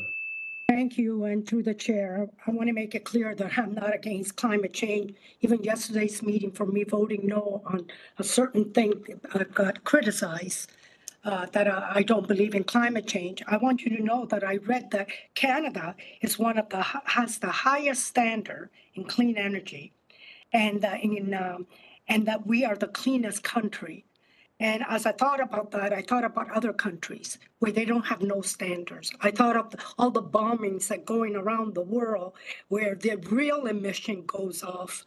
And we're making it so hard for our residents here right now, for our developers to build homes where we are begging. We're begging the government, build more homes. There's people coming in our country. There's nowhere to live. We have homelessness. We have housing problem. We're talking about that, and yet we're saying, no, let's make it a little bit more harder for people. We have done so much here, even in the city of Hamilton, even last term. There's so many things we do to make sure we have clean air, that we have clean earth. We do that. It's not something new. We've been doing that. It's just that I think every year I hear more. We want to squeeze a little bit more. And I want to say, I'm not against clean energy. Of course, we all want that. But this is what we're really up to right now, where I got a call from a lady so worried she can't pay her mortgage. I got a lady, another constituent, about food prices, and we are concerned about putting these green building standards right now at this moment, to make sure it's harder for the builders or the developers. The cost, like Councillor Clark says, we don't know what the cost is. Let's say it's $40,000 a home, or let's say it's a little bit more. Sure, you say, well, in the future, they're going to really benefit from it. We are talking about now. When you have a need, it's now that you look after it, you know? So I wasn't going to say anything, but I want to make it clear that I am not a person that says, I don't believe in this, I don't believe in climate. I just know where we're at now. And what we're at now is that people are suffering. People don't have home. We just talked about homelessness. We just talked about our encampments. And now we're talking about green building standards. Make sure we add an extra cost to it. So for that reason, I hope that we will do a referral, because I'd like to know more about it and what we can do. And I would vote, because I will vote no. And even though, yes, I was criticized, I want to make it clear that that is my position. We need to look at the problem now. And the problem is we have no housing, and we're not going to make it harder. I talked to a builder that says they're moving out. They're not going to build here anymore. So we have a problem in our hand. And like I said, I hope we do a referral, because I don't want it to fail either. Thank you. Thank you. Councillor Jackson. First time speaker, Councillor Tadison. You need to speak with me? Oh, just 1 second. Interesting.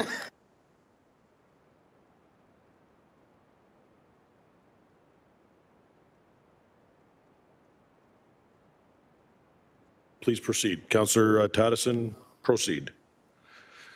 That was it. I really liked how you came to talk to me.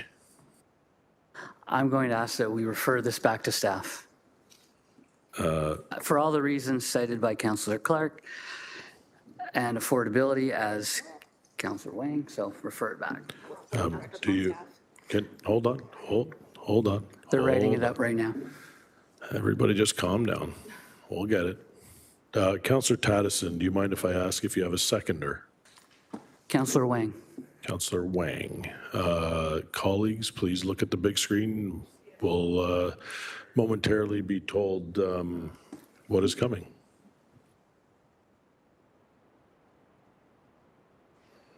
No need to apologize, clerk. Just need some patience, that's all.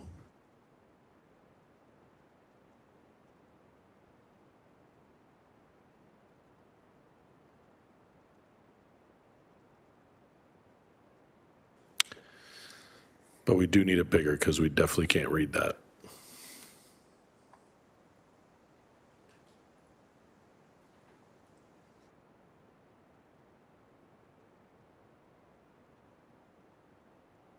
The referral states that report PD 25117 dated April 30th, 2025, respecting green building standards implementation plan, and report PD 25105 respecting growing a resilient and environmentally sustainable Hamilton community improvement plan be referred back to staff for further review based on the public submissions received, and report back to the General Issues Committee by early Q4 2025.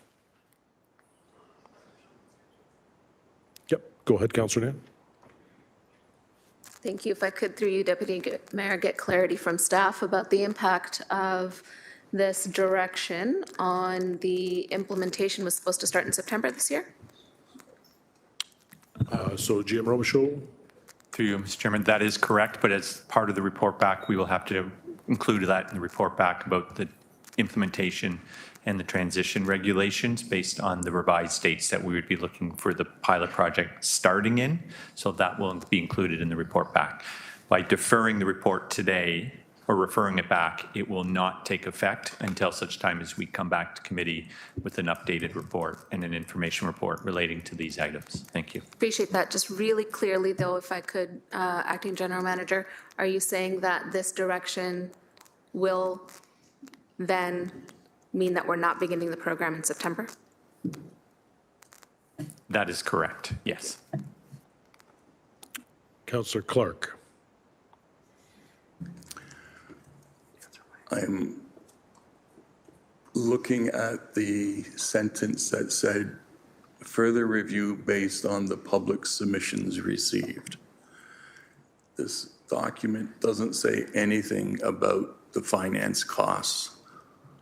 So I need it to be reassured that we're going to have some indication as to the per unit cost of adopting this program, because that's the key to my objection and opposing it, is those costs may not be doable in the near future for many developers. Councillor Clark, can we just, I think it'd be best, can we just add it in? Because it's really not GM Robichaud's referral, it's Councillor Taddison, and if he's okay with it, I think it would make you feel Well, comfortable. all I'm saying is that GM Taddison made the statement. Wow. GM Robichaud, I'll let you answer the question. Sorry, GM Taddison, so Friendly.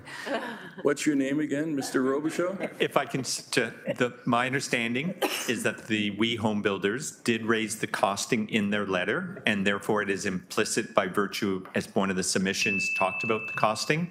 However, because if it would make committee feel more comfortable, we can just add that phrase, including costing analysis, to the direction. Staff were committed to undertake that, but I'm at the pleasure of committee as to how explicit they wish to be in terms of the reasons and the direction. Thank you. Thank you, Councillor GM Robichaud. Taddison, are you okay with that as a, what do you call that? A friendly amendment? Councillor Taddison? I accept that. Thank you. It's Thank been you. added to include costing analysis. Councillor Clark, you're good. Councillor Maureen Wilson, you're up. Oh, sorry, I don't have anybody. I had her hand up. So we'll start with Councillor Maureen Wilson, then we'll go to Councillor Alex Wilson. Anybody else, wave your hand, please. Appreciating that this is a deferral motion, if I'm able to procedurally ask, so we are isolating and elevating one particular type of feedback. And if I could ask, could I have just a general sense of the amount of public feedback that we have received to date? And has cost been identified? I want to make sure when we say public submissions, it's actually only one submission, is it not? Through you, Or Mr. not? Chairman, yesterday, I believe there was two or three submission delegations yesterday and 2 or 3 delegations today.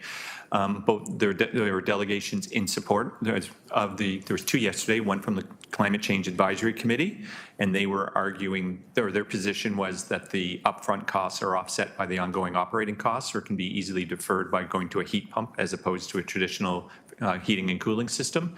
And we did also hear from the home building industry that they had their concerns. So in terms of all of the public submissions, we would be reporting back from both those who are advocating for moving forward with the green development standards today and those who are asking for a pause or a timeout on the green development standards. So we will report back on all of the comments we received that represent both perspectives on this issue, in both for and against moving forward with green development standards. Thank you. Councillor? Thank you. And if I may ask, in that report back, the parameters, will you be referencing some of the deliverables that have been achieved by, like, let's just say the City Housing Hamilton building down at the Bay, in terms of being able to show a example that has already been achieved in terms of cost? GM Robichaud? Through you, Mr. Chairman, to the councillor, yes, we will be looking at examples, the Passive House, which is probably the ultimate in terms of an eco-friendly design. There's the program that our Office of Climate Change have been doing in terms of encouraging people to install heat pumps, but we will also be looking at it from the new construction perspective, as well as the program is, like I said, is applicable in the Bayfront, trying to incentivize for industrial buildings or commercial buildings to do these energy retrofits.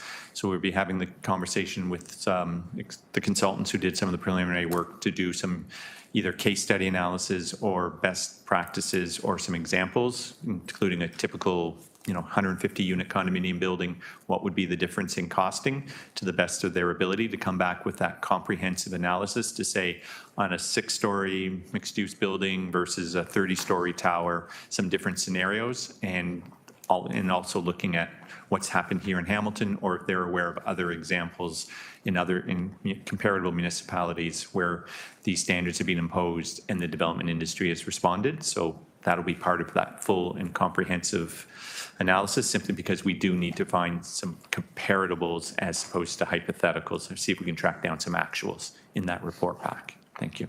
Councillor?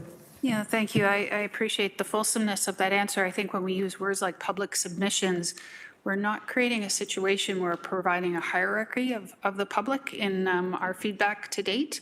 I'm not saying, and I'm not debating the subject matter. I do appreciate and have, as you can, I hope, the last 3 motions I put forward, I'm very, very concerned about the industry and the ripple effects and the cost of housing. This is what we get when we put all our eggs in a private market. But On the instructions, on the Councillor? instructions, Thank you. I feel satisfied that this will be a fulsome and not a hierarchical submission of evaluation. Thank you. Councillor Alex Wilson? Thank you. In the deferral or referral, there's language specific in the instructions. There's specific language regarding reporting back on costing. In answering the previous Councillor Wilson's question regarding how that costing information will be done, there was a bit of analysis as to what we might get back. My question is on the instructions is simply, will we be using the National Building Code estimates that WeHab did when they estimated the impact themselves in their correspondence to us yesterday at around $5,000 per home, or will we be using additional data sources beyond the ones that are already in front of us to answer this question? GM Robichaud, additional information or just the ones you currently have? Through you, Mr. Chairman, to the councillor, I haven't figured out the exact scope of work, but my preference is to have as much information as possible. And that's why if we are able to get some actuals versus hypotheticals and looking at, based on the new Ontario Building Code that just took into effect, which has deviations from the proposed National Building Code, and reporting back on that, and also looking at the different scenarios, like I said, between a residential versus non-residential building, to try to get the most information and a full picture as to what the potential costs would be, and the explanation of how those costs were calculated. Thank you. Thank you, Councillor Wilson. Thank you. Anyone else on the instructions? Councillor McMeekin. Yeah, thanks. I'm going to support the referral. I think if this were to come to a vote. Councillor, I'm trying to be as nice as possible. I know you Try to stay on the instructions. I'm begging you to stay on the instructions. Well, let me say Please. this, and I think there are times when we need to prove that we can walk and chew bubble gum at the same time. And I don't want to see this lost by forcing it. So this is a mature, responsible way of looking forward. On the instructions, I would say specifically, building on the acting director's comments, that I'm assuming that presentations, including the West End Homebuilders, that there'd be direct discussion with them because they'd have much of the information around the direct costs. GM Robichaud.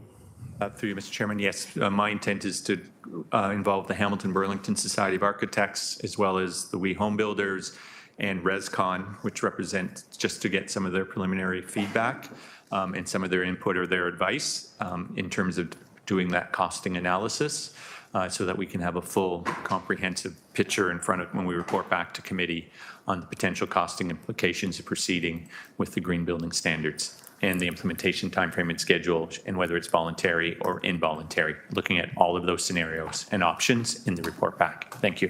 Thanks for your counsel. Thank you, Councillor McMeekin. Anyone else on the instructions? No, perfect. So just to confirm, clerk, this is PD 25117 and PD 25105?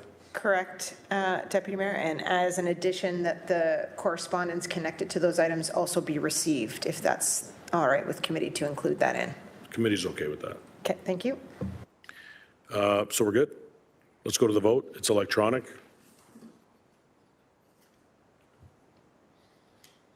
Vote is up.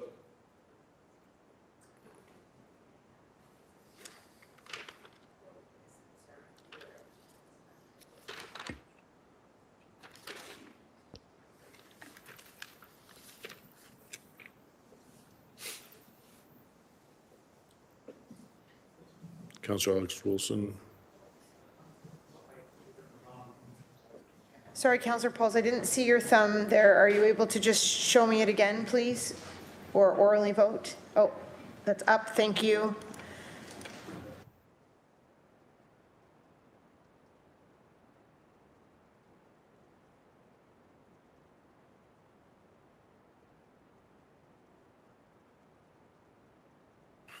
That carries 11-3. Moving on to 8.7, HUR 25006, 2025 tax policies and area rating citywide. Mover and seconder to put the report on the floor. Councillor Alex Wilson, Councillor Maureen Wilson.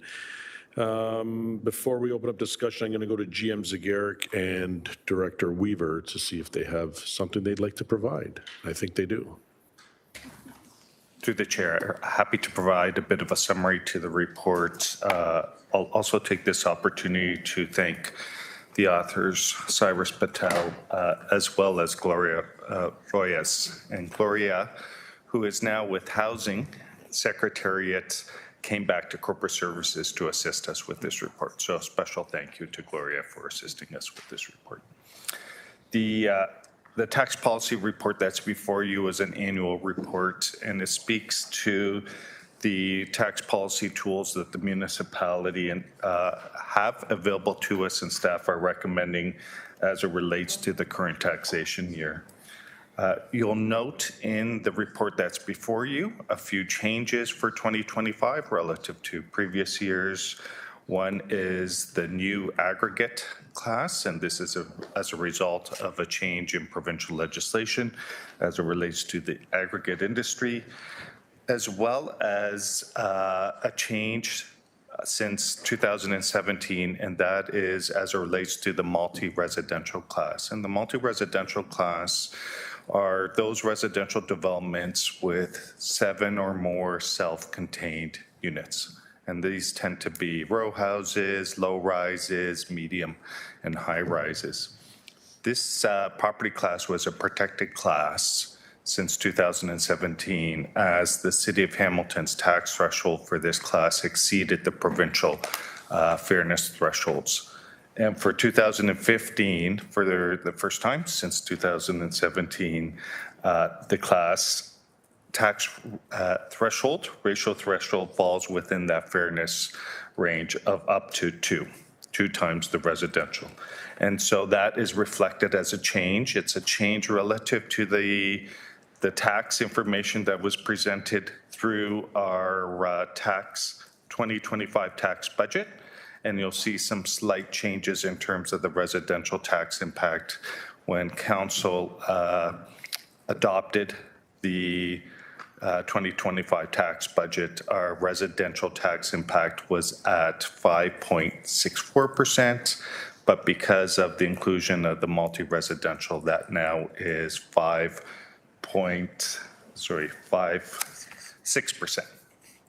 So a slight change, still roughly about $285.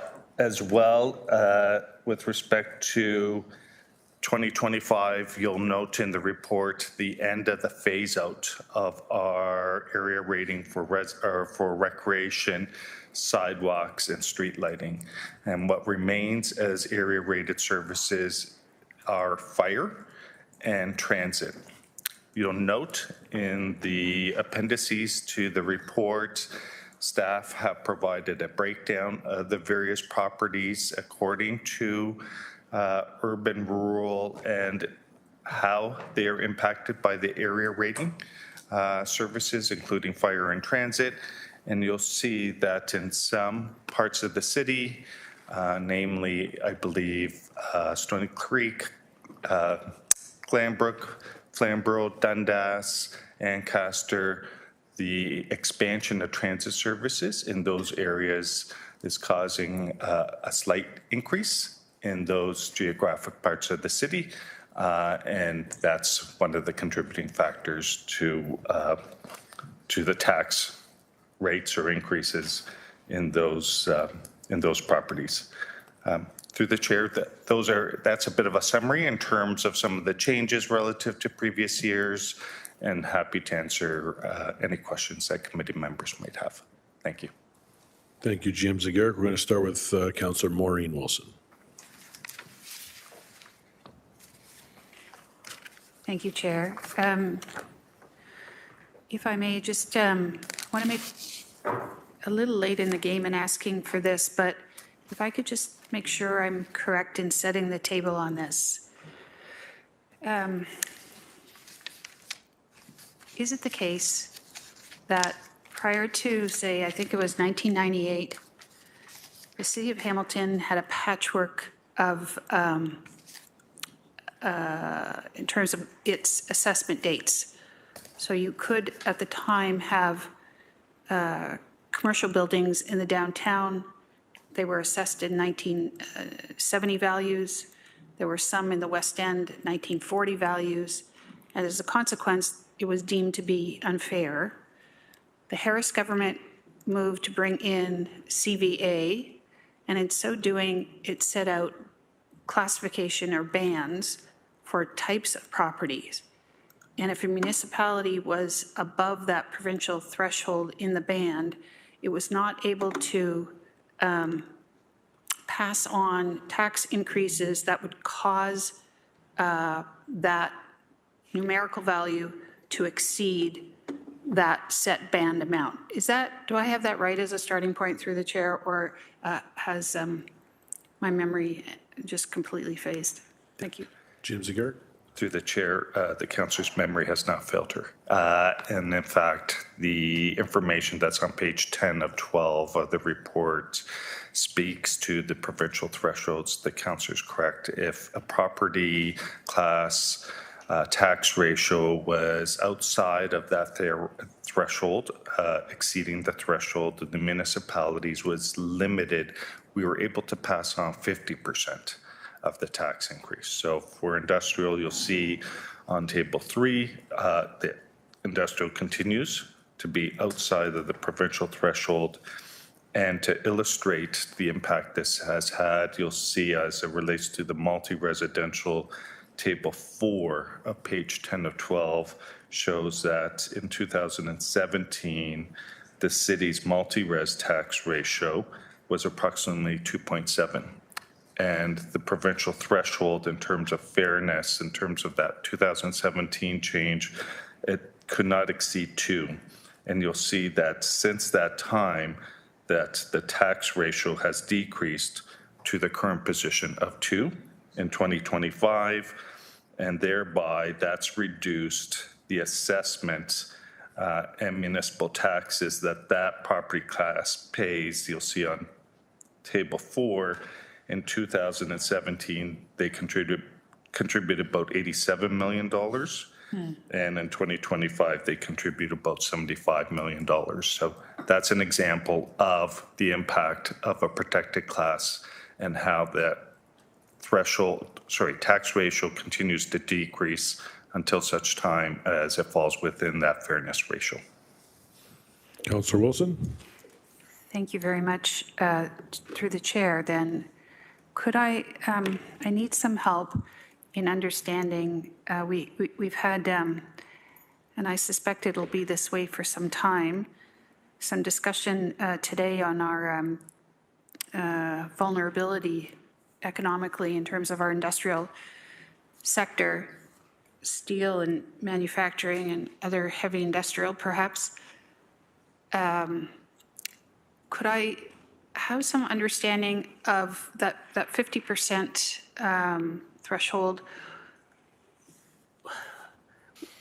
of our capacity, perhaps, of trying to get closer to that provincial threshold of 2.6, which we far exceed at 3.4 in terms of industrial large moving forward through the chair. And I take it that the only choice would be to just either it goes to the residential sector or it goes here. And for now, we're choosing here. even though if people don't have a place to work, it's a difficult position to be in. Is it the GM's opinion that we will be here at far above the provincial threshold for some time, or are we making gains and have a plan to do so? Through the chair. Jim Zegert. Through the chair, with respect to the residual, I see us continuing to exceed the threshold. Maybe within the next 4 to 5 years, we may be within that threshold, fairness threshold, with respect to the industrial residual class. With respect to the industrial large class, it may be inside of 7, 8 years. In part, it depends on budget increases and levy increases. That's a contributing factor.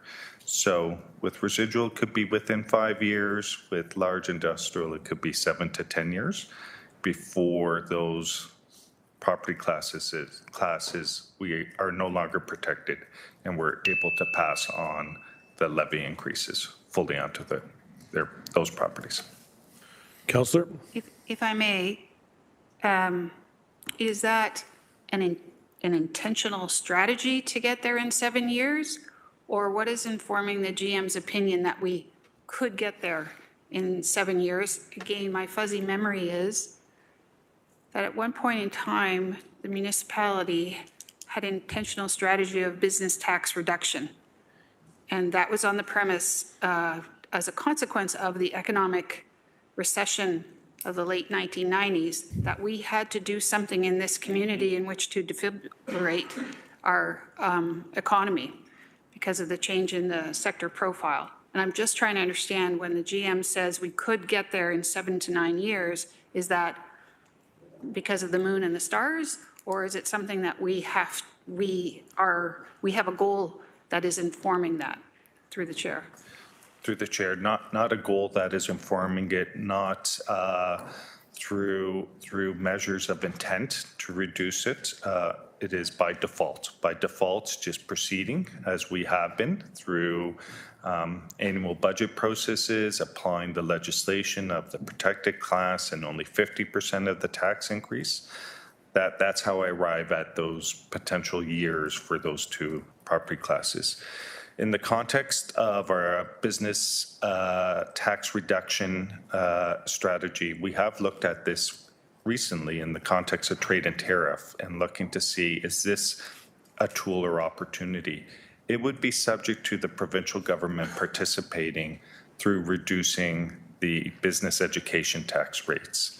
So it would be an option, but it would require matching contribution from the provincial government. That is not something that I've heard is being contemplated, but it is something that we're monitoring in the context of trade and tariff. Councillor Wilson, the fuzzy memory, have one more question, or?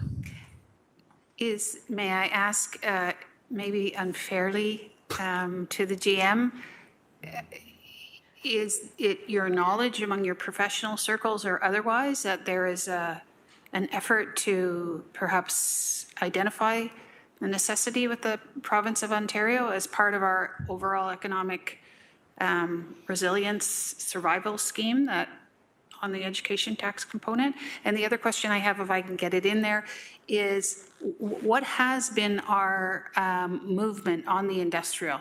So how much have we gone down over the last, say, 5 years? And are we going down a particular average every year? Again, it's not your responsibility, but I want to know, 7 to 9 years, what are we doing every year? Are we moving that yardstick? So A, any advocacy, or is it in someone's headlights? And B, what is our performance on that scale? And I appreciate the latitude. My apologies. Smooth on the double question. Go ahead, Jim Zegart. Through the chair, I don't know that there has been any advocacy or suggestion around the business education tax rates, in part because the previous provincial government reduced the business education tax rates and brought them down significantly. So the capacity to bring them down further would be somewhat limiting. With respect to the industrial tax ratios, it has not been linear. The decrease have been more significant in the last few years. In part, it's reflective of the levy increases. I don't know in terms of where we were 10 years ago. I can recall that 10 years ago, I thought the time horizon was about 25 years for the large industrial. So again, less than where we were, but in part it's a function of the levy increases going forward. Thank you, GM Zagarek. Councillor Wang? No, you're up. I have a fundamental question. And through you, Chair, I know I've seen these documents before in previous tax years. I think that given all of this talk around uncertainty, tariffs, challenges with affordability, challenges in the business sector, why does this come after we set the budget? And my second follow-on question would be, is there an opportunity to keep these tax ratios the same as we go into the 2026 budget timeframe, so then that way we have given a level of certainty to people? So that's my fundamental question, is I don't understand why we do this after we set the 2025 budget. So through the chair, with respect to the first question around the ordering, the budget, in order to inform the tax policy, the budget has to be approved so that staff understand what the overall levy increase is, what the approved budget for area rated services are, so that they can apply that information in calculating the tax rates. So this report and the associated bylaw are critical as it relates to the issuance of our final tax installments, and that's why it's before committee today. With respect to freezing the tax ratios, if we were to freeze the tax ratios, that would cause some potential tax shifts between classes. I don't expect that the residential or multi-res will change for 2026. But if we froze the industrial and large industrial, for example, that would mean that we would not potentially be passing on 50% of the budget increase to that class. And that then would have to be absorbed by the remaining classes, such as residential, farmland, commercial. And so by freezing the tax ratios, it could have an impact as it relates to the other property classes, as it relates to their taxes. Councillor? Chair, I don't think I understand. Because if we freeze the tax ratios, feasibly, it would be freezing the budget in my brain. This is how I'm trying to make sense of it all. If we freeze the tax ratios that we approve today and have them be exactly the same tax policy as it relates to how we set the budget for 2026, wouldn't that just mean that we have like effectively not increased the tax levy at all for 2026? GM Zagarek? Yeah. Through the chair, the ratios, if we can focus as an example on the industrial and residual that we just spoke to, is for 2026, what we would expect to see is those tax ratios reduce further. If we froze them at the current rate, that would be penalizing them. They would be receiving a higher, potentially a greater tax increase than they would otherwise be eligible for as it relates to those two property classes. Okay. Residential will not change. It'll be 1. Multi-residential will likely not change. It will be 2. And then with respect to some of the other classes, another example is the aggregate extraction class. Previously, they were in the industrial class and they were protected, but they're no longer in a protected class. So going forward, we'll have the opportunity to pass on the full budget impact to the aggregate property class. So by freezing their budget ratio, it would limit us from being able to do so. Okay. I might have to take this a little more offline because I feel like I'm still missing the fundamental aspect of this. And I'm sorry, GM Zagarek, for the future emails that you will be receiving. Sorry. Thanks. Councillor Tattison. Can I just get an understanding from GM Zagaric about phasing out of the sidewalks and just give that to me? Because isn't it associated currently with if you get transit, you are taxed for sidewalks, and if you don't have transit, you don't. Can you just explain that? GM Zagaric. Yeah, through the chair, previous council had approved a multi-year phase out of those area rated services. And I believe they were phased out over 4 years. 4 years. And so this marks 2024 was the fourth year of the 4-year phase out. And so we are no longer area rating recreation, sidewalks and street lighting. They are effectively in the general levy, and all properties are now paying for those services. Councillor Tattison. Okay, I understood that. Thank you. Oh, no problem, Councillor Tattison. Councillor McMeekin. Thanks, Deputy Mayor. I always appreciate the comments around the horseshoe, and in particular, Councillor Wilson's often historical perspective. I think she started with a reference to 1924 and some shifts. It may have been 1824.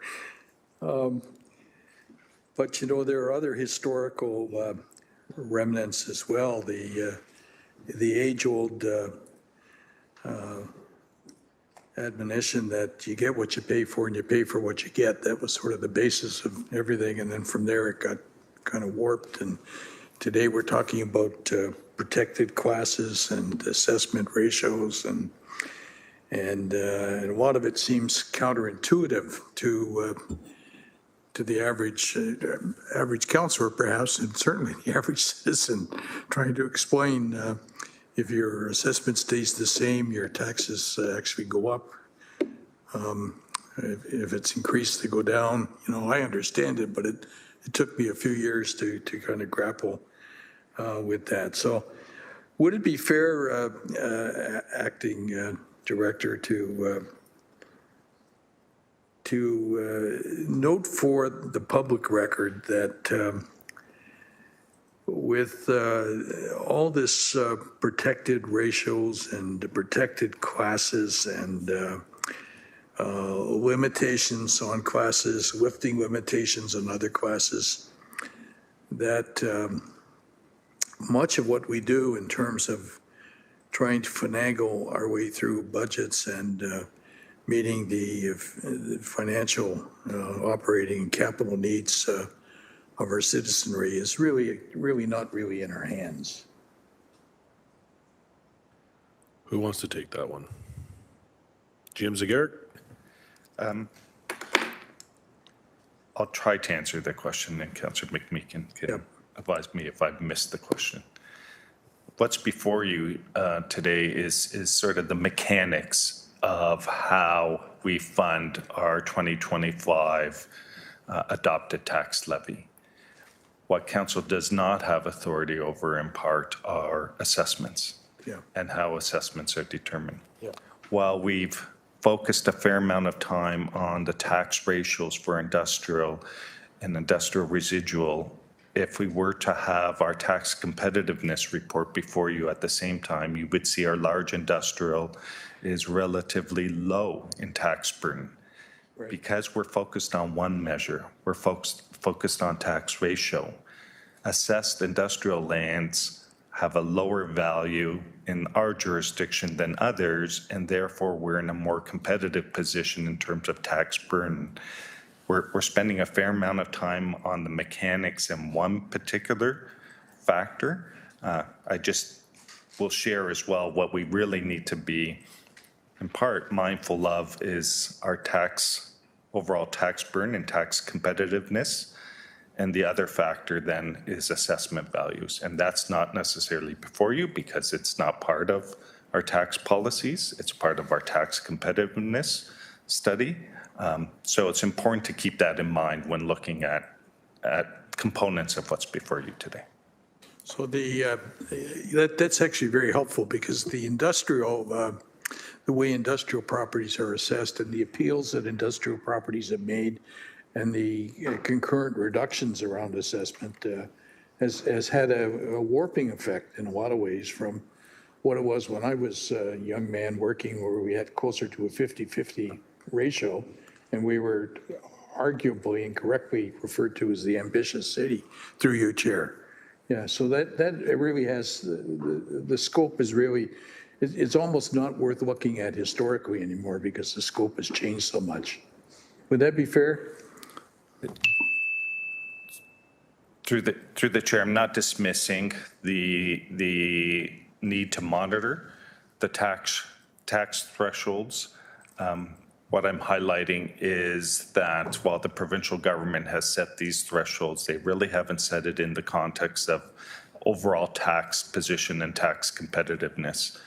While someone may be looking at this one particular table and assume that industrial properties in Hamilton have a much greater tax burden than comparators, that's not the case based on an independent review of municipalities that's done by an outside agency, and we report on annually. So again, to the councillor's question around time period, more recently, 2008 and 9, the recession had a significant impact to the industrial class, and we saw movements in terms of assessed values back then. Councillor McMeekin? Chair, it's complex. I find it complex. I was a former minister, and I still find it complex. It's really tough trying to have a 30-second conversation at the door with if there ever is any such creature as the average voter, with any sense at all about an understanding of how, why, when, where we end up getting to where we are. And I think it's important that we try to do it. But gosh, I'm going to a community council meeting tomorrow night.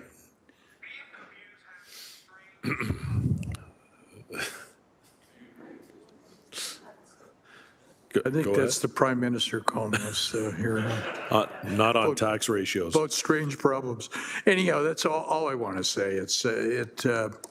It is perplexing, complex, and thank the good Lord we've got people around here who have a mind, that kind of a mind and skill set to lead us through these challenges. Thank you.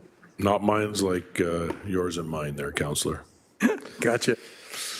Anybody else before I go to Councillor Alex Wilson? Last chance. Councillor Alex Wilson, first-time speaker. Thank you. I do have I believe it's a referral motion, really supportive of everything here. My instructions are just that this could come back at council with one additional sentence included in the report. What is the financial impact of the new aggregate tax class on the city? I think that's a missing piece of information. And so just if I've connected with the SLT members, if this report could just be brought back with that additional sentence, it's going to cost us this much money. And Councillor Taddison, who also has some of these quarries and pits in their ward, has offered to be my seconder on that referral to council. Clerk, you good? So through the Deputy Mayor, so I have that the report be referred to the May 7th council meeting to allow staff to revise the report to include the financial, could you just say that sentence again? The financial impacts of the new aggregate tax assessment class. And just as that is happening, Clerk, I just want to go to GM Zagaric for 1 second to make sure he is completely okay and understands. Through the chair, we will amend, you'll see page 9 of 12 reference to that aggregate extraction class, and we will reference that the legislative change has represented a $48,000 reduction to those affected properties. So $48,000 in foregone municipal property taxes as a result of that legislative change. Okay, so we're good. We have. I'll comment on that at council Sure. when there's an opportunity to do so. Thank you. Awesome.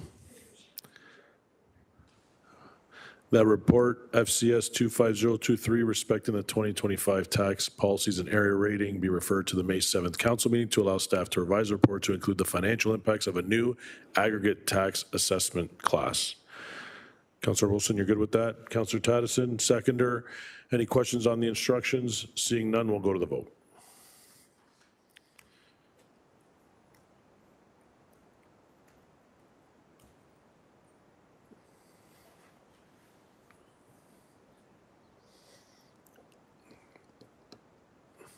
Vote is up.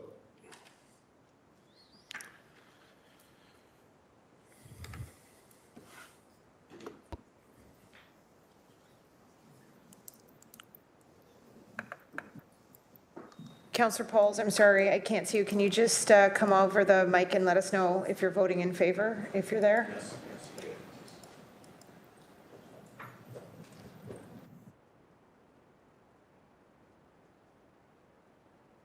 That carries 13-0. Thank you. We are moving on to 8.8, SHC 24027E, reducing homelessness and managing encampments citywide. May I please have a mover and seconder to put the item on the floor? Councillor Nan? All right. Councillor Beatty? Sure. Before we open up discussion, I'm going to ask City Manager Clucky as well as General Manager Mader to offer some preamble, and then I will open up the discussion for everybody here. I understand this will be a lengthy discussion, but I'll try to keep us as organized as possible. And if there is ever comes a time that Solicitor Shields will tell us that needs to go enclosed, hopefully we'll move any of that stuff, if there is any. Hoping to have zero. If there is any, we'll move it to the end of this discussion. Okay, City Manager Clucky, it's all yours. Thank you. Through you, Deputy Mayor. Thanks for the opportunity to speak to this important work, response to one of the most urgent challenges facing our city today. I'm sure there will be much dialogue on this, but first I want to sincerely thank Mayor Horvath for her leadership and for stepping up during a difficult time. Her mayoral directive gave staff the ability to act quickly and explore innovative solutions to the housing and homelessness crisis we are facing in Hamilton. I also want to thank Council. Your decision to approve this initiative showed real commitment, not only to supporting people experiencing homelessness, but also to addressing encampments and restoring parks and public spaces for the benefit of the community. Thanks to your support and the hard work of many, we have made real progress. The Barton Tiffany Temporary Outdoor Shelter is now open. It's helping people come indoors, and it is making a difference.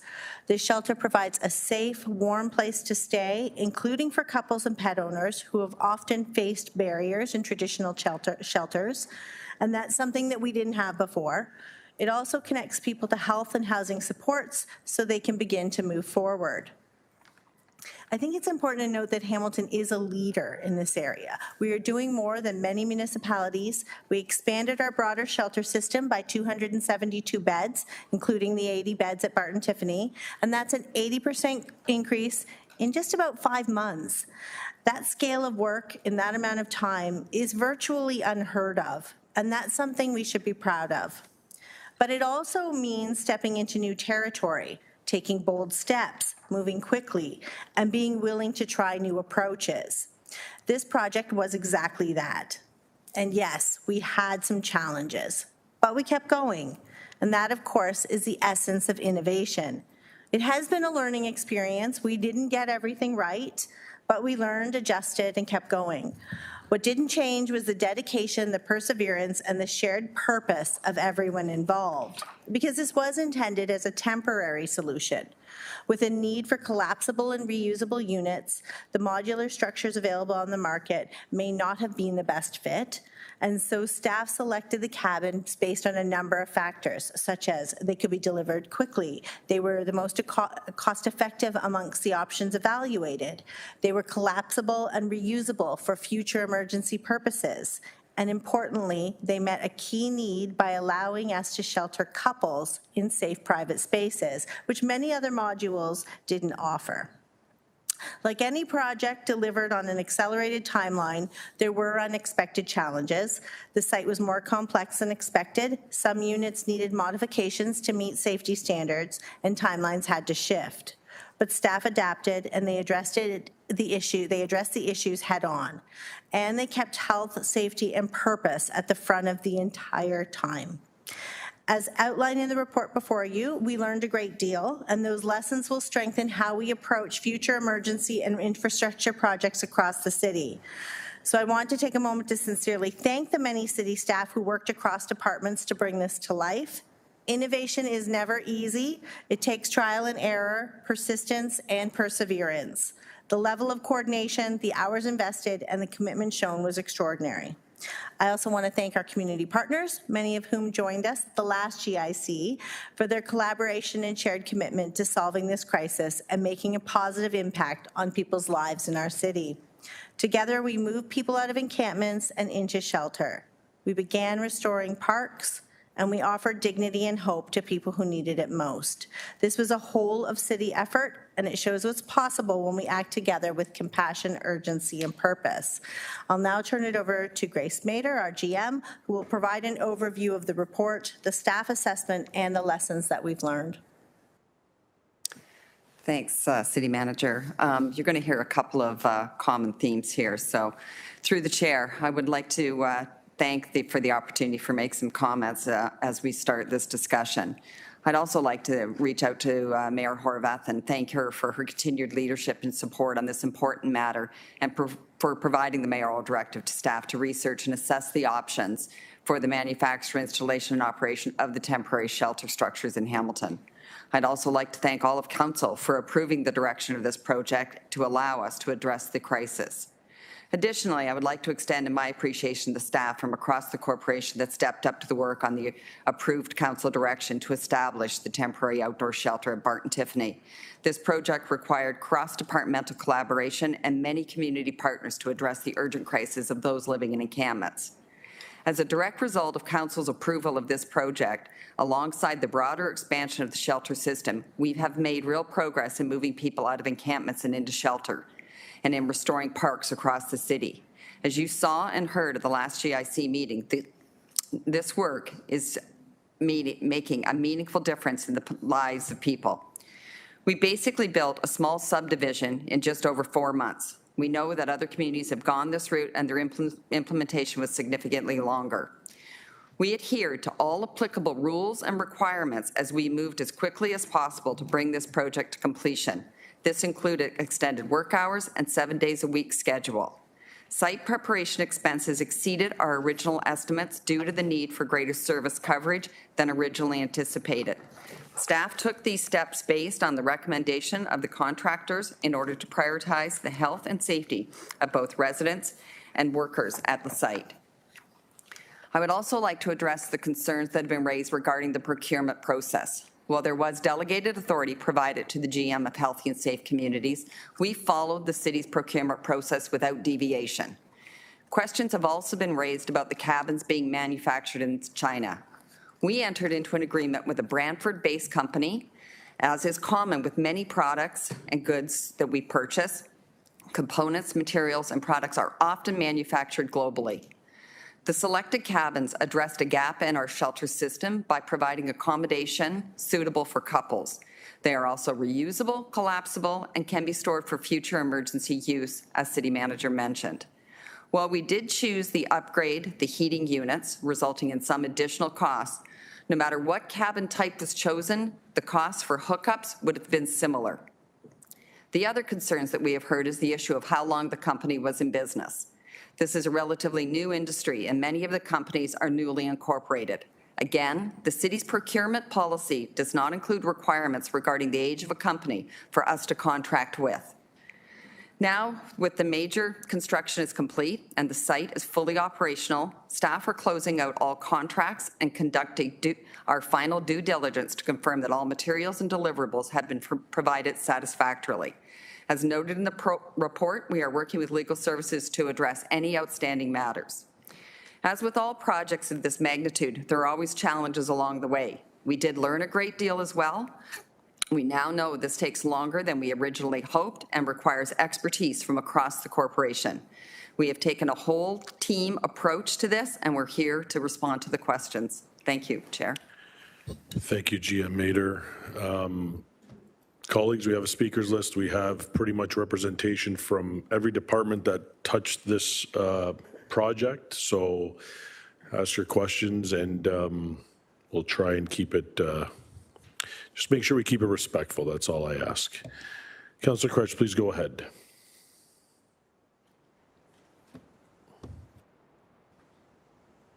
Thanks. I do have a bunch of questions. Maybe I'll start there.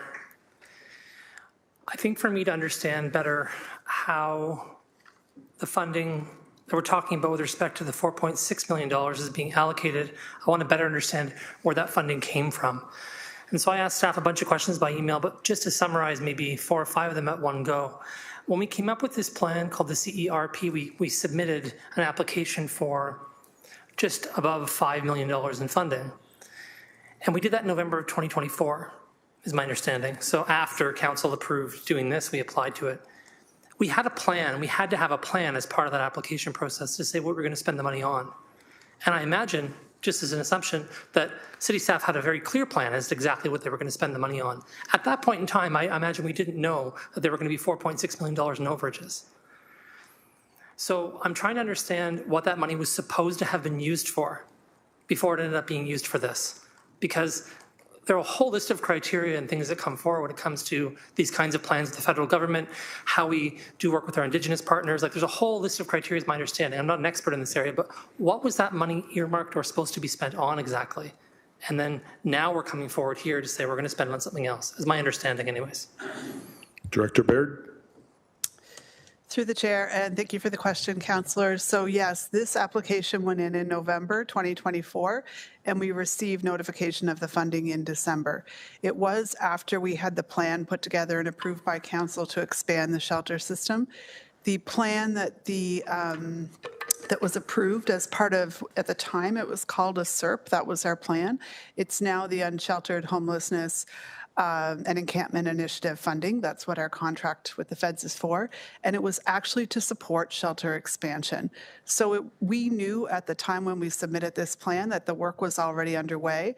And you'll recall back in September during the original report when the funds were approved to move forward with this project, there was commitment from staff to look to other levels of government where possible to find funding and funding opportunities. So the application that we submitted to the call out actually indicated that we were looking to add 272 beds to our emergency shelter system on a temporary basis to move people from encampments into shelter.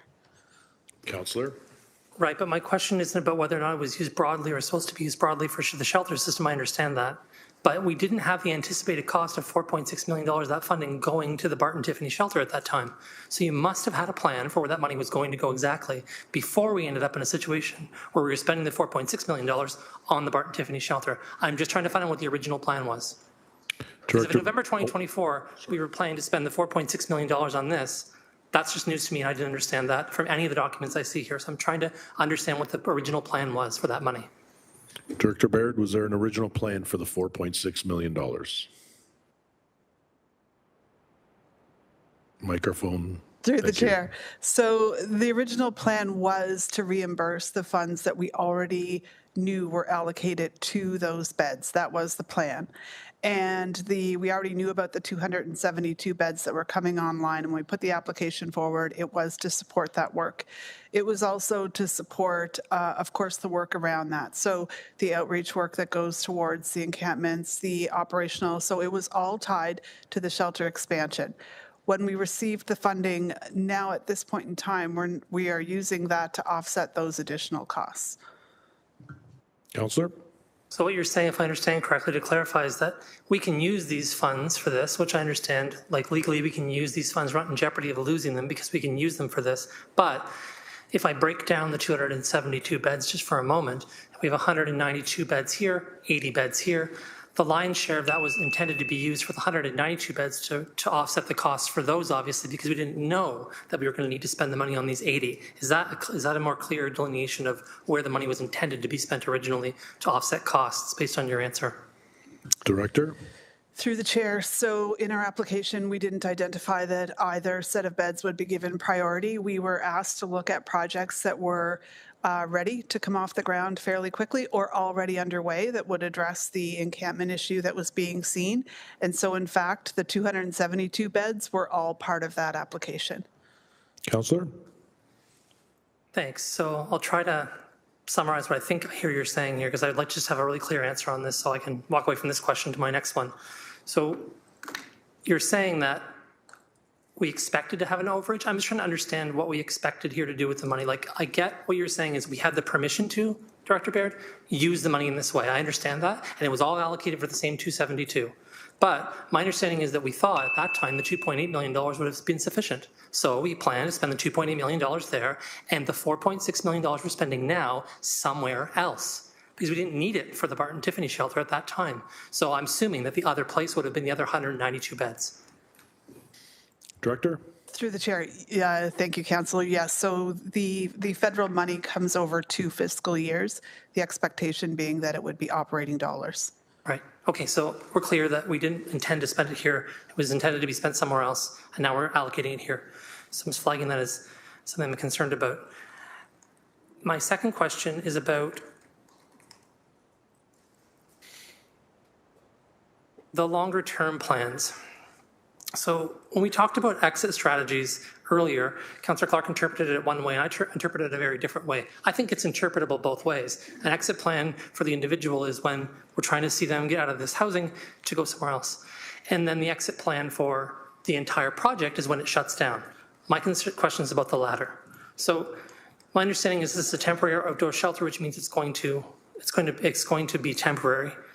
At present, based on my conversations with you folks over the last while, we don't have a date and time when we're planning to exit the strategy here. And now that we've spent a lot more money on this than we had originally intended, there's what I consider to be kind of an investment concern there, right? We spend $10 million on a project.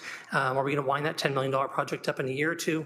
And the answer is, does that help or contribute to it lasting to becoming a permanent project? So I guess I want to understand if at this point today, on the report that we have, do we have an exit plan for shutting this down? GM Mater? I'll start through the chair to Councillor. When the original report came in September, we had set up to a 3-year time period. Since that time, we have referenced a 12 to 24 month. Part of the exit strategy that we are going forward with is that in order to accommodate this particular group of individuals, couples and those with pets, we need to build that capacity within our existing shelter system, in the more traditional shelter system. And so we've talked about coming back with a plan about expanding that on a more permanent basis, and we're in process of working on that. And then also to Councillor Clark's earlier discussion about exit, yes, people will cycle through this location. We were very specific that we operate this as a shelter. This is not a housing option. This is where the supports that the agency, Good Shepherd, is providing is about how do you move through people through their housing journey and how can they help make the supports available to them. Thanks, and I'll quickly I think that was answered. I got my answer to the question, I think, if it's okay. Good. Go ahead. James Garrick, really quickly, do we have another funding source for this if we decide not to use the funding source through the federal government funding or provincial funding? Is there another funding source available to the city for this? Jim Garrick? Through the chair, staff are recommending the swapping out of the federal funding for previously approved Housing Sustainability Investment Reserve funding, as was approved back in September 2024. Important to note, the Housing Sustainability Investment Reserve funding is interim funding that has to be paid back, so it does not compromise on the ability of that reserve. That reserve will be replenished through future year-end savings or variances. So if the concern is that we are taking capacity out of the Housing Sustainability Investment Reserve, that is not the intent. The intent is there is sufficient funding in the short term to leverage that as interim financing and to replenish that reserve. So it's just going to follow up on that, it's just going to deplete our ability to do that in the short term because we won't have the funding available in the short term until it's been replenished. Through the chair, what staff have assessed is in 2024, council approved closing out a COVID reserve and our investment reserve, and we put $30 million towards housing initiatives and $10 million towards end-of-year mortgages. We don't see competing demands on those funds in the short term, which is why we recommended using this as interim funding, and we would work with the Housing Secretariat to ensure that we don't compromise or crowd out other priorities going forward. Right, so you don't think that through the chair, Last you don't question, think that please. it's going to be happening, just clarifying his point, yeah, you don't think that this is going to be a problem in the short term, but we are limiting the short-term spending from that reserve, but you don't anticipate there's going to be any, is what you're saying? Through the chair, that's correct. If we see a need, we would come back to council and advise on a strategy to expedite the refinancing of that reserve. Thank you. Councillor, would you like to be put back on, or you? Oh, yeah, I've got some comments. Yeah, so just so everyone knows, I'm giving extended period of speaking time, so I'll make sure everyone gets the same amount. It's 10 minutes, by the way. So, Councillor Francis. Thanks, Deputy Mayor Spatafora. I'm picking up on where Councillor Crutch was going with this first question. As we had a similar line of thinking, today we're being asked to approve the reallocation of funding that was intended to support broader homelessness initiatives. I want to know what critical programs or service expansions will now go unfunded because they're using this pot of money to cover mismanagement and cost escalation. Through you, Chair. Who would like to take that? Director Baird? Through the chair, so there are no other homelessness services programs that won't be funded as a result of this. So when we originally submitted the application for both the federal and provincial funding, it was intended for the shelter expansion. The provincial funding was intended for capital repairs required within the existing shelters, while the federal was more broadly for the operational dollars. In both of those cases, they are now offsetting costs associated with the site that we have. There were cost overruns unanticipated to us in advance, but it's not precluding us from doing the other work. Councillor Francis? Okay, I think I understand. Before we consider retroactively allocating $4.6 million in federal funding to cover a $5 million overrun at the Tiffany Barton site, I think it's crucial to understand something here. I want to know, how did we get here without a single interim report to council updating us on what was happening? This project originally was presented to us as a $2.8 million capital commitment. It's now pushing $8 million. At no point were we given a financial checkpoint, a heads up, an opportunity to provide input on cost or scope changes. This is really a fundamental breakdown of council's oversight role. I just want an explanation on that through you, Chair. Who would like to take that? GM Mader? Through the chair to the councillor. Much of the project was very much a work in progress, and much of the increases were coming at us on a very rapid pace. I will own that about not reporting back in the timely manner, and so that's on me. Councillor Francis? Thank you, and I appreciate that. That's something that can never happen again. This is a $5 million overrun. This is not, by a couple $1,000s or a small amount of money. I confirm with staff they have a detailed itemized list of expenses on this file. I have residents asking me for a line-by-line list of costs.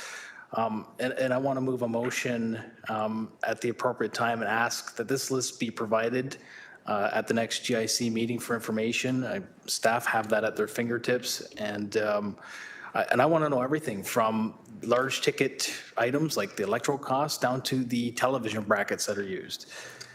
And this isn't a rhetorical question, or this really is a rhetorical question, but what precedent does this set? When a department can exceed budget requests by millions of dollars, bypass normal reporting protocols, face zero scrutiny, and request the retroactive bailout. If council endorses this kind of funding fix after the fact, we risk undermining the standards of accountability we claim to uphold across every file. So I will not be supporting this report, and this is not about opposing emergency shelters. It's about defending due process and reaffirming that major financial decisions belong in the hands of council, not failed mayoral directives. Our role is to protect public tax dollars. Taxpayers are not a blank check for poor judgment or unchecked spending. So I do have more questions, Deputy Mayors, and I'll see how the conversation goes. I may get on for a second time here after I see what my colleagues have to say. And we'll put you on a second time. You're moving a motion? I'll move that.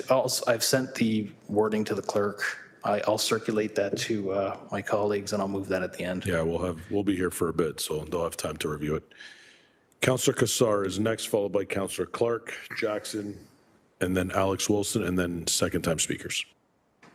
Thanks, Deputy Mayor. So I think what I heard in the opening comments is that one of the lessons learned is that we weren't setting ourselves up for success with the timelines, and I think that's important to recognize. Also heard from some of the questions here that the $5 million roughly, or 4.6, and then the other part is not affecting any other housing investments, but it's still $5 million that's not being leveraged for something at some point in the future. So similar to what Councillor Francis was asking, my first question is just around Appendix B and the financial update on costs there. Well, so that details some of the categories of the shelter units, the planning, the design, or the high-level categories and what the costs were, projected costs as of April 2025. What's not there is what the estimate was. What I would have liked to have seen was, here's what we thought it was in this category, and here's what we spent. I get in the report, there's some explanation in words, but not actually that financial reconciliation. So my question is, is that possible to do it at the level in Appendix B? Don't know if we need to go down to line items, but through you, Chair, to whoever can answer that. I don't know who can take that, if it's finance or housing staff. Jim Zagari, do you want the council to repeat it? Through the chair, if I could ask clarity, is the council referring to Appendix A or Appendix B? I believe Appendix B. Through the chair, we can take that away.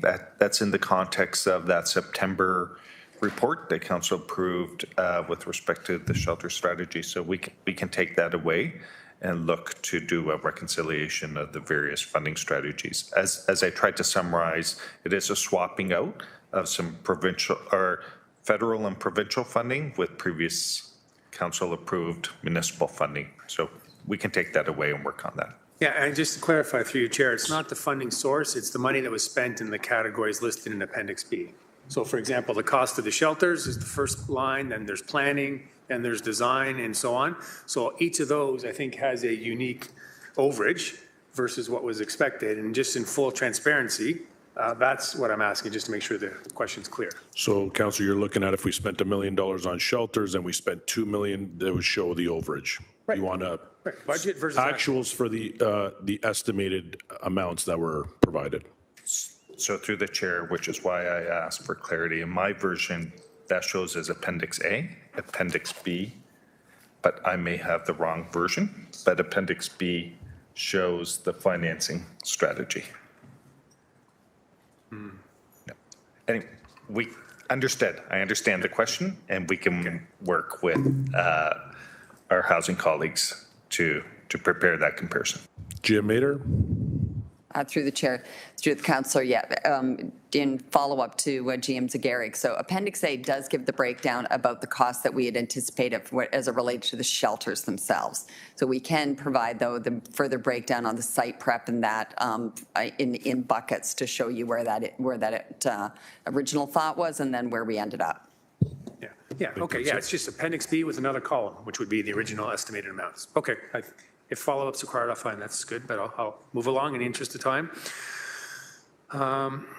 So on page 6 in the report, there's a comment that the land was not shovel-ready, which I think we knew, and environmental work was required, and evolving complexity of site conditions. So I think that therein lies a lot of the challenge and a lot of the cost. So I think it's important to just expand on that because we knew it wasn't shovel-ready, we knew there was work to do. Would like further explanation on the complexity of what we found there and then the complications we encountered. Okay, we're just going to shuffle some staff around. I think we're going to go to Director Graham to provide some of that information. Director, whenever you're ready. Thank you. Through the chair, Cynthia Graham, Director of Environmental Services. So the site did have some previous study, and there was quite a lengthy report that staff had available at the time to give some context of the conditions on site. What was known is that there was some residential there was some industry there, that there was contamination at the site. What was the information that we subsequently realized through the analysis by the environmental consultant was exactly what does the mitigation look like in order to make this site a place that would be suitable for the use.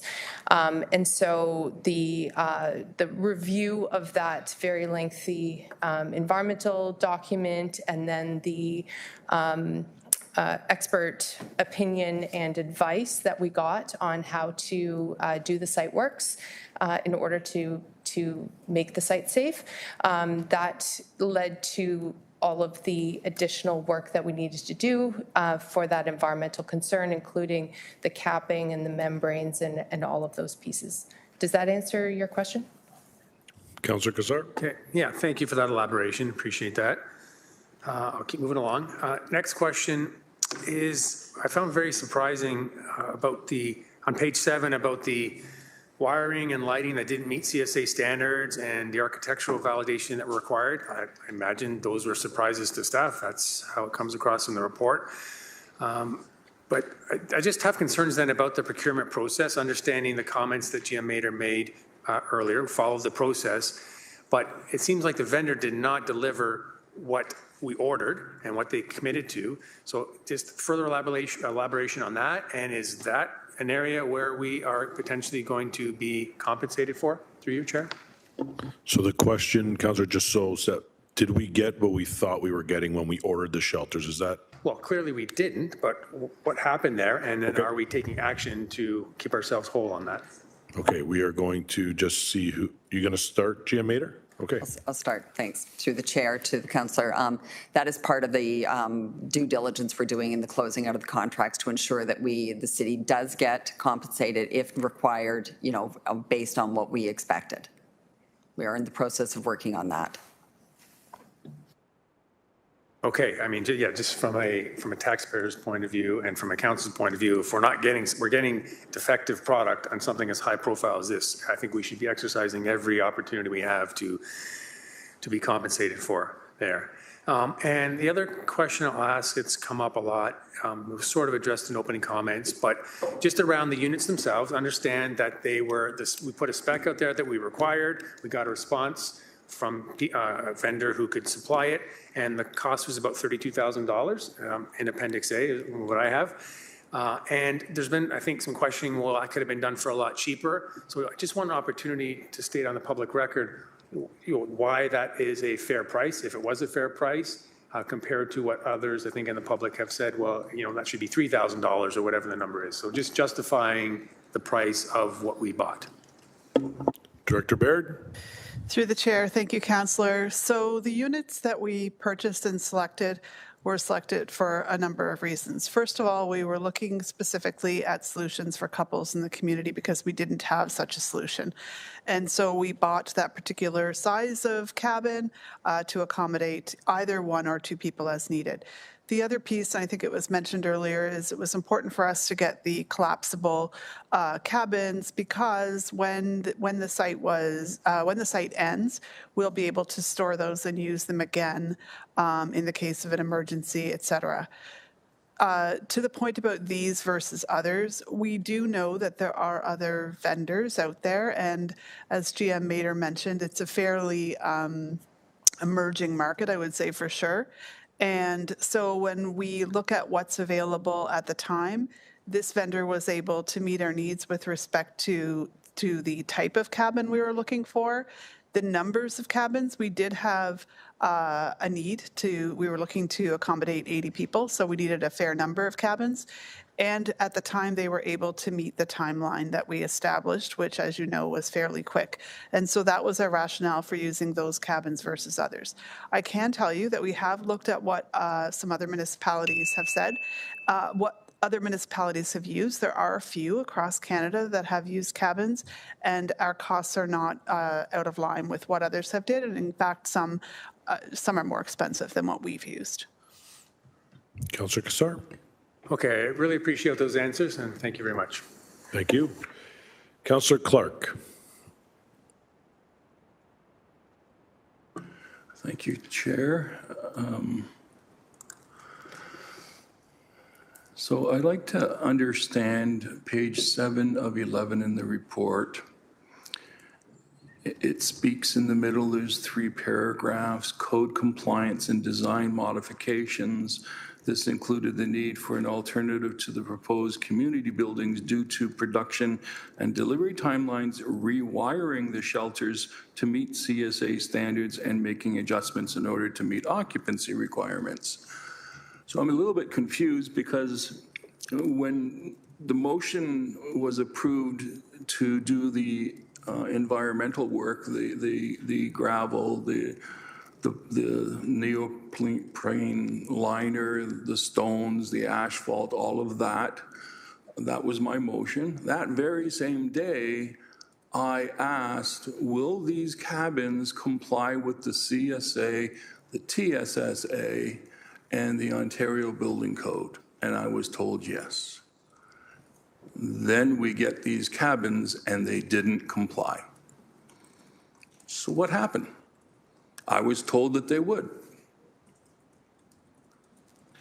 I shouldn't say we, the council was told that they would. Where? GM Mater, I guess you're going to start.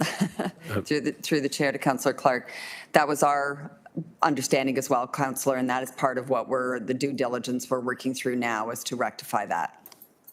Director Baird, did you want to add it? That you're good. Councillor Clark. Thank you very much for that. I appreciate it. I'm still trying to understand exactly what we are grateful for from the upper levels of government. And page 3 of 11 says that while the city is grateful for funding provided by other levels of government toward the project, so the money that we are out, are you saying that we have found that money through government funding that will match, they know what the funding is for? We underestimated the project and we got to pay for it, so will the Fed say, yeah, we'll come to the rescue? Director Baird. Through the chair, so the funding that we receive from the federal government is the $5.2 million that we spoke about previously, and then the $580,000 approximately is the provincial component for the capital pieces on shelter expansion. So there is not additional federal dollars. These are specifically the encampment response initiative funds. Councillor Clark. So are they aware that we're using their funds because there was an underestimate on a project? Usually they want to see brand new project all up and running. And so what it looks like to me is we took the money and now we're reallocating it to handle this severe overage or underage. Director Baird. So through the chair, we are using the money in the same way that it was allocated in the plan and allotted, and we are using the money in accordance with the guidelines. So the funding will pay for the temporary shelter beds, which is what our plan, in fact, in both cases outlined. We are then using the funds that were allocated to that locally to offset the costs associated with the Tiffany Barton site. So in fact, the provincial and federal dollars are being used as they were allocated. Councillor Clark. Thank you for that. Can I ask, is the Auditor General reviewing this contract from a value for dollar perspective? GM Mater? Through the chair to the councillor, the Auditor General is doing an audit of this, as a matter of fact, already. Thank you for that. Are you going back for comments, or you want us to just provide comments now? It's completely up to you. I'm giving everybody 10 minutes, but we do have second-time speakers, so you can always go back on again after, Councillor. I have to say that I was shocked by everything that occurred, sincerely. I have to say that if we've gone out for a bid and the bid said they could do it at this value, and council raises these concerns about making sure it meets the Ontario standards, and it didn't, and yet we still received the product and then spent our own money to make sure that it meets the standard, which I would surmise is appropriate, but that's dollars and costs that we've added to the file, perhaps because we didn't do our due diligence when we issued the procurement. I was shocked what I read in the papers about the company only being in existence a short time, and next thing you know, they've got this big contract. The contract came in at 2-something million and then became 7-something million. I understand that there are legal implications in terms of the contract, and I agree on all of that. But it frustrates me immensely when some of these things were mentioned before we received the product, and yet we still received it in the condition that is not consistent with the Ontario Building Code or the TSSA or the CSA. And those things are important, especially when someone's going to live in this building. It's a small building is what it is. And so you need to make sure that that building is safe for human occupancy. And that's something I know we all take seriously. And so when we ask those questions and we get those answers, and then we're reading a paper many months later that, yeah, no, that didn't happen, you can imagine the frustration. And I was just burning. I could not believe that this had happened in the manner that it did. And then on top of it, that in the middle of trade wars and all this nonsense, this company buys the stuff from China. And all of that just bubbled up and caused a great deal of concern. And we had, as I heard, a full slate of people involved in this process. You know, we can't, it's not Grace Mater's fault. There was a whole team that was involved in delivering this project. I would hope in the future that, A, we give ourselves the time to do that due diligence, and B, that we make sure that anyone that is delivering product to us or delivering us a project, that they meet the scope up front. And if they don't, then they don't get paid. In this case, I'm assuming he already got paid for all this stuff. So it really bothered me. It should not have happened in the manner that it did. Thank you, Councillor. Councillor Jackson? So, Deputy Mayor, I just have commentary. I use my time for just commentary. Thank you.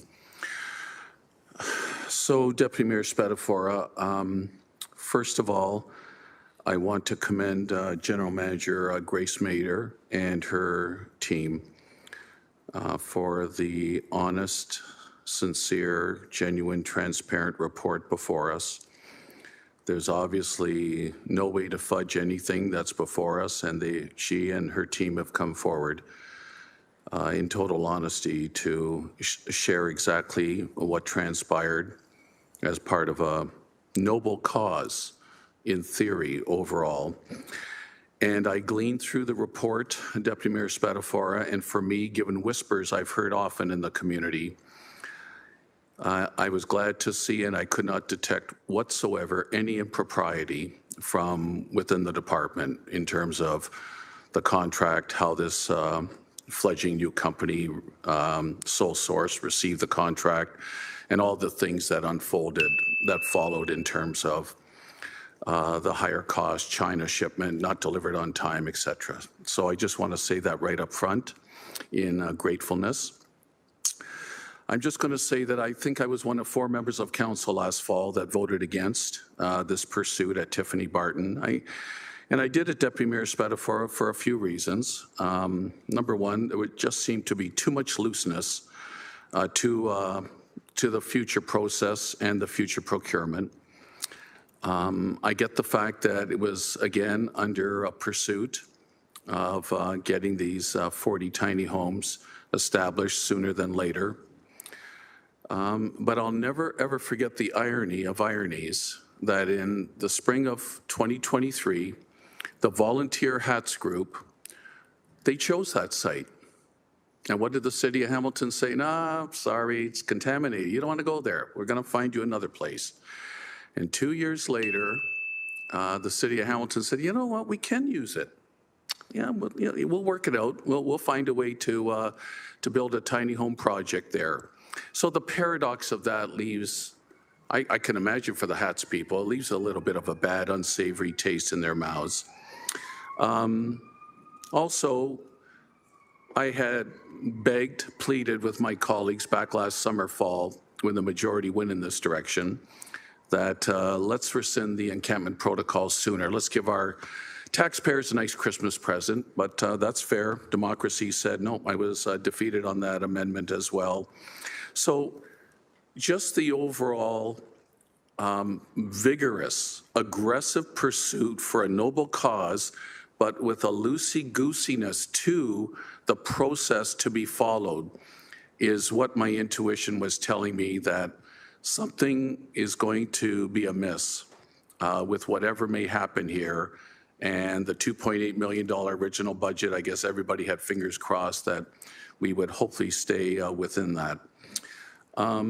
You know, Deputy Mayor Spadafora, taxpayers, at least my community, overwhelmingly on the East Mountain, they want to be compassionate to the houseless, the homeless, to those that have lived in tents, those who have lived on streets, who are just absolutely down on their luck at the bottom of the barrel.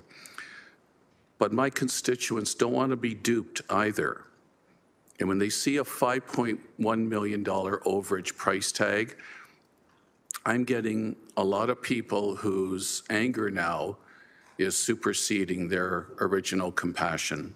And that's what I've been receiving since this overage became public. So to wrap up and to stay consistent with my vote last year, even though this is earmarking $5 million from other funds, federally, provincially, to help offset this overage, this, in my humble opinion, could have been handled a lot more carefully and cautiously many, many months ago, and hopefully, in a lesson learned, could have avoided this outcome. So I'll be recorded as opposed to this report. Thanks, Deputy Mayor Spadafora. Thank you, Councillor Jackson. Councillor Alex Wilson. Thank you. Really appreciate the report, the questions asked so far, and some of this information coming forward. I think I just want to take a step back and maybe ask some pretty obvious questions, but based on what the email is, kind of the public interest on this one, I think it's really important to maybe clarify just a couple of very one-on-one things before moving forward. I'm looking at Appendix B. I'm seeing where the main costs of overrun went, and I think there's multiple parts of the story that are rightfully concerning to the public, for sure. I think the result of all of those things coming out at once, though, has led to maybe a confluence of understanding. So micro shelters did not deliver the product we were looking for in several ways and imported it from where we weren't expecting. What was the financial impact of that significant in the overruns? Or is that more of a, hey, we didn't get the product we were looking for, it didn't come from where we were expecting, there's a procurement issue there, there's an issue there for sure, and then the financial issue has to do with the site prep. That's my understanding looking at Appendix B, but I'm trying to get some understanding, because I think there's a public perception that we paid the vendor this overage as a result of a shoddy product. So just really trying to understand what the overage went to. Okay, so you want to know if the overages were based on what we More received? site plan or more micro Or shelter? more from the site? Who wants to start with that? GM Mater? Through the chair to Councillor Wilson, no, those additional costs did not go to the vendor. They went to offset some of the needs that we identified. It was approximately about $400,000 associated to the shelters. The remainder amount was related to site prep. Thank you. And so, again, that detailed appendix with financing is coming. So I'm going to round to the nearest million because I think that's what we're working with now. But about 4 million of those kind of site plan dollars there.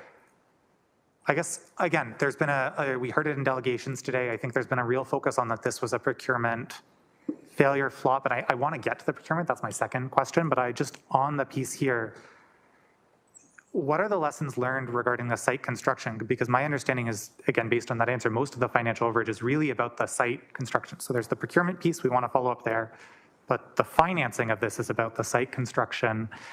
Are the key costs, just maybe a quick summary, what are the 3 or 4 big elements of that site construction? The key elements of what drove up the cost. Director Graham? Through the chair, the site construction was complicated by the capping of the site, so bringing in the additional materials, granular, all of the membrane, as well because the site required 2 layers of fencing. There was some additional cost there, the external fencing to limit access to the remaining areas of the site that were not make safe, and then the interior fencing as well. Additionally, there were some additional costs that were related to just the nature of the site. So bringing the electrical service in that had not been there because essentially the site was, leveled from previous use, and working towards bringing in some water service and the sewer service. Thank you. Appreciate that answer. And when we get it sounds like there's a motion to get more of those financials. So just maybe keep it that's helpful for me to also understand that's where the majority of this is on the site plan side. And there's some cost recovery of that. On the procurement, though, I think there is a public concern about some of the pieces. Under the lessons learned section of the report, when I look for the pieces that mention procurement specifically, I get to the vendor partnerships and readiness section that discusses the potential benefit from formal pre-qualification processes for these types of procurements. There's not a corresponding recommendation to change our procurement process. I understand there's existing reviews going on, but I'm just wondering, specific to procurement, in these lessons learned, what is the path? It sounds like there is a teasing of a recommendation here in these kind of lessons. I'm wondering what the path to move that forward is, or maybe I'm misunderstanding what staff are hinting at if there's not a process improvement there. Just going to shuffle some staff around. Just 1 second.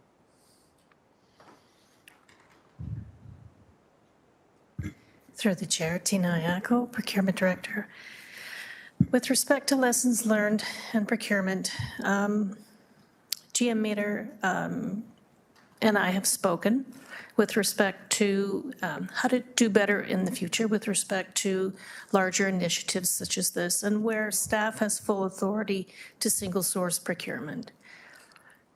In those discussions, we discussed perhaps bringing together a core team of staff to discuss not only the procurement, but also the implementation of the initiative so that we could get information from all sections within the department to feed into information on the site conditions, any building permits, any other requirements, including procurement. So going forward with procurement, we would be more active within these initiatives to help the department do their strategic sourcing and potentially bring them additional suppliers. Councillor? Yeah, thank you. Through you, Chair, is that being embedded through a policy change, a memorandum, or some formal process consideration, whether it's an internal process or a public kind of policy-based one?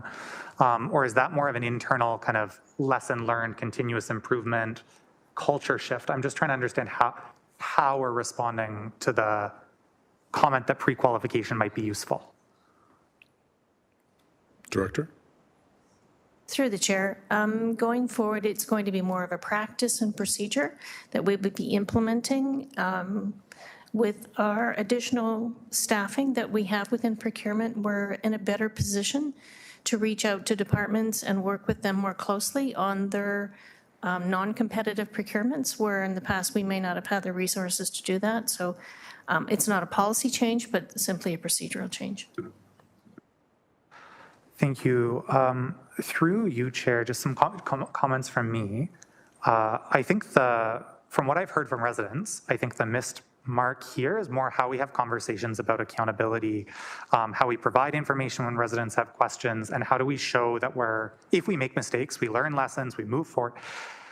I'd suggest that some of those kind of pieces of lessons learned saying, so for example, I remember our very first meeting here, the very first risk I clearly remember back in 2022, we don't have enough resources in procurement. As we were sitting here in our orientation, said clearly.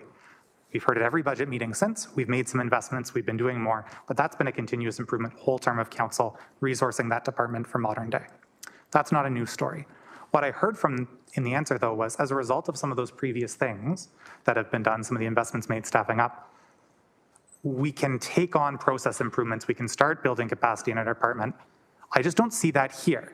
And so if I was a resident reading this, I don't know if the city's doing anything differently after doing this. I don't know if changes have been made. And I'm wondering if there could be a comment on how do we communicate what changes are being made within the city on this topic and other topics. I think this is like, for me, where the disconnect is really coming from is, what are we actually going to do about this?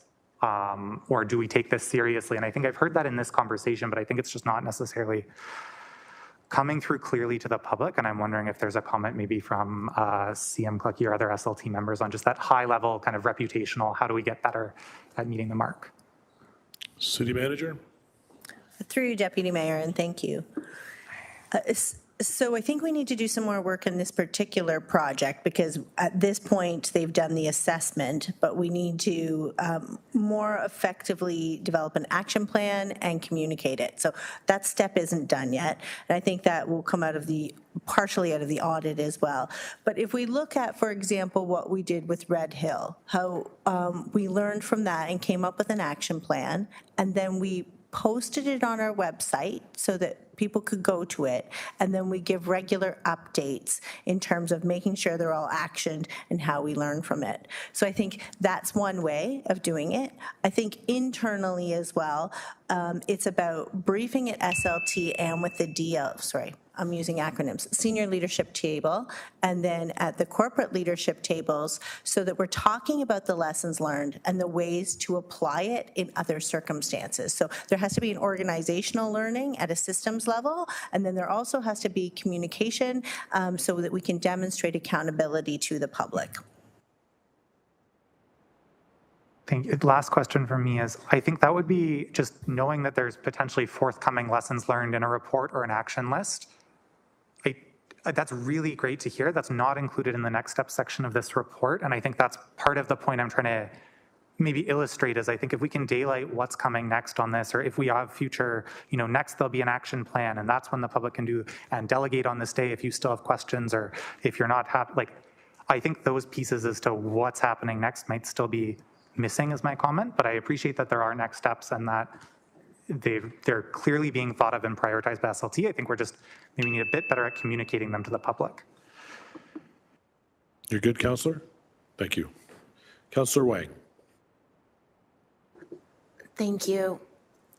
Deputy Mayor, all I have are vibes right now. And I do want to be able to share some of my thoughts. I'll tell you that as a first-time councillor, and I'm year 3 into a 4-year term, and you said it last night, which was you felt like you'd been there 3 terms now, and instead of the 3 years. So it was Not supposed to share those comments. It's been a steep learning curve, but I'll tell you, just to give you anecdotally, that when I was door knocking in the summer of 2022, homelessness did come up, but it wasn't the prevailing or the prominent theme. In fact, it was other topics, and in fact, the minute that we got in, Ward 4 saw the very first encampment it had ever seen in its entire lifetime. Ward 4 lost their minds from seeing homelessness in action in our parks, and just as other councillors have said, it has, residents felt that empathy, felt that compassion, but they were looking for an opportunity to see how we can take homelessness out of parks and into the appropriate, dignified housing. I recall that when this first came up in essentially spring of 2023, we asked the question and staff said, yeah, there's an opportunity for outdoor shelters, but we don't recommend this because it costs a ton of money. And also there are no appropriate places to have healthy environments. And just as Councillor Jackson also rightfully remembered, HATS did ask for that location. We said no, our staff said no, rightfully, because it's a contaminated piece of land. And what we see today is it cost us $4 million to get us there. $4 million that imagine the outcry if we did allow HATS to be on that land, it was contaminated and we hadn't spent that money. So today, what we are doing is we are adjusting to a situation that is so incredibly fluid. And in fact, all along the way, we as this horseshoe have asked and had our staff rise to the occasion and work their butts off to meet unreachable goals, unreachable timelines. In some way, shape, or form, they figured out how to create a small subdivision in 4 months' time. The fact that this land was absolutely desolate, there was nothing there, and now it is capped, it is safe, 2 lines of fencing, water, electricity, 40 cabins plus 2 large shared shared office spaces and washrooms and kitchen facilities. That is an overage of $4 million. But again, this comes back to imagine if we had allowed HATS to be on that contaminated land without spending that money to ensure a safe and healthy environment. And so I want to go on the record by saying we have given staff an impossible task, and this is the admirable and amazing way that they have shown up and given their all. And this is a cross-departmental, it is a whole of community, whole of city initiative where everyone pitched in order to make this work. So I am thankful for the work that they have done. I am also respectful that mistakes were made. I am also respectful to what community is telling us and how they've delegated and shared their concerns with us.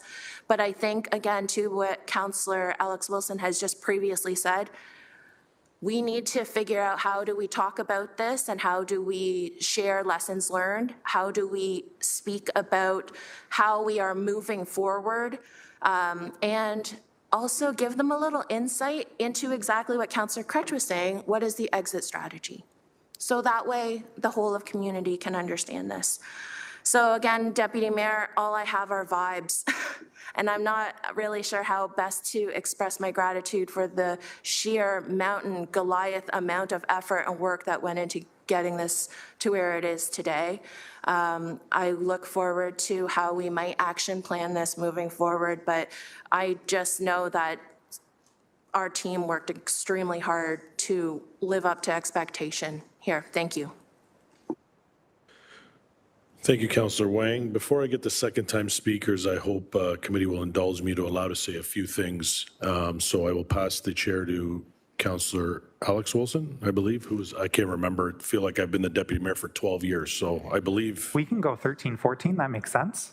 Let's do it. So I'll keep this brief, and yeah, I got vibes as well, good and bad.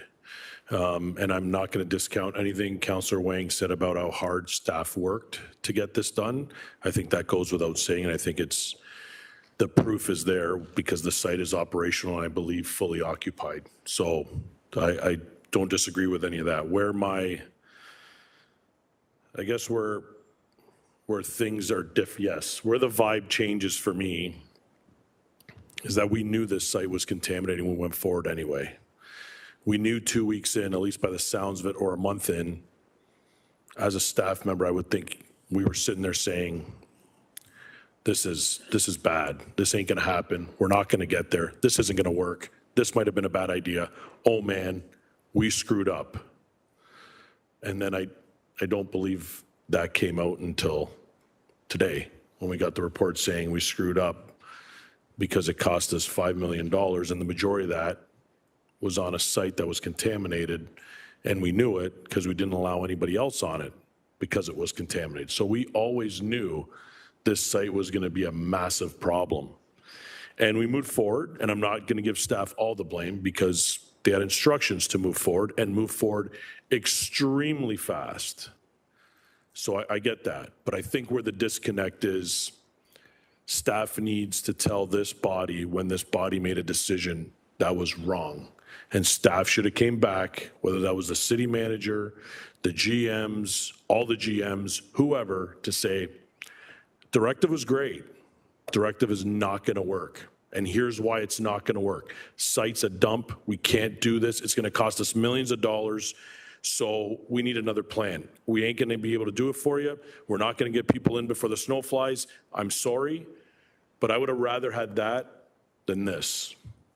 And again, I'm not blaming staff. You got to take some of the responsibility, not all of it. I think it's a joint responsibility. Staff will take some, and this body needs to take some. But at the end of the day, I know you guys want to make us happy. Sometimes you just got to come back and say, you guys are wrong. This isn't going to work. So find a better plan. And I know that's hard as staff coming to this table to say that. But I think, at least from my standpoint, I would rather you tell me that the day after I told you to do something and tell me I'm wrong. Because in the end, I think we don't get here. We're in a different place. And I think we're celebrating the accomplishments without some of the unfortunate negativity that came out on this project. That's going to overshadow, whether we like it or not, I think the benefits of what we have at Barney and Tiffany right now. So that's it for me. I will take the chair back. Thank you, Councillor Alex Wilson. I do have a first-time speaker that popped up. Hopefully that wasn't because of me, Councillor. Go ahead. Well, thanks, Chair. I always appreciate your wise words. Thank you.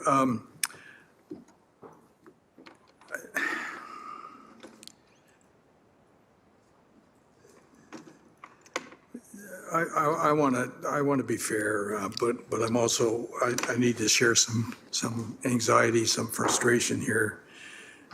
Mom used to say growing up, when you mess up, fess up. And I do a lot of that in my life, you know. Yeah.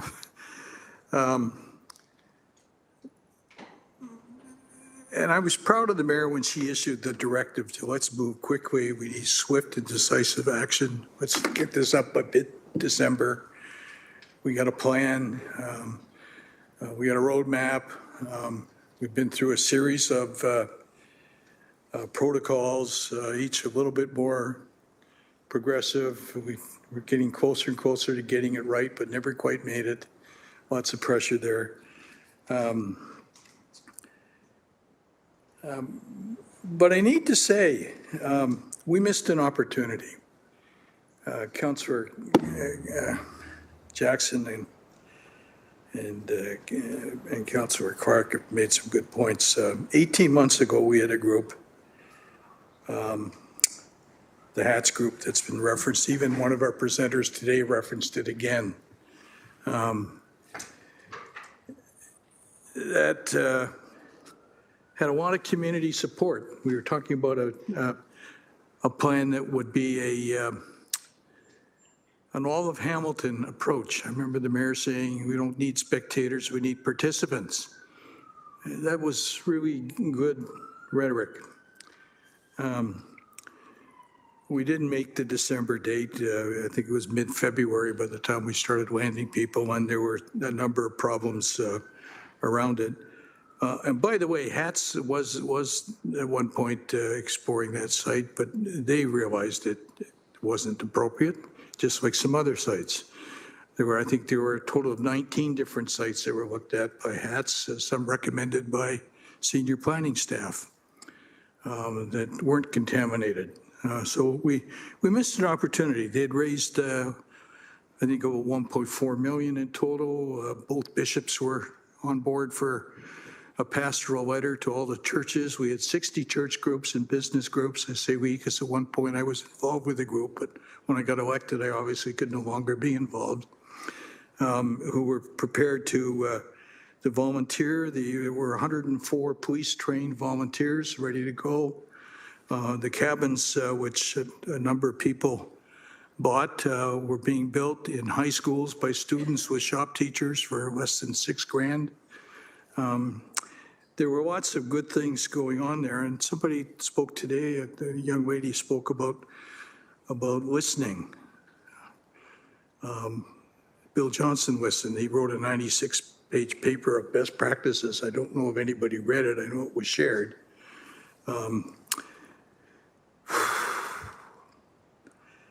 Collaboration, public partnership, trust,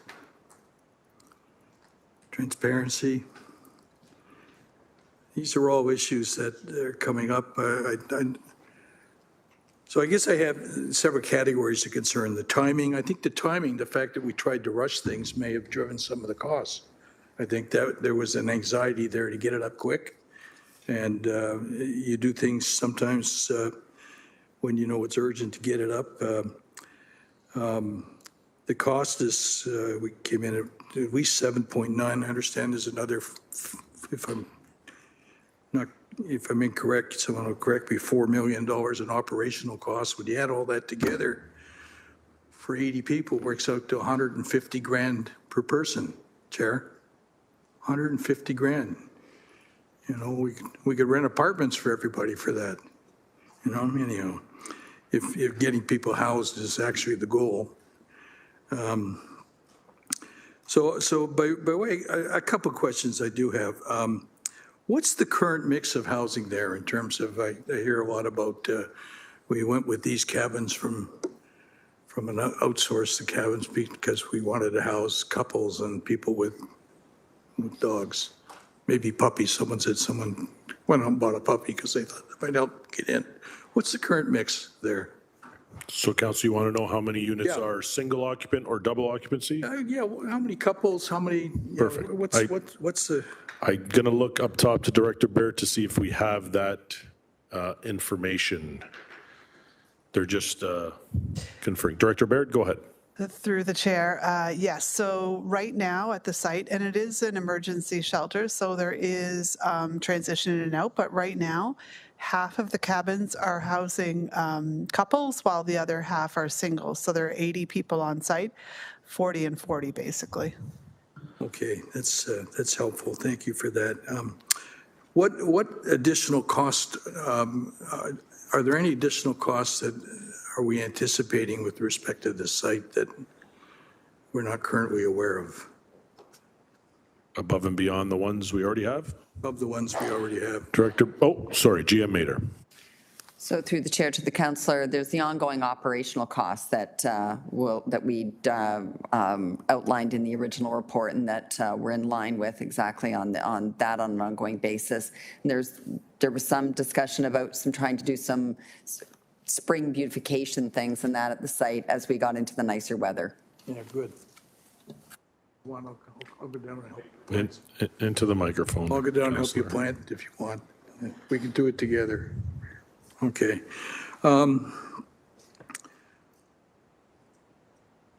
when was the last time anybody spoke to HATS about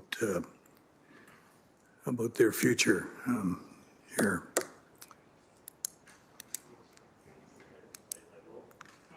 I don't know if I can give you that one, Counselor, just because we're only speaking to the Barn and Tiffany site, and HATS is not part of that. So I understand, but you GM Mater will definitely answer that question offline for you, if you okay, want. well, that's fair. My concern is that there was, let me be brutally blunt. There was a group that was ready to go.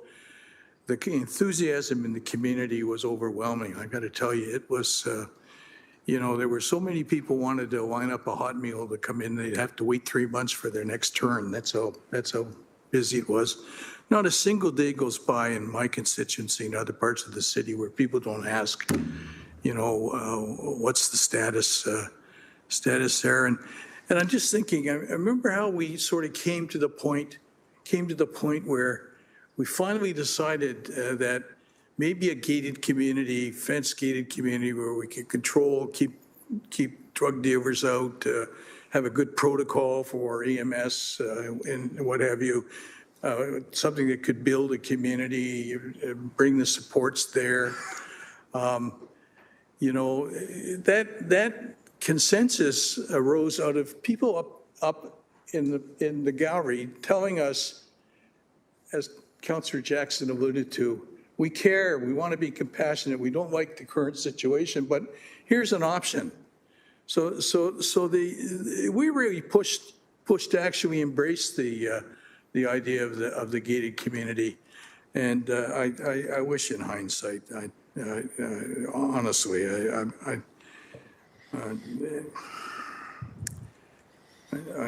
I know we got to move forward, and I know there's.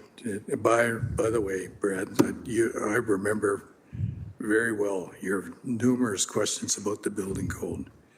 It was. I still got the notes. Yeah. You remember the first meeting when the HATS people came out? Yeah.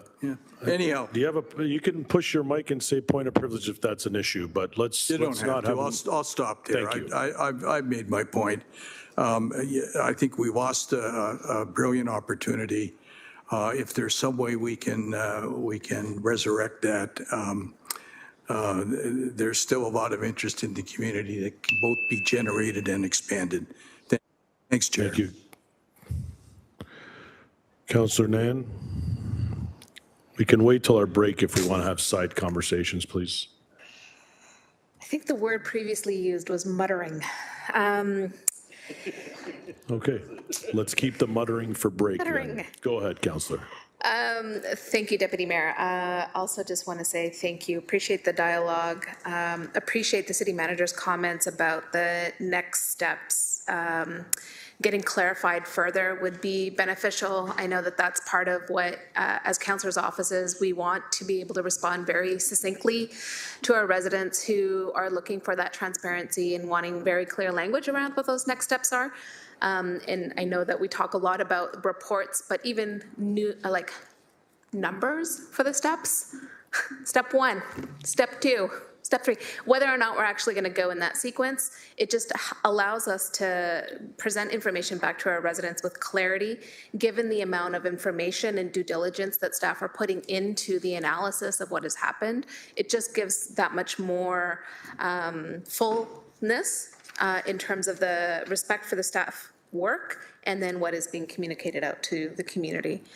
And I do want to say, folks, it's being described as noble efforts, it's being described as partly successful, it's being described as innovative, it's also, what it is crisis management. And when our community was facing the crisis and so many others were trying to come up with ideas and solutions and be part of it, proposals for parklands shot down. Proposals for commercial lands shot down because there's nobody willing to put up the commercial land in terms of private lands. Concerns about industrial land being used from the get-go, not only from the health and safety perspective in terms of the cost for remediation, but what signal does that send in terms of the way in which we respect each other's humanity? regardless of our housing status, regardless of our health status. And so we've been managing a lot here, and I just want to acknowledge that, right? Because at the end of the day, yes, there's cost overages here. Yes, there's a lot of lessons learned in terms of process and procedure here, but ultimately what we're talking about is saving people's lives. And I just want to acknowledge that and put that in the context of this work as well. Thank you. Thank you, Councillor Nay. Councillor Beattie. Thank you, Chair, and through you. I share a lot of the exact sentiment that you yourself shared a moment ago, that I do wish that we had had the opportunity to maybe pump the brakes a little sooner. And there's a quote I'm going to paraphrase from Jeff Goldblum. It's a dinosaur movie from the 90s, you may recall. We were so preoccupied with whether or not we could, we didn't stop to think about whether we should. With regards to the bulk of the overage, I understand, deals with the capping of the site. And I'm trying to understand if there was some thought given, and this is a question, what happens next in terms of, we're looking at a 2 to 3 year window as this temporary site finishes its usefulness and we move on to whatever happens next. But we have spent $4 million to cap a site. What possible use could we get in the future on this particular site? Or is that investment simply vanish when the site is decommissioned? Who wants to take that? GM Robichaud? Through you, Mr. Chairman, to the councillor, the approved secondary plan for these lands designates them as industrial adjacent in closest proximity to the rail operations and mixed use, commercial residential on the other portion of the property. And that was a settlement negotiated with CN Railway about 20 years ago. Staff are currently developing a disposition strategy to determine how to take these lands to market, and that will have to be coordinated with the winding down of the current emergency shelter use on the property. That disposition strategy would be, one of the options is, do we take all 3 parcels of land to market at once, or do we start doing it in a phased approach? And we anticipate, as we further refine that strategy, to come back to committee and council with an update as to how we propose to dispose of these lands to allow them to come to the market and for the implementation of the approved secondary plan and zoning that's on these lands. Thank you. Councillor Beattie. Thank you, Chair, and through you. Thank you for the answer, GM Robichaud. If I was going to summarize, it sounds like we're planning on selling the property, and whatever happens after the fact happens after the fact. Very likely that the $4 million investment in capping the property is lost. There's probably not a whole lot that the future buyers may find in value of an asphalt cap over top. That is correct. There are commercial interests. Occasionally, the larger commercial developers reach out and ask what are the city's plans for these properties, but right now the market conditions are not ideal to bring them to the market. We do not anticipate, though, if we were to take all the lands to market at once, that anybody would be looking to put a similar use back on this property. What people are looking at developing it would be in accordance with the secondary plan and zoning, which is for mixed use and quasi-industrial uses adjacent to the railway yard. Because there are the constraints associated with CN as to what you can and cannot do on that property. And that's why, we had negotiated that deal with CN with, this non-sensitive land uses adjacent to the rail yard. Thank you. GM Mader, you have something to add? Yeah, through the chair to the councillor on that, we had been looking at what other options that could be utilized on that after we decommission the site, though, and it isn't city asset that, we could use it for storage. It's fenced, it's locked. There are options that it could be used for the city on storage on a go-forward basis. Okay. I appreciate that. Yeah, thank you, Chair. I do appreciate that, GM Mader. It does sound like at least there was some consideration given into what happens next. And I'm always trying to think of how do we protect the investments that we make as we move forward. Along that same vein, though, Chair, through you, some of the considerations that were given to the purchase of the design of the particular cabin that we purchased. It's been highlighted in the report and in statements made by staff that this particular style of cabin was used because it was deemed to be reusable, it could be collapsed and stored. Then we had to come and do a series of upgrades, and I understand electrical upgrades are part of that. And I've seen pictures, I haven't been inside personally, I'm just judging by what I've seen in pictures. That has resulted in a conduit being mounted on the outside of the wall system, supposedly going over top of the seams that would be part of the collapsible structure. So is it really feasible that these are going to be collapsed now that we've had to retrofit them in such a fashion to bring them up to code? Or are we basically looking at they're going to stay in their current form permanently and not be collapsible moving forward? Through the chair, that when we decommission the site, we would be removing that conduit, and then they still can be collapsible.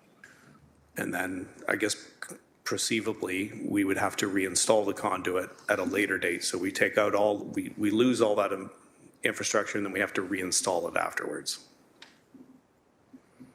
Through the chair, though, if it were to be used for a similar utilization somewhere else, if we were doing that. Okay.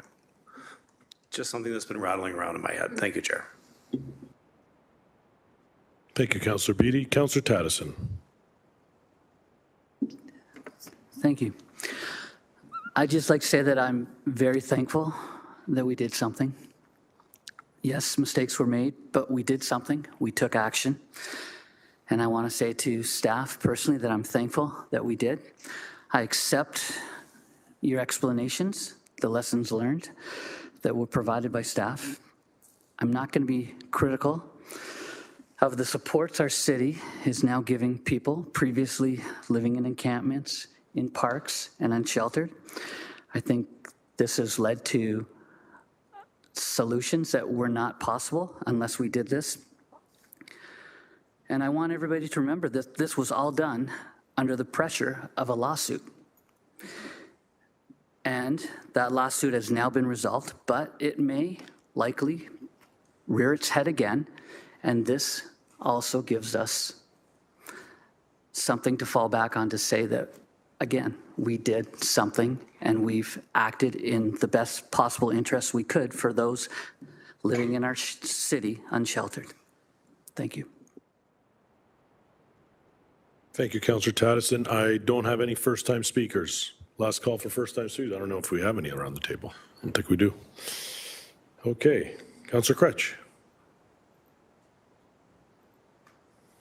Thanks. I don't think I have any further questions to ask, but just wanted to make some comments. I agree with most of what people are saying with respect to our staff were given, as far as I'm concerned, an impossible task. We look to other places, and thanks to Councillor Maureen Wilson for sharing this with me. When you look to Nova Scotia, who's doing something similar, it's costing them $9 million to do this. And they're doing it on a timeline that's been delayed by an entire year. So this isn't an isolated situation, and they were given an impossible task to do. And I agree with what Councillor Spatafora said. We should have just been told at some point, look, this is going to cost us way more money than it should have cost us, or no, this is not going to be feasible. These are things we're going to have to do. And that's a tough thing to do. I understand that. I'm not blaming staff for that either. The way that the strong mayor powers are set up is essentially the mayor's the boss of staff. The mayor put out a mayoral directive. We don't get to veto, we can veto them as a group if we want to, but we don't edit those, we don't do things with this. And I'm not trying to throw the mayor under the bus by saying this, but that mayoral directives are not collaborative. As the councillors, Councillor Nan and I, who have the most encampments in our ward, it wasn't like we were consulted on that mayoral directive before it came forward to try and approach something in a way that may have made more sense. And I think that the pressure of that time and the pressure of the directive is the result we got. And I voted in favor of this before simply for two reasons. One, because winter was coming and I thought, okay, this could provide some much needed warming space to people who otherwise wouldn't have access to warming space, right? Nobody wants to hear about freezing pets and other kinds of things that are going on in encampments. Nobody wants that for people, and this would have provided that. And it could have provided that. And the other reason was because there was going to be an exit plan with a date saying we're not doing this anymore. As of this date, we're going to wrap it up. And so if I had known that those two things wouldn't be present today, I might not have voted in favor of this because I thought that was the virtue of this. It was giving a chance for us to do something to help people with the warming plan. And that kept being what I kept hearing was before winter, before the snow flies. And that's what I was making my decision at that time based on. And so I get that it's hard. But I think also no collaboration was done with the people who were impacted by this most, those who are living there. When I looked at this idea of a community plan, right, or a community funding, and some of the wording and some of the language I saw there was there's supposed to be some consultation with the people who are actually going to live there. And again, mayoral directive didn't make time for that. We didn't do that. We had to hurry up and get this thing done. There wasn't time to do it. Had we done it, and I agree with the delegate who said we probably would have found a more cost-effective and better solution had we spoken to the people who are going to be impacted by this directly. And that's what we should be doing. And we didn't do that. And that's okay. Also want to say, and thanks to Councillor Alex Wilson for drawing a bit of attention to this, we did actually follow the city's procurement process. Appreciate that we got to improve it. It's got to be better. But there were 3 people contacted, 3 different groups. They all 3 of them put proposals forward, and we evaluated those 3 proposals and chose one. It's in the appendix. Anyone can read it. It's right there in black and white. So it's not that we didn't do anything to evaluate it. It's that we didn't have a robust process. In a single source procurement, under a timeline of a mayoral directive, find me a robust process in this country. There isn't one.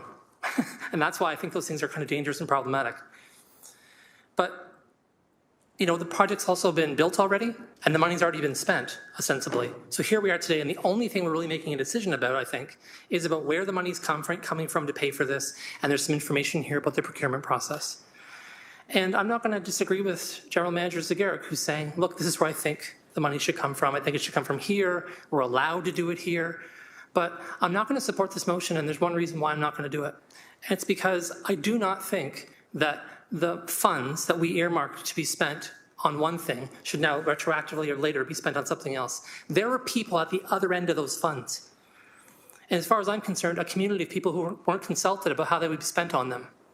And so that's my dilemma today, is that I understand why we made this decision. I understand that we're taking it from over here, but I would prefer that we not take it from this specific place where we'd earmark this for other things and be using it now solely for this temporary shelter.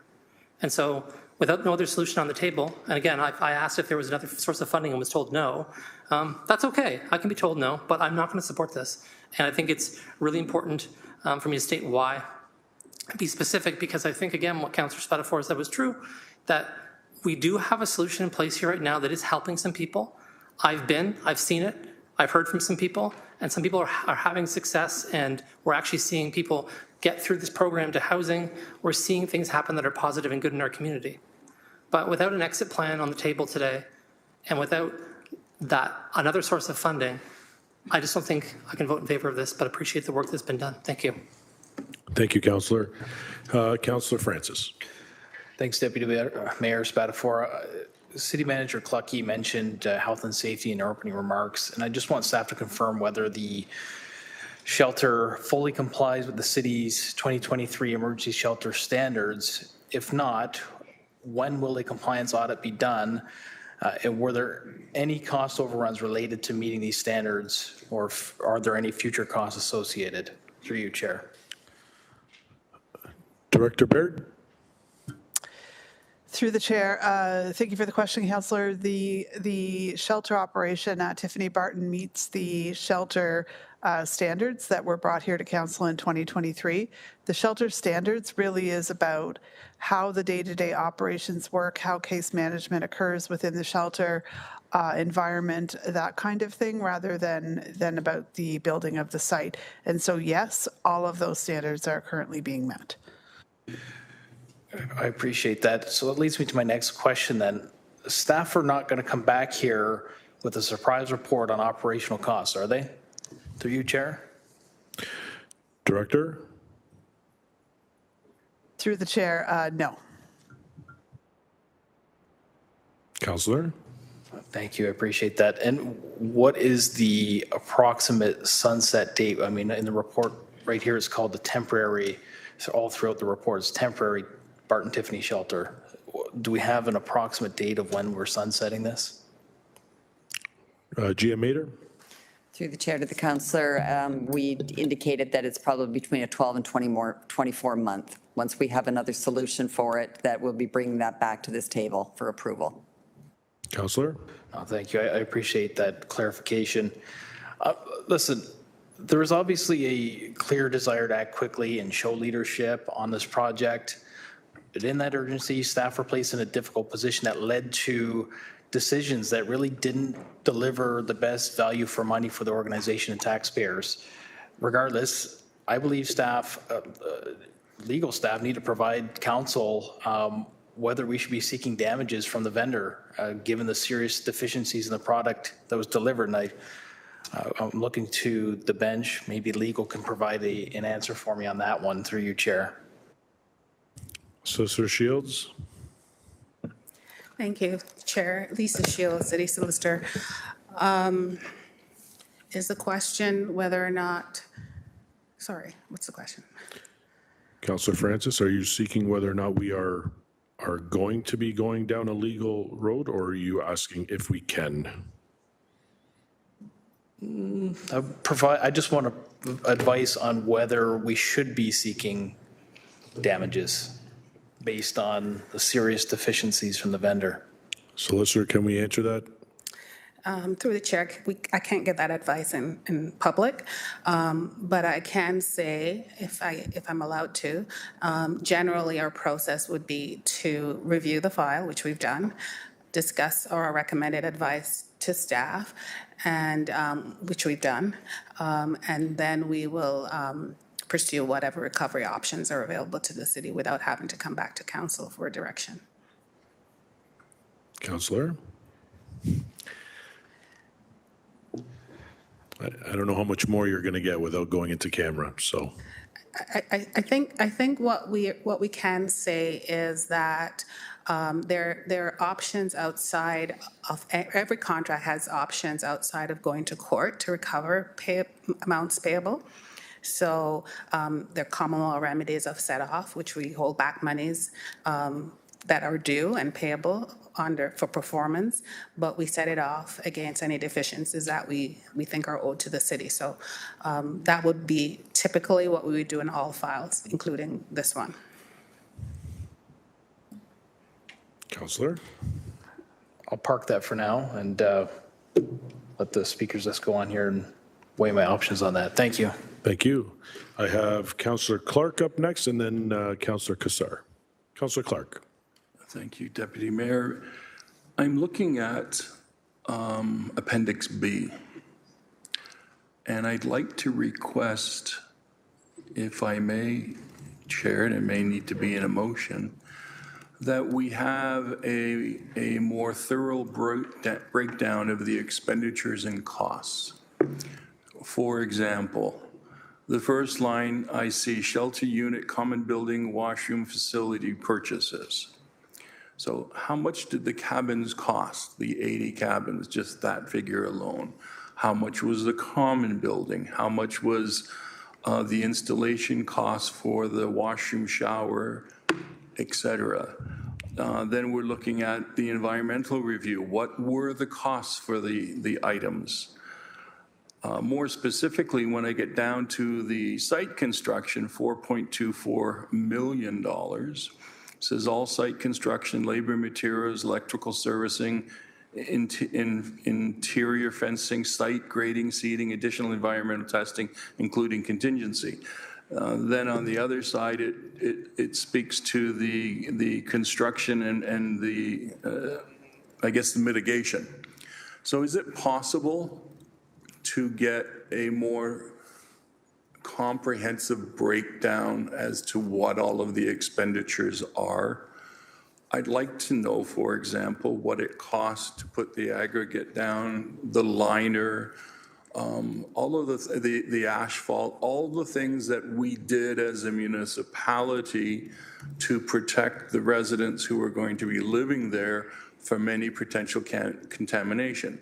Knowing this, Chair, that we were advised at the time that the record of site condition for this property, halved off from everything else, showed much less contamination to worry about. It was the other parts of the site that were more contaminated. But I'd like to know what those costs are. so that the public can see exactly what we spent the money on, because when it's an aggregate, it's very challenging. Councillor Clark, just if, I apologize, I let you go on.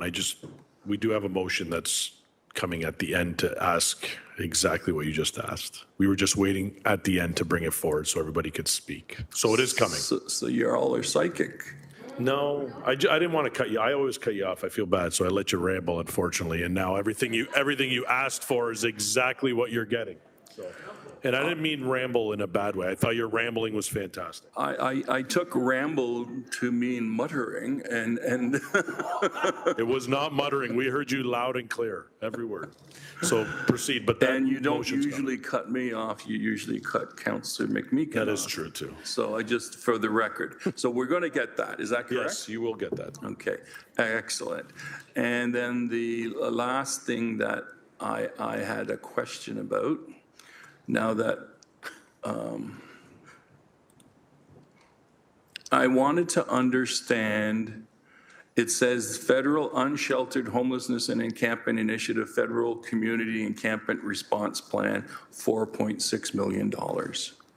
So what I've heard around the table is that the $4.6 million, was that designated for another project? And we're now using that funding because of this contingency that we need? Did we have another project that, I mean, it's highly unusual to get that kind of money from the feds without saying to the feds, here's what we're going to do with your money. We didn't have a specific one, I don't believe, but I'll let Director Baird confirm if that's true. Director Baird. Through the chair, so the funds in the federal SERP, the application that you're talking about, the projects that we put forward were the shelter expansion. So they were looking for projects that were ready or underway to address encampments within communities. And so for us locally, we had already had approval to move forward with the shelter expansion, both within the existing shelters as well as the 80 beds at Tiffany Barton. So those are the pieces that we put forward within our project. Tied to that, within the federal envelope, there was some allocation to our indigenous community, as we normally do with federal funding packages. And then some of our ongoing homelessness efforts. But this particular piece of work was the plan we put forward to use that federal dollars, and that's what the dollars were allocated for. Councillor? City manager's high siding. Oh, sorry. Through you, Deputy Mayor. I just want to add to this because it's a little unusual, which might be why council is questioning it. Because typically, you know, you apply well in advance. It takes a really long time to get approval on the project. So it seems just, it just seems atypical, and it is. But what they were looking for these particular funds was to spend the money and spend it fast. So Hamilton was actually better positioned than many municipalities in this circumstance because we already were shovel ready, so to speak. We had the Barton and Tiffany project. We had the other temporary shelters as a project that council had already approved, and we had started work. So they were actually delighted to work with us on that to give us funds for this. Now, our hope had been that we would be able to come back to council and say, it costs us less because we have these funds. Obviously, with the challenges and the things that we need to improve upon, that didn't come to fruition. But it does mean that we net out to zero, essentially, on the project. They approved it for the outdoor shelter operations and the temporary shelter expansion specifically, with expected start dates in 2024, December and November respectively. I hope that helps to add clarity. It does, because I heard the comment that, well, we're taking, well, basically robbing Peter to pay Paul, that kind of thing. And we're not doing that. So we were going to use these funds for this project from the very beginning, correct? Through you, Deputy Mayor, that's correct. Just to be completely transparent, there was also a line item in that went specifically to Indigenous specific funding. Yes. However, this was envisioned as this temporary shelter project in its entirety with those line items. Councillor? So again, I'm trying to clarify that no one went without because of this allocation. So the Indigenous file that was attached, did they still get funded? or have we've taken money away from them? City Manager? Through you, Deputy Mayor. And that is my understanding of it, but just I want to be entirely certain of that. So I'm going to ask the director to respond as well. Please. Director Baird? Through the chair, that is correct, Councillor. That allocation will continue. And so what happens is we give the allocation to Chill, and that leadership table will decide how to best use that money within the community. Okay, so that helps me a great deal. Now, the last question I have, and I know that some of my colleagues voted against this project in the very beginning, but I'm trying to understand now on these two motions. If these two motions are defeated, then the funding is not provided for the project that we've already established. Is that a fair statement? Jim Zagarik's nodding his head. I believe it's fair. Yeah. Through the chair, then we would have to identify an alternative funding source. And earlier today, I heard, I can't recall which councillor asked, they're very intelligent though, they asked you whether or not there was another funding source in that eventuality. Do we have other funding sources sitting hidden away somewhere that we could open that nice big velvet bag and say, here's the money? None are hidden, I can tell you that. GM Zagarik? Yeah, through the chair, no velvet bags and no hiding spots. It would be the traditional reserves that we turn to, our unallocated capital and our tax stabilization reserves that we would have to turn to. And so to be clear, these two recommendations, based on what we have done to date, is your best recommendation to ensure that the funding is applied to these projects? Through the chair, yes. Thank you. Thank you, Councillor Clark. Councillor Kassar. Councillor Clark was reading my mind. Those are the exact questions I was going to ask GM Zagarik, so. Okay. I appreciate for your not rambling. He didn't hear me. Perfect. Okay, so speakers list is exhausted. I know we, oh, wait, no, I lied. Councillor McMeegan. I might cut you off. I'm just saying. I Go promise not to mutter, although mutterings when you're emotional are often quite interesting. I just, for clarity, because Councillor Clark said something I said might have confused people around HATS and the site, the Tiffany Barton site. They did raise that as a possibility, and they were told, no, that can't happen because it's one of the most contaminated sites in the city. They accepted that judgment. So just for the record, it wasn't like they proactively said, they were actually proactively trying to find a site. So they went to 18 other sites. Thank you, Councillor. Okay. Anyone else? Oh, Councillor, go ahead. I know, it's so terrible. I'll be very quick, though. I know that some people have got time commitments.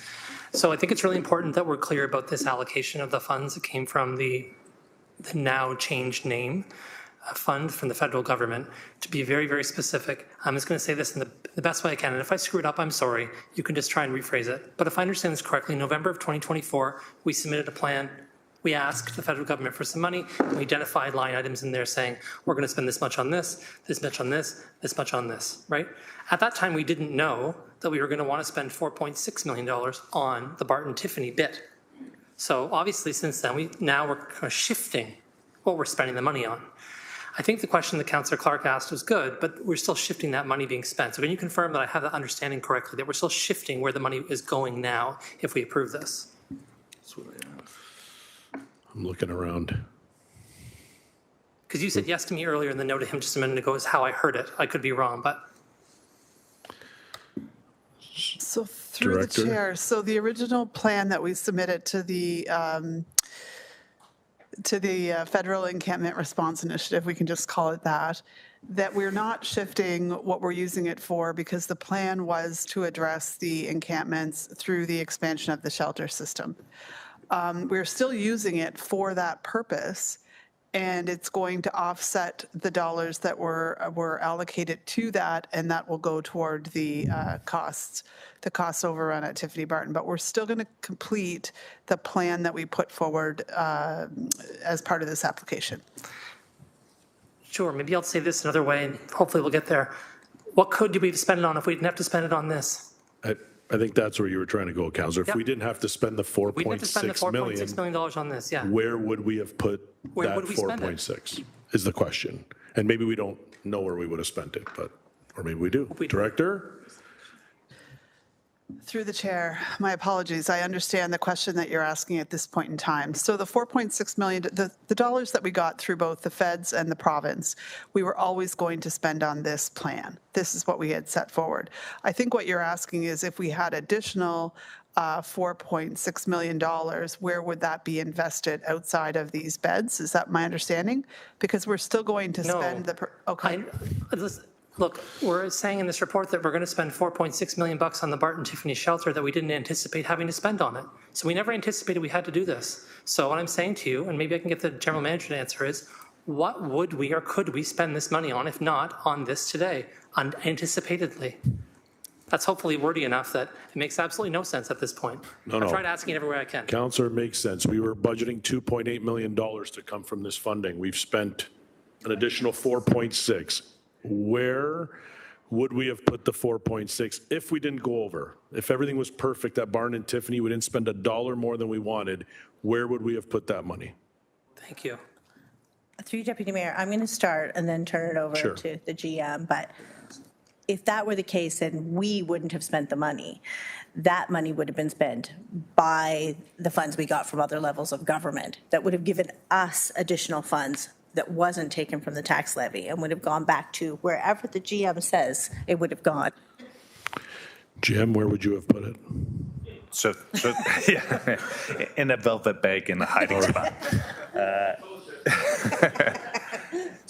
So through the chair, in September, council approved I just want to get it right, reducing homelessness and managing encampment strategy in September 2024. And that included a series of investments. And then in November, city staff put forward their application. Prior to the end of the year, we've received we received confirmation of the federal funding. That September report referenced the investments that the application related to. However, in the September report, in order to proceed, we needed council's approval on the funding strategy. That included municipal funding. So it was fully funded. Once we received the federal grant, we're able to now leverage the federal grant to reduce the municipal contribution, and that's what we are using for the Barton Tiffany, is the freed up municipal contribution because we're able to secure the federal grant for managing shelters. So more specifically, the $2.8 million and the $567,000 in provincial funding that was originally to be municipally funded that we are now repurposing for Barton Tiffany. As good as we're ever going to be without staying here all day, because I have further questions, but I'm just going to leave it. Last point is that in the original application, we also earmarked money for Indigenous-led initiatives, which you said were given to the Coalition of Hamilton Indigenous Leadership. And I guess Councillor Clark asked this question, but I just want to take it a step further, which is, did we change the amount of money that we have to have available to chill at any point during this process? Through the chair, no, we have not. Okay, thanks. That's all I wanted to know. Thank you. Okay. I believe 4 hours ago, we had a mover and a seconder. Is that correct? Perfect. So we are going to have an electronic vote to approve the recommendations. Okay? We're approving recommendations that are in the report. It's electronic and it should be up at some point soon. And it is up.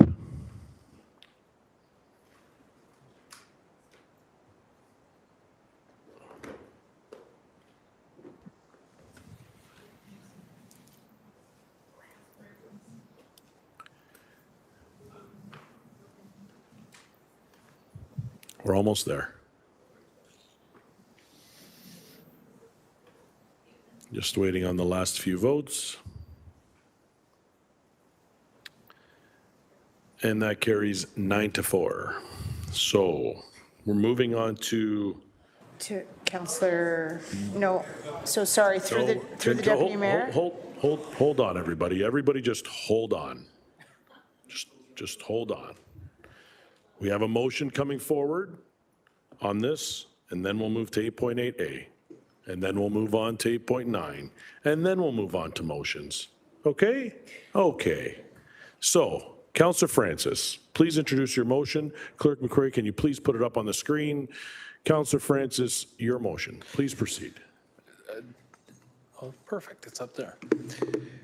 Detailed breakdown of capital expenditures, temporary Barton Tiffany shelter, whereas the total capital costs for the temporary Barton Tiffany shelter have significantly exceeded original projections, increasing from 2.8 million to a reported 7.9 million, and whereas there has been no publicly released itemized accounting of the expenditures associated with the project, despite public and council interest. Therefore, be it resolved that staff be directed to provide a full itemized breakdown of all capital expenditures related to the temporary Barton Tiffany Shelter project, including vendor payments and associated costs, for information at the May 21st, 2025 General Issues Committee meeting. My seconder, trolling for one, I know Councillor Clark, there we go. I know he had a lot of interest in this as well. So Councillor Clark's happy to move that. Thank you. Thank you, Councillor Francis. Just before I ask our colleagues if they have any questions, I just want to go to the city manager or GM Zagaric or GM Mader if you have any questions, concerns with the motion. No? GM Mader, maybe? Through the chair, no problems at all. Okay. Just that we will be looking at how we can make this into buckets so people can understand where the money and how it went, how it was allocated. So absolutely. So buckets and then items underneath each bucket that'll be itemized. Okay. Members, any questions on the motion? Yeah, Councillor Beatty? Excuse me. Hi. Oh, sorry, I don't. Sorry. Oh, Hi. sorry. Hi.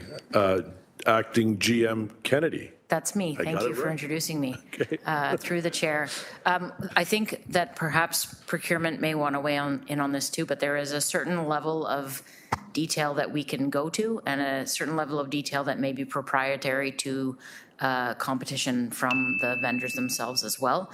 So there's a level of pricing that we can disclose and a level where we may need to keep that confidential. So we'll work through that if that's acceptable. So Acting GM, 2 reports then? Or? It would be together. That would be the nature of the Okay. report, was that we will get as granular as we can without infringing on the confidentiality of pricing that is part of what the vendors have in their. Okay. GM Zagaric, you want to add to that as well? Yeah, just very quickly, we will provide as much public information, and if we have to have a private appendix that includes proprietary information, we'll do so, but we understand the interest is to provide as much information publicly. Councillor Francis? Yeah, I would appreciate the clarification. As I said earlier, just as much detail as possible from the electrical upgrades to the television brackets that taxpayers had to spend money on. Thank you. Councillor Beatty.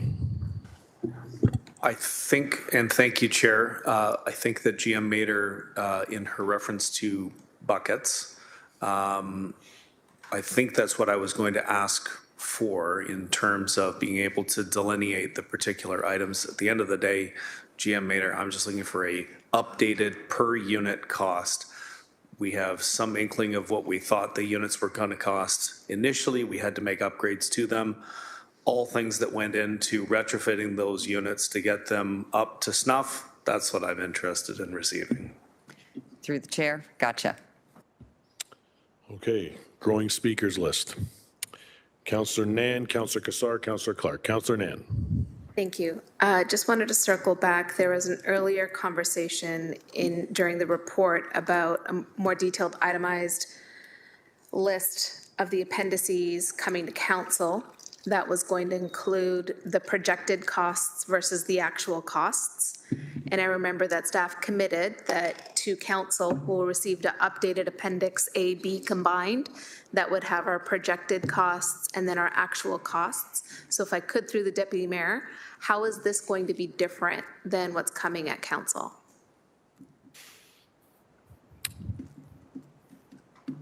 Through the chair, I'm sorry. Yeah, was I in know. a side I was trying to go conversation. slow Yeah. because I noticed you were conferring. So again, through you, Deputy Mayor, earlier in the discussion of the report, Councillor Cassar asked a question about projected versus actuals, and staff committed to bringing back more detail to council, which would have been a hybrid of, I think, Appendix A and B that broke down projected and actuals. How is that different than what is here? I think the difference is going to be the detail, but I'll let GM Zagaric. Yep, I just wanted to get a sense of that. Yeah. Through the chair, I see two requests. One is further detail for the final projected costs, as well as an additional column, which would have been the initial projected costs, so that one can compare the initial projections relative to the final projections. Got it. And then through you, Deputy Mayor, would it be possible, since we are going down an accounting of numbers, could we also, and this would be a consideration for the mover in terms of friendly, or perhaps I can move it as an amendment, but to clarify the source of funding. So part of the lack of clarity around the table in the earlier discussion was we put forward a report in September. That report in September aimed to accomplish this at a projected cost of that. Our initial funding source for that September report was this. Then we received federal funding. That offset was this, et cetera, et cetera. Would it be possible to just get a one-pager that says the funding source?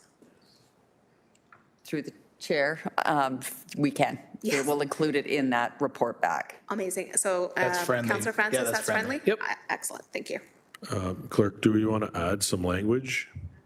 Okay, can I go on the speakers list and then are you done, Councillor Nan? Maybe just work with clerk on that, on the wording, and I'll move on to the next speaker, Councillor Cassar. Thanks. So, yeah, I was going to ask a question about what Councillor Nan just said to what I was requesting earlier. So to simplify, just wanted to understand what was budgeted versus actual, if that is included in this motion, and we just put capital budget and expenditure, adding words, if that's okay. Understanding that the budget would be at a higher level, and there'd be lots of potentially lower level detail. However, it's easiest for staff, but just so we can capture the budget and the actual altogether. So I'm seeing some nods, so if that's maybe to the mover, if it's a friendly to add capital budget and actuals. That's or absolutely something. friendly. Yep. Yeah, thank you.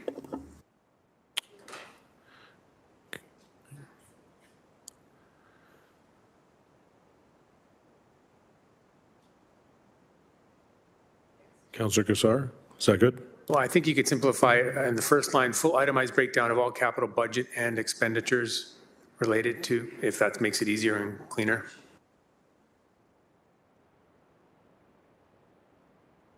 Good. Okay, thank you, clerk. I have Councillor Clark. Thank you. I would like to have a breakdown on the environmental mitigation that we did.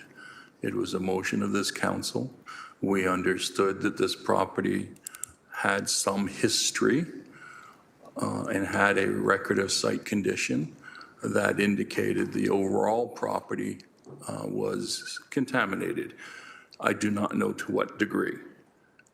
I moved the motion here that we would mitigate that by perhaps aggregate, perhaps some kind of liner, and then aggregate, and then asphalt that would enable the city to ensure that the residents who are living there are separated from the contamination. They have no access to the soil. They're on basically a ramped up liner that is protecting them from contamination. So it would be wonderful if we could have the breakdown as to what we did. The amount of aggregate that was put in, the cost, the liner, the cost, the asphalt, the cost. And I'm suggesting strongly that I understand the confidentiality issues, But we don't need to name who the vendor is for any of these things. We just need to know what the item was and the cost. And so if you approach it from that mindset, you may find a way of providing the information to us. Chair, ultimately, we need to be as transparent on this as possible. We have been given black eyes in the past for lacks of transparency. I don't want this one to be another one. I want us to be fully transparent to the public so they understand exactly why we made decisions that we made. Thank you. Thank you, Councillor Clark. I don't have any further speakers. We have a motion that has been moved and seconded, so we will go to the vote. Thumbs up from Councillor McMeekin.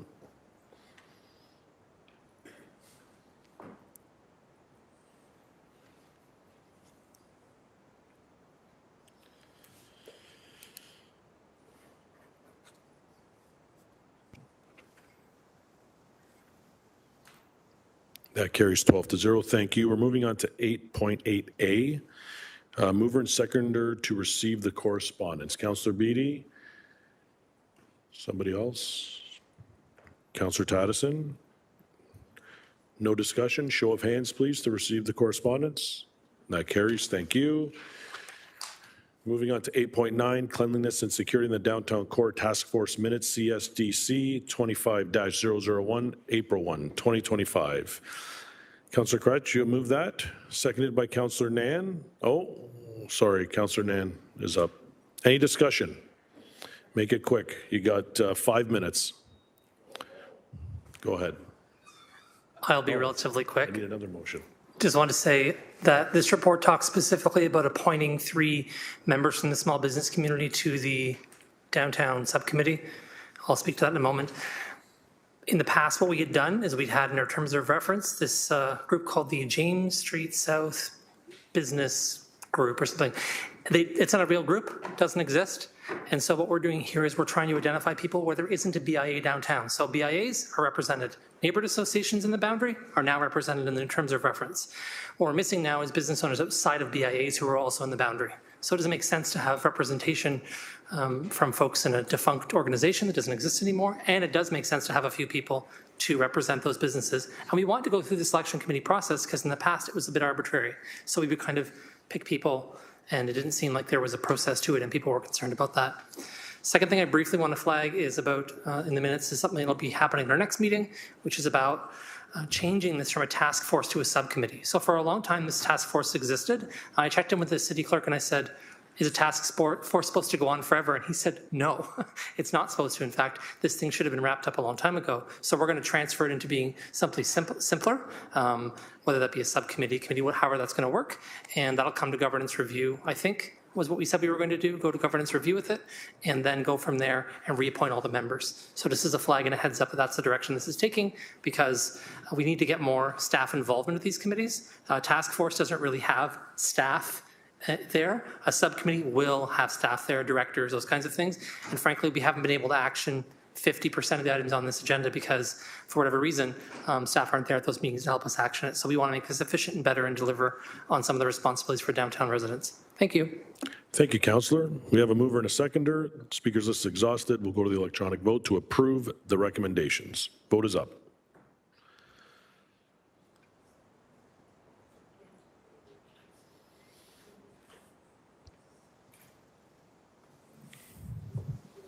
That carries 10-0. Thank you. I'm going to go to Councillor Crutch for a motion to extend the meeting to 7 p.m. moved by yourself. Well, he's moving it. Can you move it, Councillor? You cannot move it. Maybe you can move the reconsideration of your motion from early on in the term. Councillor Jackson, you'll move it. Councillor Kassar, will you second that? You don't mind? 7 p.m. Electronic, clerk, or show of hands, a dance? Electronic. Okay, electronic.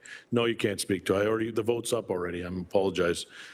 Go ahead, Councillor, speak to it. Just want to clarify for the record that my reasons in the term earlier were to actually cap these meetings at 5:30. And so it's not working. And so I understand occasionally that this happens, and I wish more of my colleagues would vote in favor of us being reasonable about how much time we spend here. Oh well, I'm voting no. Thank you. Vote is up. That's why we vote yes, because we don't agree. Please vote, please vote. And that carries 9 to 1. Can I get a motion for a 10-minute, or are we 10 minutes? Are we good with it, Councillor Maureen Wilson, 10-minute bio break? I'm not going to. Councillor Jackson, you'll second that? Okay. Show of hands. Clerk, is that okay? Happy dance, something? Show of hands? Well, she's definitely not happy. Show of hands, we're carried. 10-minute break. We'll be back at 5:38. Don't be late.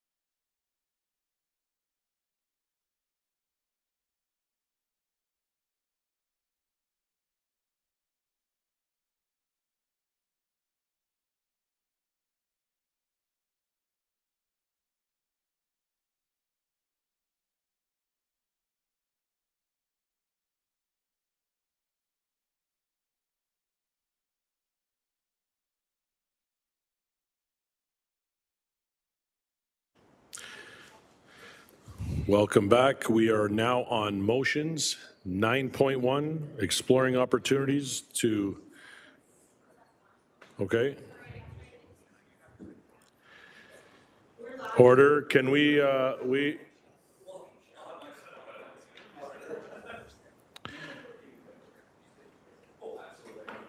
just a reminder to everybody, we are back in session here. So if we can have everybody please take their seats, and we will move on to motions. 9.1, exploring opportunities to further the revitalization of the Kenilworth Avenue North Commercial Corridor through the creation of live work opportunities. Liv, good, Liv, got it. Councillor Wang, would you like to introduce your motion and your second? Thank you. Thank you, Deputy Mayor. Moved by myself, seconded by Councillor Kassar. So I'll read it in. Exploring opportunities to further revitalize Kenilworth Avenue North Commercial Corridor through the creation of live work opportunities. Whereas at a neighborhood meeting that was held on March 26 respecting a proposal to redevelop a municipal parking lot at 70 Hope for affordable housing, whereas the property at 70 Hope is adjacent to Kenilworth Avenue North Commercial Corridor, located between Main Street East and Barton Street East, whereas the neighborhood raised concerns about the lack of progress in revitalizing the Kenilworth Avenue North Commercial Corridor, whereas the last comprehensive strategic review of the Kenilworth Avenue North Commercial Corridor occurred through the Barton-Kenilworth Commercial Corridor Study in 2014, which resulted in, among other things, the corridor-specific financial incentive programs to support the corridor's revitalization. Whereas a thriving commercial corridor is vital to serving the needs of local residents and attracting and supporting new investment and housing opportunities. Whereas a portion of Kenilworth Avenue North has been identified as being within the proposed major transit station area through the city's ongoing review and update to the Urban Hamilton official plan to establish a major transit station area. And whereas the Kenilworth Avenue North Commercial Corridor may provide a unique opportunity to address a need in the community for long-term and sustainable live-work housing opportunities with a particular focus on supporting opportunities for entrepreneurs, artists, and local retail. Therefore, be it resolved that staff from Planning and Economic Development and Tourism and Culture divisions collaborate to review planning policies, zoning permissions, financial incentive programs, and business, artist, entrepreneur attraction efforts. And B, that Planning and Economic Development and Tourism and Culture staff be directed to report back to the General Issues Committee before the end of Q4 2025 with recommendations that would further enable long-term and sustainable live-work opportunities along the Kenilworth Avenue North Commercial Corridor with a particular focus on supporting entrepreneurs, artists, and local retail. Deputy Mayor, may I speak to this? You can. Thank you. So this came about because of, on March 26th, we hosted a public information session speaking about the 70 Hope Avenue opportunity of changing parking lots into affordable housing. Much of the commentary at that public meeting was speaking about why we were doing this as opposed to not revitalizing Kenilworth Avenue North.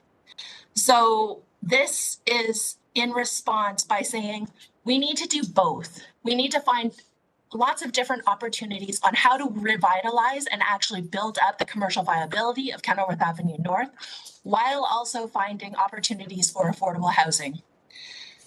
In my conversations with economic development, they had really identified that some of the strategies, there was never really a wholesome or fulsome strategy for Kenilworth Avenue North. In fact, it's kind of sandwiched in the middle of Ward 4 with, on the one side, Ottawa Street being so vibrant, commercially active. On the other side, you have the Red Hill Valley and Parkdale Avenue with also some commercial activities. But Kenilworth has just been left, and it's also felt that need to try and build up its vibrancy. So when we were chatting and discussing, we wanted to say, what are the potential strategies here? And this is my attempt at directing experts in economic development, in tourism, to explore what might happen if we were to enable more opportunity for artists to essentially come and find live work opportunities on Kenilworth Avenue, perhaps take over some of the vacant or boarded up first floor commercial properties, because that might be the opportunity for live and work. Kenilworth Avenue also has some unique building structures where you have multiple first floor commercial potential storefronts, but they've been boarded up and made to look like they are vacant, but they might not be. But this is also just exploring what is possible here. So this is asking staff to work together on figuring out what could we do for Kenilworth Avenue North in order to enable maybe the next iteration of James Street North, where artists were able to live and work and really build up that vibrancy on James Street North. Thank you, Councillor. Any discussion? Seeing none. Oh, Councillor Maureen Wilson. Thank you, Chair. So I'm very appreciative, I think, of the clear objective, which is to try to bring greater, maybe flexibility for the aim of vibrancy along a corridor. I just looking for some response, perhaps from staff, if I could, through you, of is it the position that the existing zoning or land use are constraining to the objective, and that's why the overview is necessary? Through the chair. GM Robichaud, I believe. Through you, Mr. Chair, to the councillor, it would be a combination of both, ensuring that the zoning is not a barrier to in terms of revitalization, combined also with more of an action plan to achieve the vision. So what would be the additional actions, either from in terms of the economic development hat or from a tourism and culture hat, that would help re-energize and revitalize this area? The zoning permissions, I don't think are necessarily a barrier per se, but it may be necessary to adjust, tweak, or revisit some of the elements in the zoning along Kenilworth that do need a refocusing or update modifications to ensure that they're not barriers. But other elements of this really will be almost in terms of an action plan to implement the vision going forward. Thank you. Councillor? Thank you. Councillor Clark? Yes, can I just get clarification from the mover? I think it was 70 Hope is where a not-for-profit housing complex is going to be installed. So this has nothing to do with the other?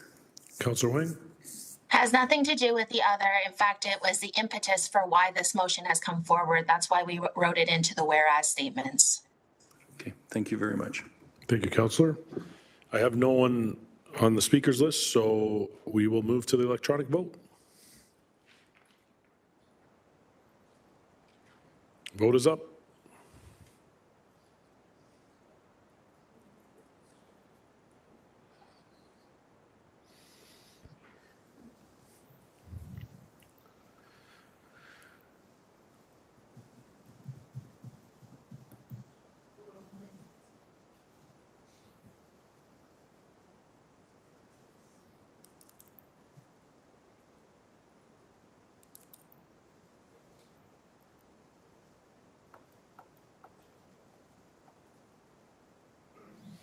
That carries 12-0. Thank you. 9.2, exploring options for additional below-market and attainable home ownership opportunities and supporting City of Hamilton incentives in the Roxborough Park Housing Demonstration Project. Councillor Wang, your motion and your seconder, please. Thank you, Deputy Mayor. Moved by myself, seconded by Councillor Mark Taddison.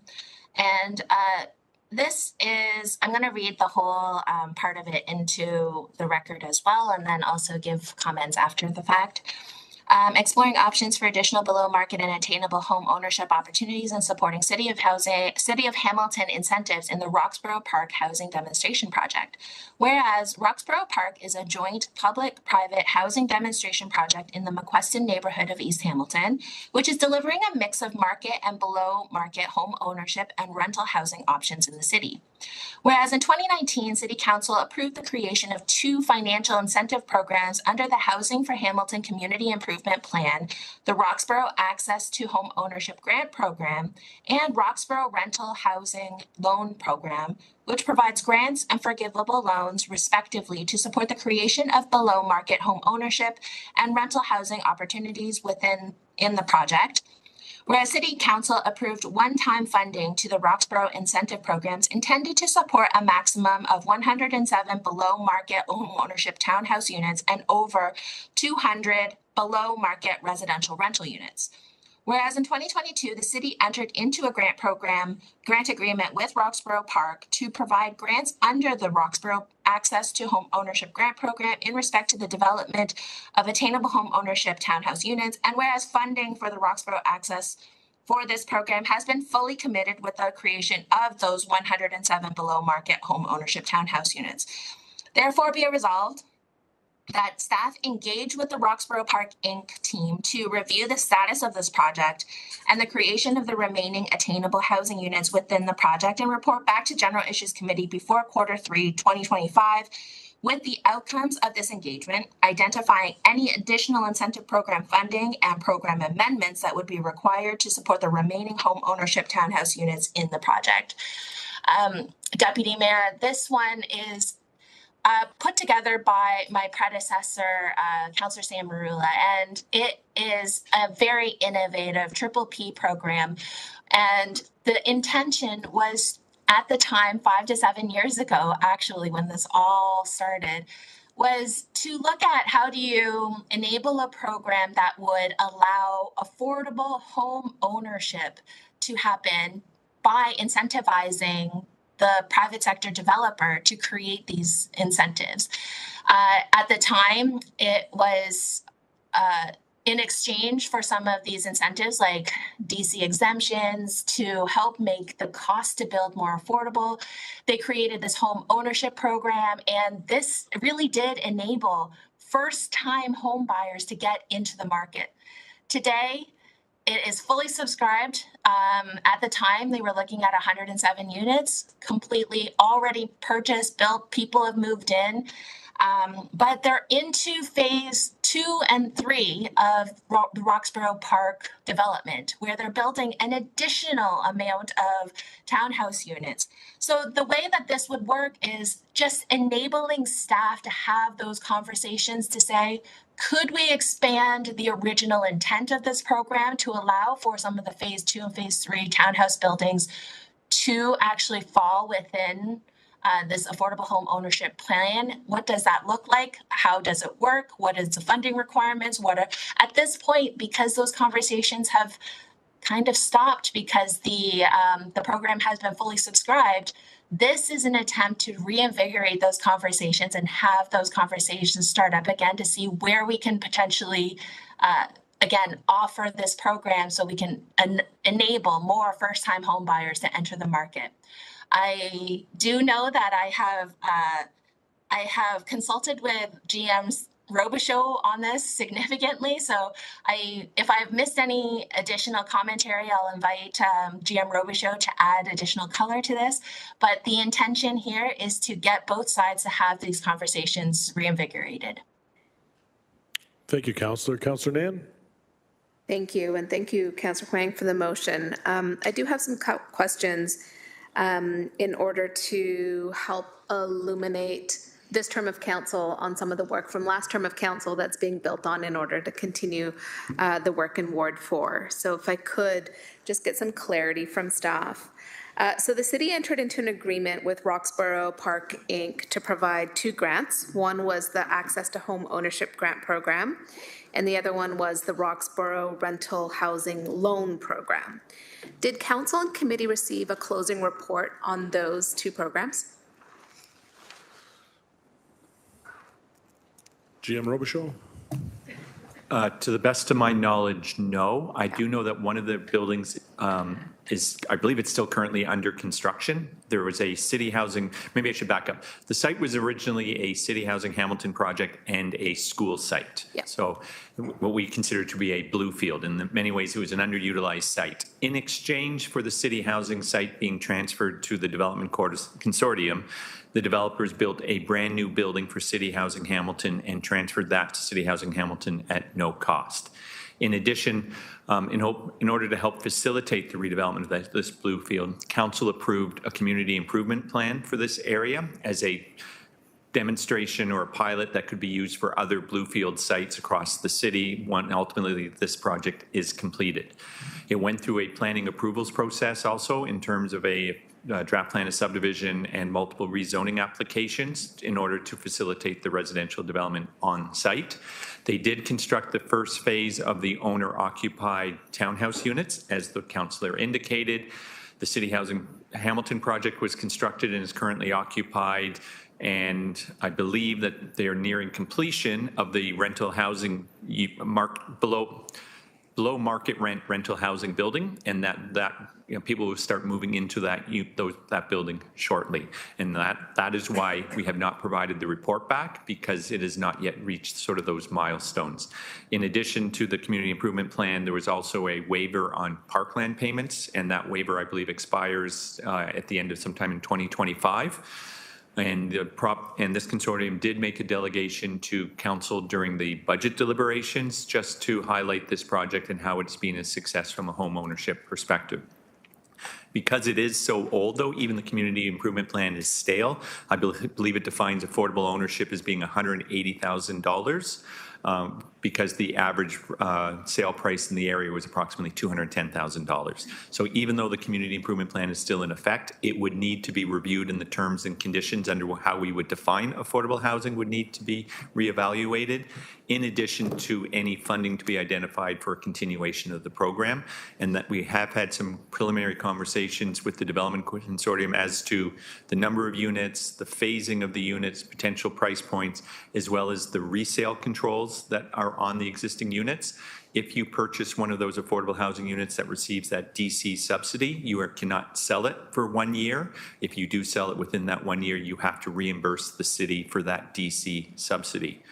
We would want to look at all of the program terms and conditions. I know the Housing Secretariat, in conjunction with planning staff, have had some preliminary conversations, but the purpose of this motion would simply to formalize those conversations and have staff report back on the current CIP program, as well as the parkland waiver requirements and recommendations as to whether or not this program should be continued, and if so, what would be the terms and conditions?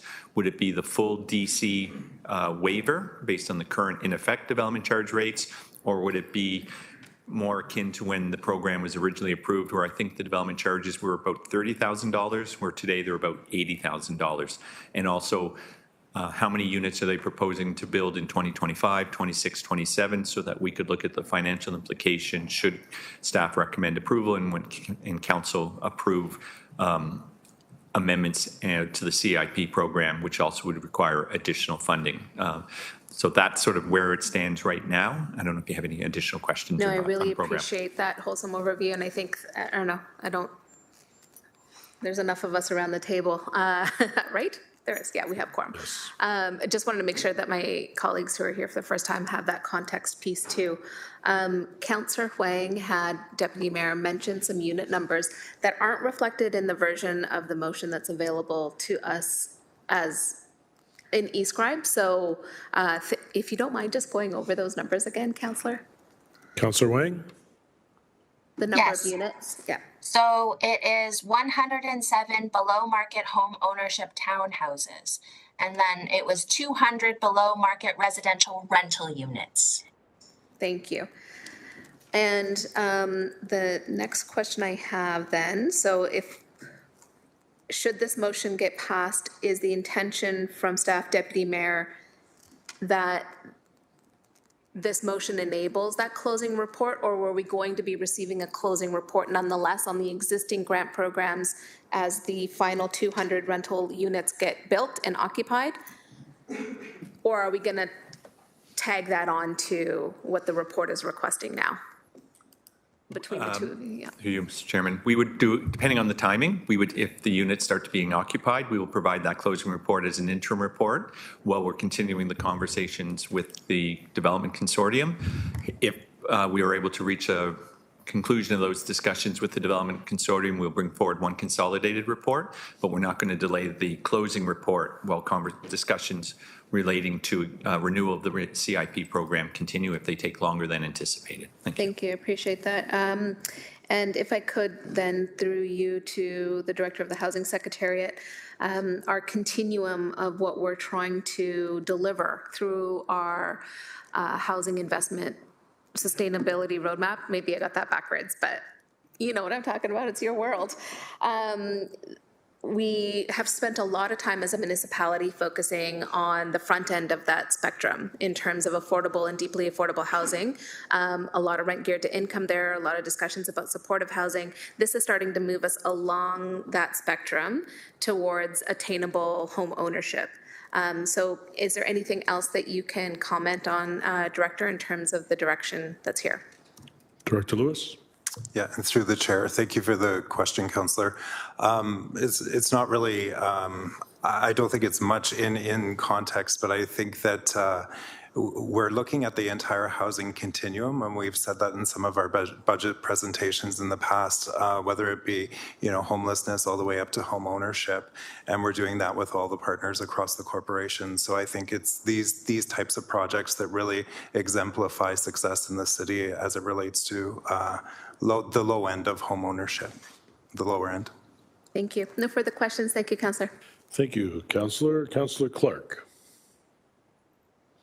Thank you. So assuming this goes ahead, who holds the paper on the units? Who holds the mortgages? Jim? Through you, Mr. Chairman, the existing units, they are privately owned, so they would secure their own financing for their mortgage. The city would not be the mortgage holder. The city is providing a grant which lowers the purchase price, but they are privately owned. One of the requirements of the CIP is that you must be owner occupied and that you cannot resell that unit, like I said, within that 1 year time period. But they are privately held, and if people need a mortgage, then they're required to secure their own mortgage financing. Thank you. Sorry, Deputy Mayor, did I hear Steve right? They can sell the unit within a year? They can't. Mr. Chairman, the requirement is if they sell the unit within 1 year of date of occupancy, they are required to pay back the city the grant, the CIP development charge grant. So if I buy the house and I flip it, I have to pay the city back the $35,000 at the time of the property transaction, if that occurs within 1 year of the date of possession. Thank you. So if it occurs in the second year, there's no payback? Under the current terms of the CIP program, if it's on day 366, you are not required to pay the city back. And that is one of the areas that we would want to explore and have a conversation with the development consortium as part of any renewal or extension of the CIP program. Thank you. Yeah, I'm glad you're going to renew that because it does not act as an incentive. And I've seen programs where 5 years, 10 years, you can't sell it within that time frame, and if you do, then there's a loss to you on the market value. So if I heard you correctly, the city is only offering a grant. And how much would that grant be worth in these developments? The current program, as it was administered, they provided a grant equivalent to the value of the development charge payment that would be required.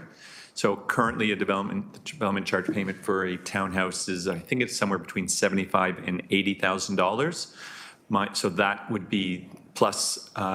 Council also passed a moratorium on the parkland dedication payment required within that development, so that would be an additional fund. The applicant is, both of those would have to be negotiated with the applicant, whether it's based on the current funding program of $35,000 or to approximate $80,000 ask. So that would be the conversations we would want to have with the applicant and come back to committee with a recommendation as to what the CIP program should be, whether it's 100% of the DC or 50% or somewhere in between. Thank you. Thank you, Deputy Mayor. Those are all my questions. I look forward to the report. Thank you, Councillor. Councillor Francis. Yeah, thanks, Deputy Mayor. Just quickly, not anything about the motion. I'm supportive of that. Just where it says before Q3 2025, is that the next GIC meeting, or are we talking June? When is this coming back? Just some clarity on that, please. It says Q3? This is before Q3. Oh, sorry. Sorry, I was just Director Lewis and I. We will be reporting back in Q3 of 2025, but I don't think it'll be before Q3 2025, since that would start in July, sometime in July, I think off the top of my head. Yeah. So it'll be before the end of Q3 that is 2025. correct. Yes, sir. Thank you. Okay, Councillor, before the end of Q3. That's not what the motion says. That's all. I'm just trying to get clarity on that. So do we need to, So through the deputy mayor, that can just be like an editorial change. okay, It was just left out. we'll make an editorial. I'm not trying to edit that. I'm just, that's up to the mover, not me. I'm just trying to get clarification on that. Oh, you're not doing anything, Councillor. We'll take care of it. We'll make that end of Q3. Editorial correction to the motion. Thanks to staff. Thank you, Deputy. Thank you, staff. Thank you, Councillor. Last speaker, Councillor Maureen Wilson. Thank you, Chair. Answers have been brought to the table. Just 2 points of administrative clarity. Could just someone account for who the principals are in the consortium, please, through the Chair? Who has that information? Director Lewis or? The three individuals that represent the Roxborough Redevelopment Corporation are Nick Carnicelli of Carriage Gate Homes, Dave Horwood, affiliated with Effort Trust, and Sergio Mancia, affiliated with Core Urban. And that represents the group that we've been dealing Urban with. Solutions. Urban Solutions. Sorry. And Core Urban or Urban Core. I always get the two mixed up. Thank you. Councillor Wilson. Thank you. And just so I understand from a project management perspective, who would own the file? Is it Director Lewis or is it the acting GM of planning? Through you, Mr. Chairman, Director Lewis has taken the lead role because planning staff, based on capacity and because of the nature of the project. So he has been the lead on it with direct support from the acting chief planner, Ms. Anita Fayback, and economic development staff, because of their expertise with CIP programs, in particular, Mr. Caldwell has been also assisting because of the history on the file. Thank you. Councillor Wilson. Great. Thank you. Appreciate it. Thank you. Oh. Okay. No more speakers. We'll go to the vote.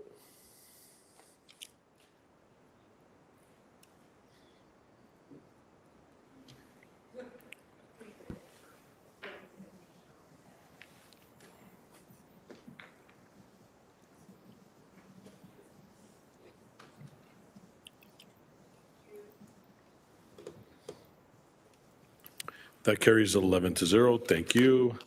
9.3, request for staff report back on implementation of a municipal vaping products tax. Councillor Beattie, your motion and seconder, please.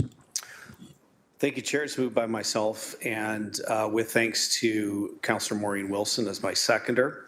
I'll read this into the record and then introduce it. This is a request for staff to report back on the implementation of a municipal vaping products tax, whereas members of the Swin Creek Youth Council have routinely prioritized teen vaping as a primary area of concern among young people in our community, and whereas according to the Canadian Community Health Survey of 2022 conducted by Health Canada, 14% of youth aged 15 to 19 and 18% of young adults aged 20 to 24 are likely to have vaped in the last 30 days as compared with only 4% in the general population aged 25 and up. Whereas according to the Canadian Student Tobacco, Alcohol and Drugs Survey 2021 to 2022, 16% of students have used an e-cigarette with nicotine in the past 30 days, whereas according to the same survey, 55% of students thought it would be fairly easy or very easy to get an e-cigarette with nicotine if they wanted one. Whereas the survey also reports that amongst students who use cannabis, 54% reported vaping liquid cannabis, whereas unlike traditional tobacco or cannabis cigarettes, vape products are often colorless, odorless, and often undetectable when used, whereas chemicals and contaminants found in vaping aerosol are associated with negative health effects and can also lead to throat and mouth irritation, headache, cough, and nausea, whereas the long-term risks of vaping are not yet widely known and may include cancer as well as cardiovascular, respiratory, and other diseases, particularly with those who begin vaping at a young age. Whereas Hamilton City Council recently received a comprehensive report from staff on the possible addition of revenue tools, which included a discussion on municipal tobacco taxation.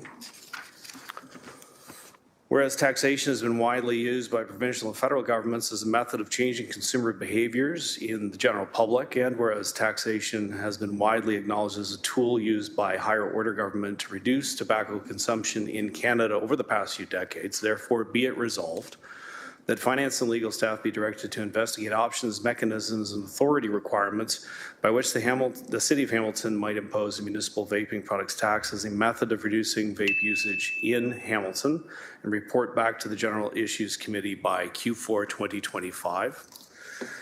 Deputy Mayor, if I might, start by again offering thanks to Councillor Maureen Wilson, who reached out graciously and offered to second, as well as Kirk Weaver in Finance, Kevin McDonald in Public Health. A bit of a roadmap as to what has led us here. In Ward 10, in early 2023, we started a youth council. I've spoke about it extensively here amongst my colleagues. We went through a visioning session to determine the issues facing youth in our community, and vaping, specifically teen vaping, and what they characterized as a teen vaping epidemic was at or near the top of that list.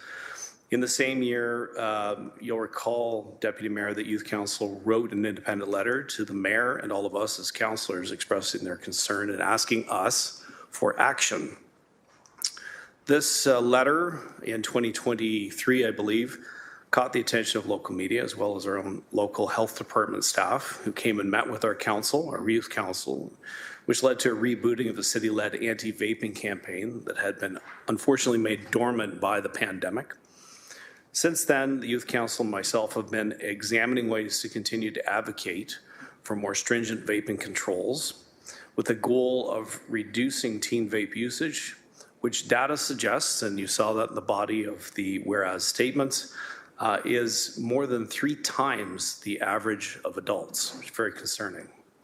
Fast forward to the conversation this council had entertained earlier this year about possible additional revenue tools, including a municipal land transfer tax. On that list, staff made note of a possible tobacco tax, and in that moment, you may recall that I asked Director Weaver if a vape tax had ever been contemplated, and the response was that it had not, but in a subsequent conversation it was suggested that it was in fact possible to explore, and that's exactly what I did. Folks, I want to take you back to the 1990s, the late 80s, when society, in particular government, made a focused and concerted effort to reduce tobacco usage, particularly smoking. One of the things that was done amongst many, many efforts was to increase the taxation on tobacco products. And the theory, and I believe it to be a valid one, is that if the cost of tobacco usage were to increase, there would be a corresponding decrease in its usage, and I believe that that is what has actually taken place. It wasn't so long ago that you'd probably find the open use of tobacco products occurring inside this very building. It's not something that we would ever dream of doing in modern society. We as a society have pivoted on the use of tobacco products, but vaping, Deputy Mayor, is very different. It is far more discreet, nearly invisible, often odorless, and if not odorless, often smells like cotton candy, and that's part of the problem. It makes this product even more insidious because the health consequences are just as bad or worse or unknown. We don't yet fully understand the full extent of the consequences of the use of this product. So it's along this line, Chair, that the motion comes forward. If we can use taxation as a method of control, and that's all that I'm seeking. And I say that as someone who's generally opposed to increases in taxation.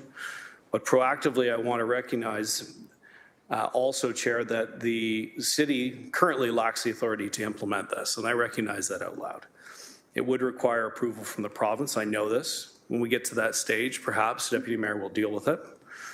But I also want to acknowledge that going back to the 1990s, we saw a corresponding change in consumer behavior, societal behavior, and part of it was due to the implementation of tax. But it also did lead to an increase in black market tobacco sales. I have no illusions that this may not happen again.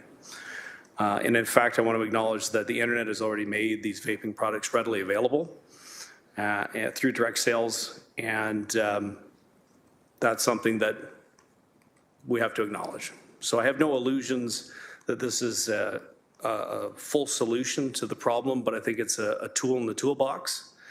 And this is an answer to the calls of our youth. We heard it earlier with Charlize and Amy, who very eloquently offered their thoughts as representatives from our youth council in Stoney Creek.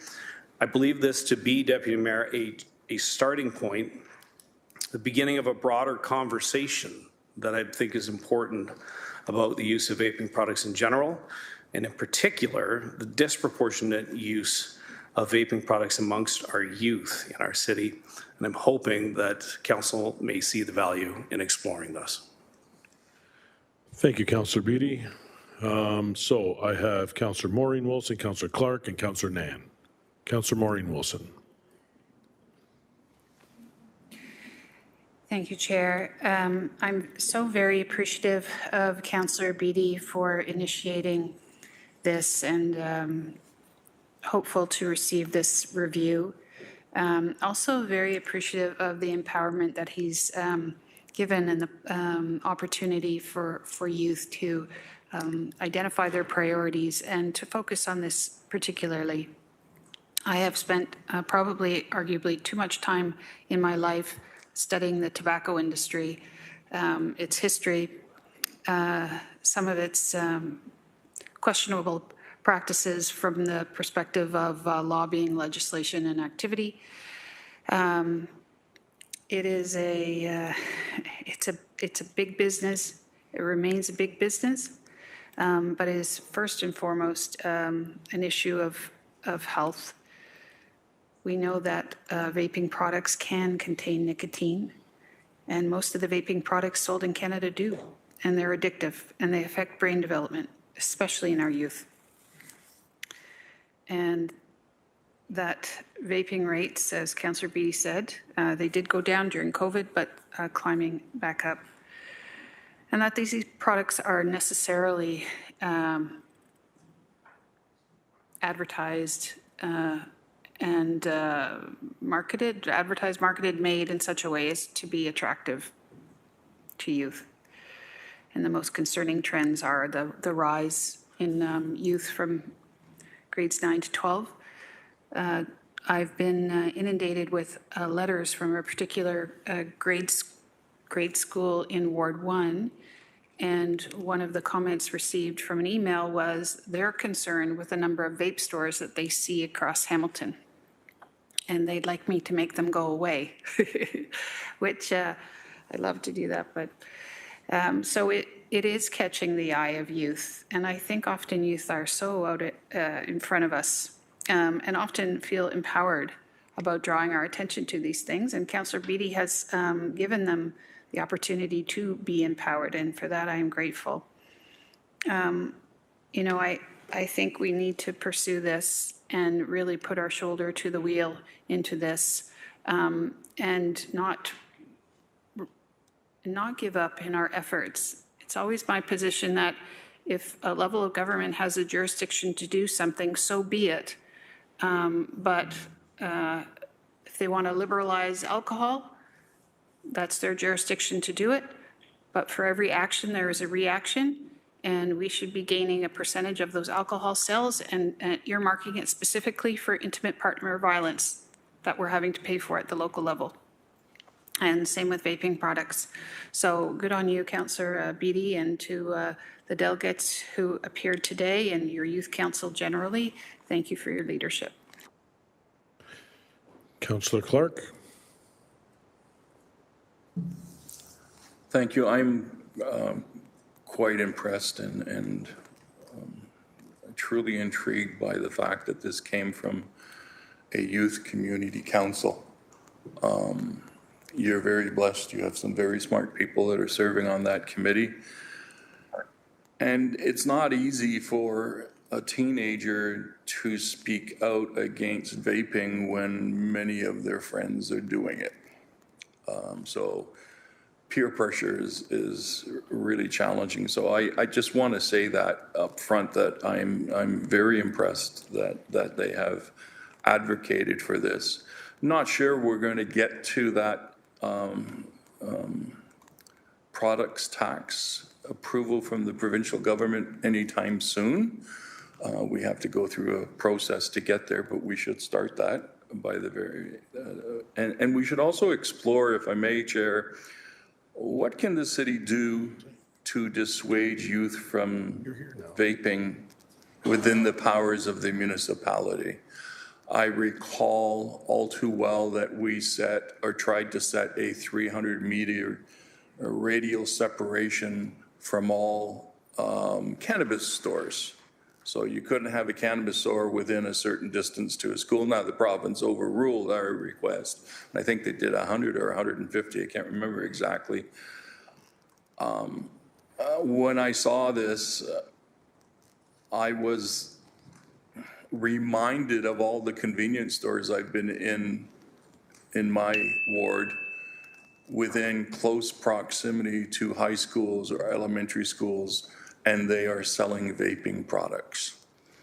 And when we're telling our kids not to do it, and then they see stores selling the stuff and encouraging them to do it, it creates this kind of strange dichotomy. And so perhaps at some point in the future, we can look at radio separation to ensure that within a certain zone of elementary schools or high schools, there's no stores at all permitted to sell vaping products. That's about the only way you're really going to get to the end of this thing. Thank you very much, though, for doing this. Councillor Dan. Thank you, Deputy Mayor. And thank you to the Youth Council and Councillor Beattie for bringing the motion forward. And just a bit of tongue in cheek, that this motion demonstrates that sometimes municipal governments need to get out of our own lane and heed the call of young people in our community. Thank you. Councillor McMeekin. A short story, Chair. Short story. I'm joking, Councillor. I know. Many, many years ago. When it starts like that, it's usually never short. But go ahead. You have 2.5 minutes. We had a situation where secondhand smoke was a big issue. We had a patchwork quilt of regulations. Some Hamiltonians were going to Burlington just to smoke because they were more liberal there. Smallville, more liberal there in Burlington. And there was a referendum in Hamilton and on secondhand smoke. And the referendum carried, and we passed a bylaw that banned secondhand smoke in all public places in the city. We were immediately taken to court, and we were told we didn't have the jurisdiction to do that. Right? End of story? No. Is this the end of the story? No, this is the start of the story, right? Later, as a past president of the Lung Association, I was able to convince the premier of the province that secondhand smoke was a public health issue. And guess what? Legislation was passed to ban smoking in all public places. Who knows how many lives that saved, right? You're on to something, my friend, and thank you for that. And to encourage and affirm young people in understanding that they've got some responsibility to stand up and speak out is really good news. Thank you. Thank you, Councillor. We're moving on to the vote. Councillor Beatty? Yeah, go ahead. I neglected to say in my speaking points that I said this is a tool in the toolbox. Some of the other avenues that we are exploring deal with the licensing issue, deal with the radial separation issue. You'll see more coming forward before this body in the future with a multi-pronged approach in trying to deal with this. I neglected to mention that, Chair. Councillor Beatty, no problem. We're going to move to the vote now. Vote again.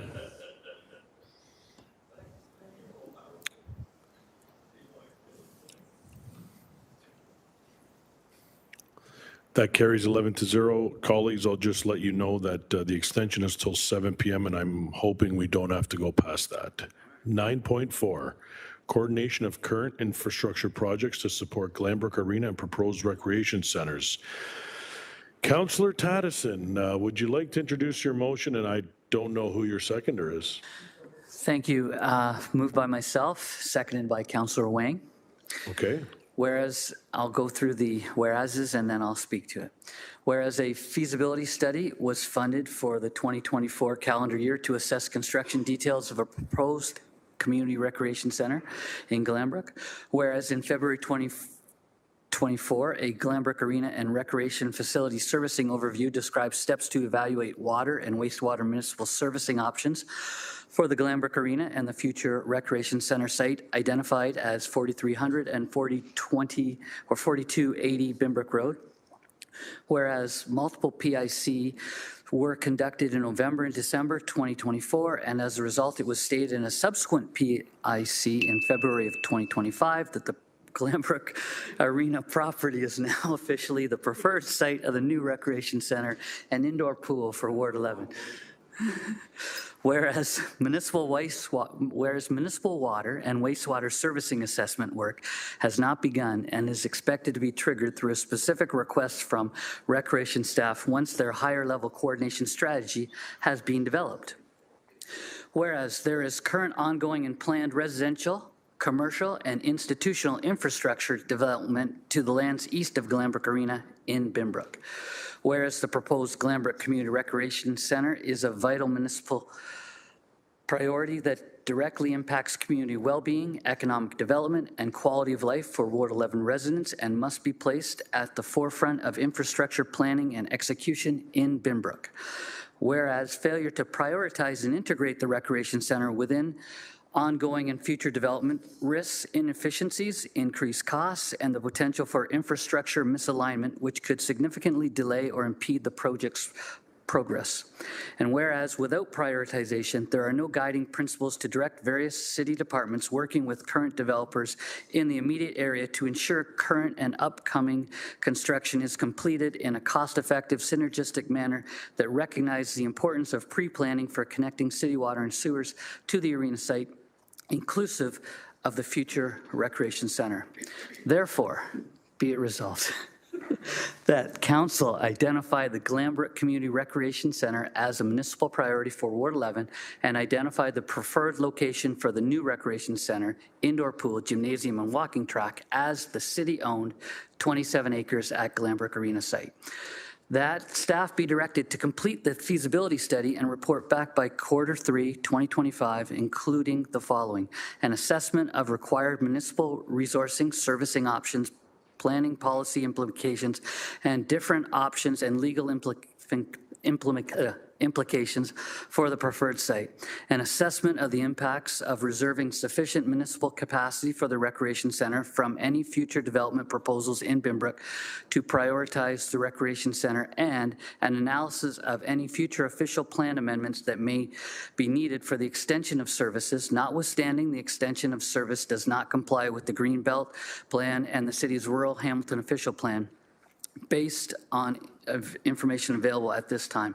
And finally, that staff be directed to prioritize the new Glanbrook Recreation Center, indoor pool, gymnasium, and walking track to be built on the preferred site over other projects in Bimbrook until staff report back to Council on the outcome of the feasibility study. Thank you. Ca- I know Councillor, you that wanna- you wanna the s- ding went because Councillor McMeekin was so gracious to only spend 2.5 Okay, minutes. so I'll give you another 36 seconds. Go ahead. Okay, thanks. Just a few points. Urbanized Binbrook for you.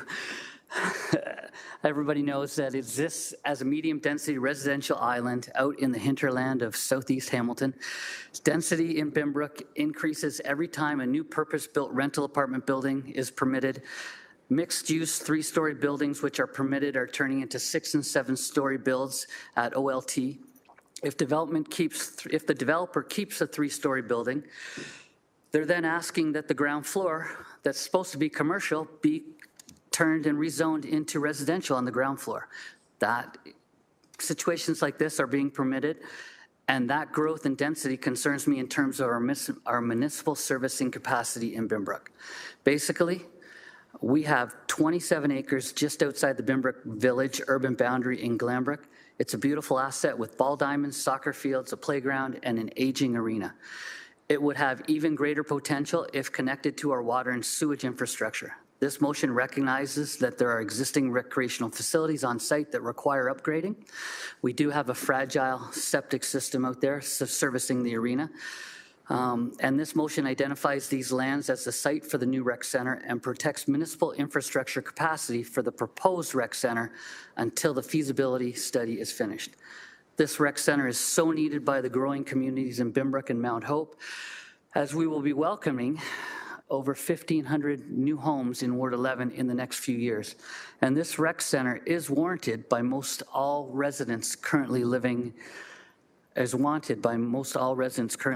Glanbrook. I'm hoping councillors understand the urgency and importance of this matter for my community and will support this motion, which will be a step forward ensuring a dynamic rec center becomes a reality for our community in Ward 11 sometime in the future. Thank you. Thank you, Councillor Tadison. You ate up a lot of the speaking time of the other councillors around, so I will start with Councillor Kassar. Thank you, Deputy Mayor, and far be it from me to get in front of Councillor Tadison and his community's much-needed recreation center. It's not good for my personal health and safety, but I do have a couple questions. One, just around the prioritization, I noticed that the councillor said prioritization in Binbrook or Ward 11, whatever, as long as that gets added, it's not what's published, so I think that's just good to update. Looking to the clerk to make sure that's okay. Sorry, through the Deputy Mayor, someone logged on. I was paying attention to that. My apologies. Okay. Sorry, Councillor Kassar. What did you want added to it? When he read it out, Councillor Yes. Tadison said to prioritize over all other projects in Binbrook is what he said. Correct. My apologies that we had added that today to the motion that subsection C, after it says over other projects it then says in Binbrook. Right. And in some of the whereas statements as well, in Binbrook has been added, just for further clarification. Excellent. I know there was no intention there, just to keep it accurate. And secondly, in Resolution B, just want to ask staff about the line there, does not comply with the Greenbelt Plan and City's Rural Official Plan based on information available at this time. Understanding that's a report back and there's nothing being decided today, but if I could just have someone from planning just comment on that and how that may play out. GM Robichaud. Through you, Chairman, to the councillor.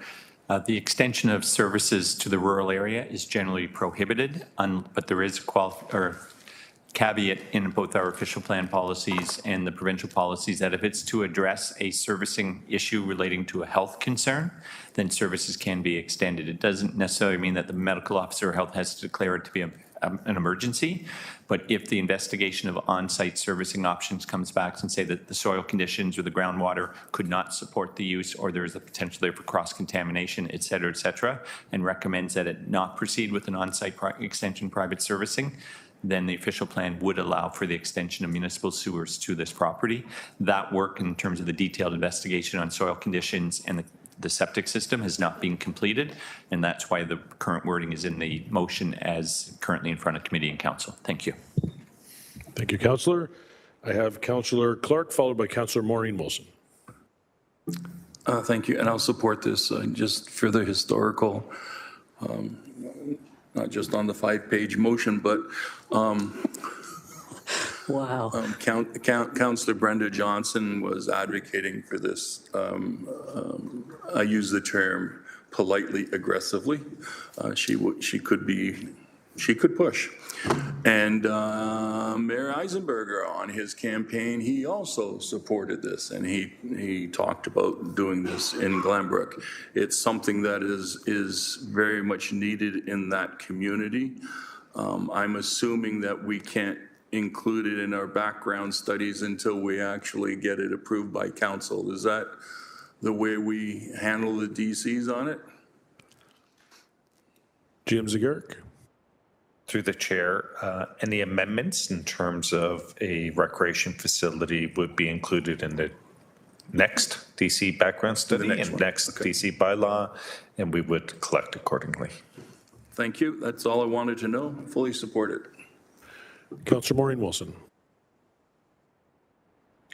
Thank you. I think you've heard a chorus around this table, an acknowledgement that without commenting on sprawl, some people would call it, that it has left residents around the edges unserviced by recreation. So I think we've heard that. We've heard it for Glanbrook. We've heard it for Winona. We've heard it for Waterdown. But I do have 2 points that I need clarity on, and I think Councillor Kazar was able to offer me maybe an off-ramp that I don't need the clarity. Because my point of clarity was to ask what will be the implications of this for corporate assets, both existing and future.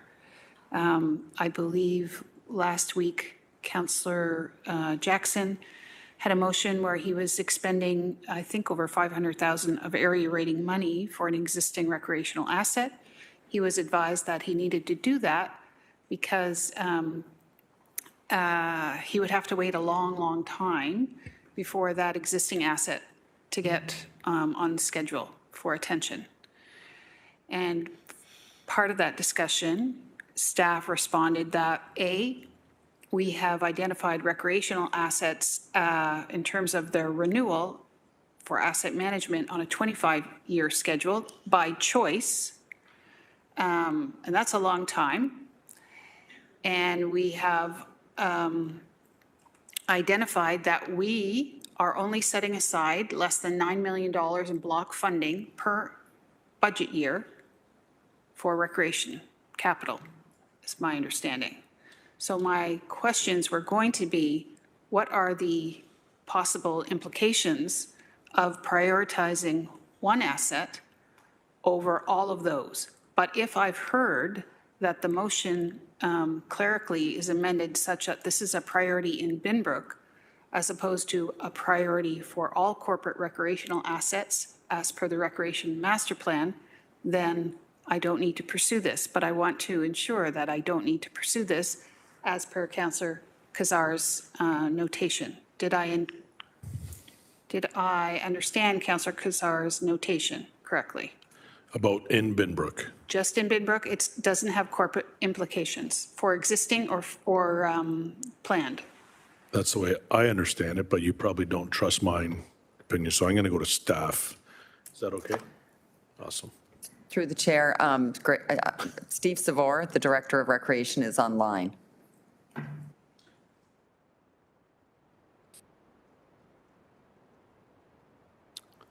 Acting Director Savor, if you can just put your camera on. There we go. Thank you. Thank you for the question. Steve Savor, Acting Director of Recreation. Through the Deputy Mayor, yes, that is the intention of the amendment of the motion in terms of not being contingent upon the corporate recreational assets and renewal, but specific to Binbrook, as Councillor Tadison has mentioned. Great, thank you for that clarification. The second point of clarity, and if it is just going to be forthcoming, that's fine.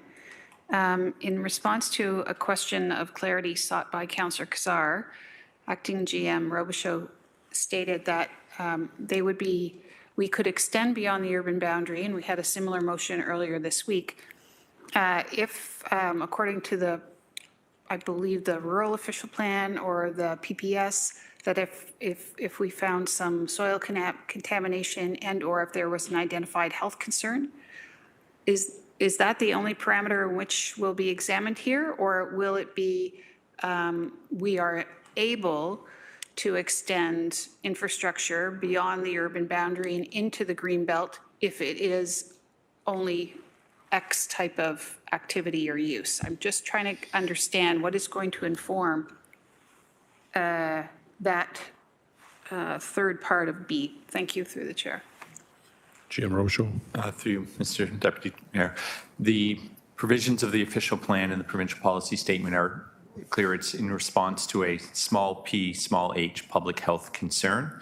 So the existing septic system is nearing the end of its life, and there are issues with the existing system at the arena and servicing the site.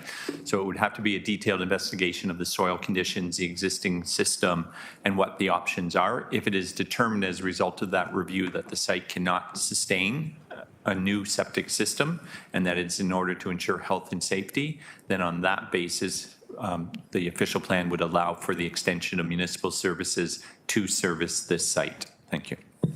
Appreciate it. Thank you. Thank you, Councillor. Seeing no further speakers, we'll go to the vote. The vote is up.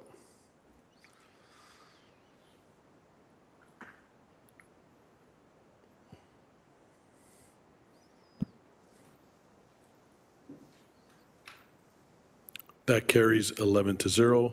Thank you. Any notices of motion? Perfect. What we're going to do is we're going to move on to private and confidential. We're going to do the closed session minutes, then we're going to do an extension just in case, not because we need it, but we'll do one just in case before we go into closed, and then we will go into closed. So right now, 11.1 closed session minutes. I need a mover and a second to adopt the confidential minutes and that they remain confidential. Councillor Taddison, Councillor Nan, show of hands. Carries. Now I need a motion to extend to 8 o'clock. It's just an extension. We're not going to 8 people, but I really don't want to keep doing this. Councillor McMeekin, Councillor Beattie, we're going to, no? Okay. Councillor Jackson, 8 p.m. Electronic, clerk? Okay, electronic. Vote is up. You have a question, Councillor Clark? Oh. Oh.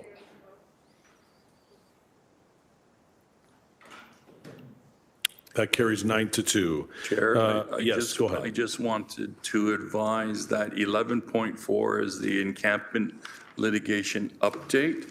I have been advised by the Integrity Commissioner that I should declare a non-disqualifying interest on this item because the lawyer who had represented this group, I had also referred to an environmental group who are battling that landfill issue in my ward.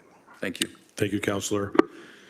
We will now need a motion to go into closed sessions for item 11.2, 11.3, and 11.4. May I please have a mover and seconder on the following? Councillor Taddison, Councillor Kassar. Pursuant to section 9.3, subsection C, E, F, G, and K of the city's procedural bylaw 21-021 as amended, and section 2392, subsection C, E, F, G, and K of the Ontario Municipal Act 2001 as amended, as the subject matter pertains to a proposed or pending acquisition or disposition of land for city purposes or a local board, litigation or potential litigation, including matters before administrative tribunals affecting the city or a local board, the receiving of advice that is subject to solicitor-client privilege, including communications necessary for that purpose, a matter in respect of which council or committee may hold a closed meeting under the Act other than the Municipal Act 2001, and a position, plan, procedure, criteria, or instruction to be applied to any negotiations carried on or to be carried on by or on behalf of the municipality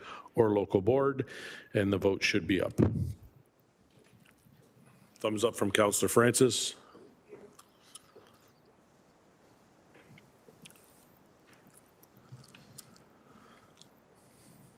That vote carries 11-0. Members of the public are advised that during the closed session portion of the meeting, the live stream will broadcast a closed session in progress screen. The broadcast will resume when the closed session portion of the meeting is complete. As we are now moving into closed session, I would ask all members of the public, delegates, and external participants to please now exit the WebEx meeting. As well, any staff that are not directly related to the in-camera items are also now asked to please exit the WebEx meeting. I also remind members of council that as per section 8.7 of the procedural bylaw, the use of personal electronic devices during closed meetings is strictly prohibited. However, the use of city electronic devices during closed meetings are limited to text communication only, with the city's electronic devices not being used as a telephone, recording device, or camera. Staff from the Office of the City Clerk are exempted from subsection 8.7C when using electronic devices for record-keeping purposes. Give us a minute or two, and we'll be enclosed shortly.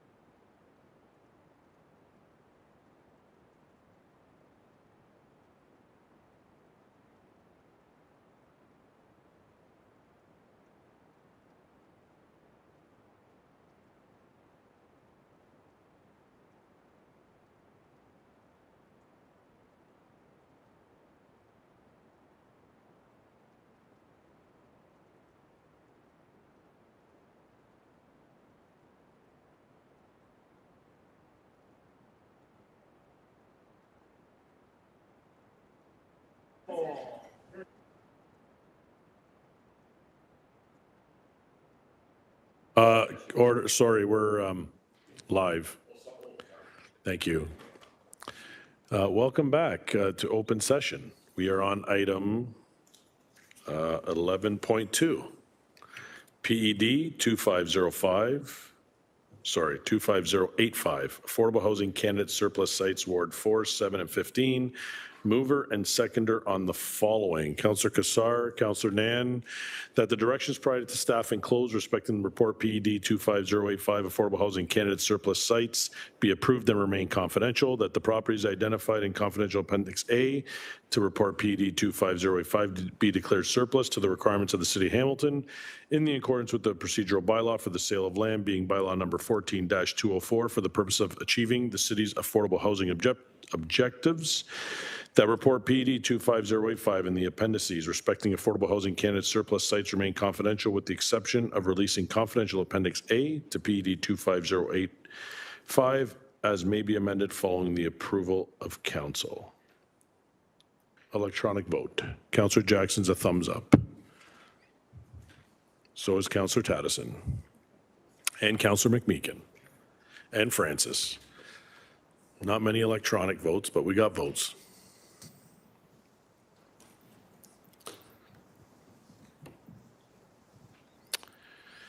That carries 10-0. Thank you. 11.3, PED 19063H, acquisition of real estate, Ward 2. Mover and seconder, please. Councillor Taddison, Councillor Kassar.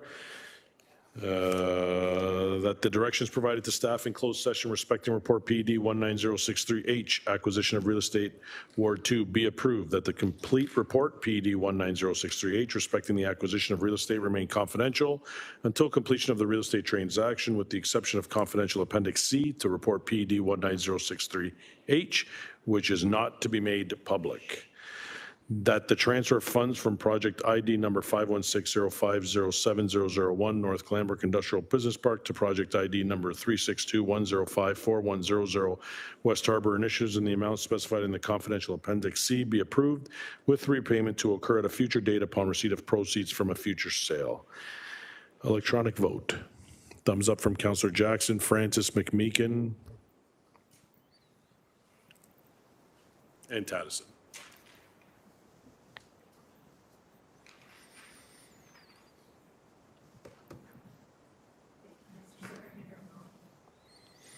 That carries 10-0. Thank you. 11.4. LS 20023 Encampment litigation update. Mover and seconder, please. Councillor Taddison. Wow. Councillor Jackson. Thank you. That report LS 20023L respecting encampment litigation update be received and remain confidential. Electronic vote, please. Thumbs up. McMeekin, Jackson, Francis, Taddison. Oh, did you get the vote? Thank you, Councillor.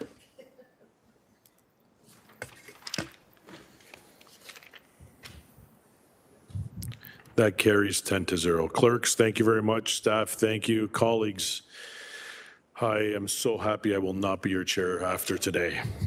There being no further business, meeting is adjourned, 7:30 p.m. Have a great evening.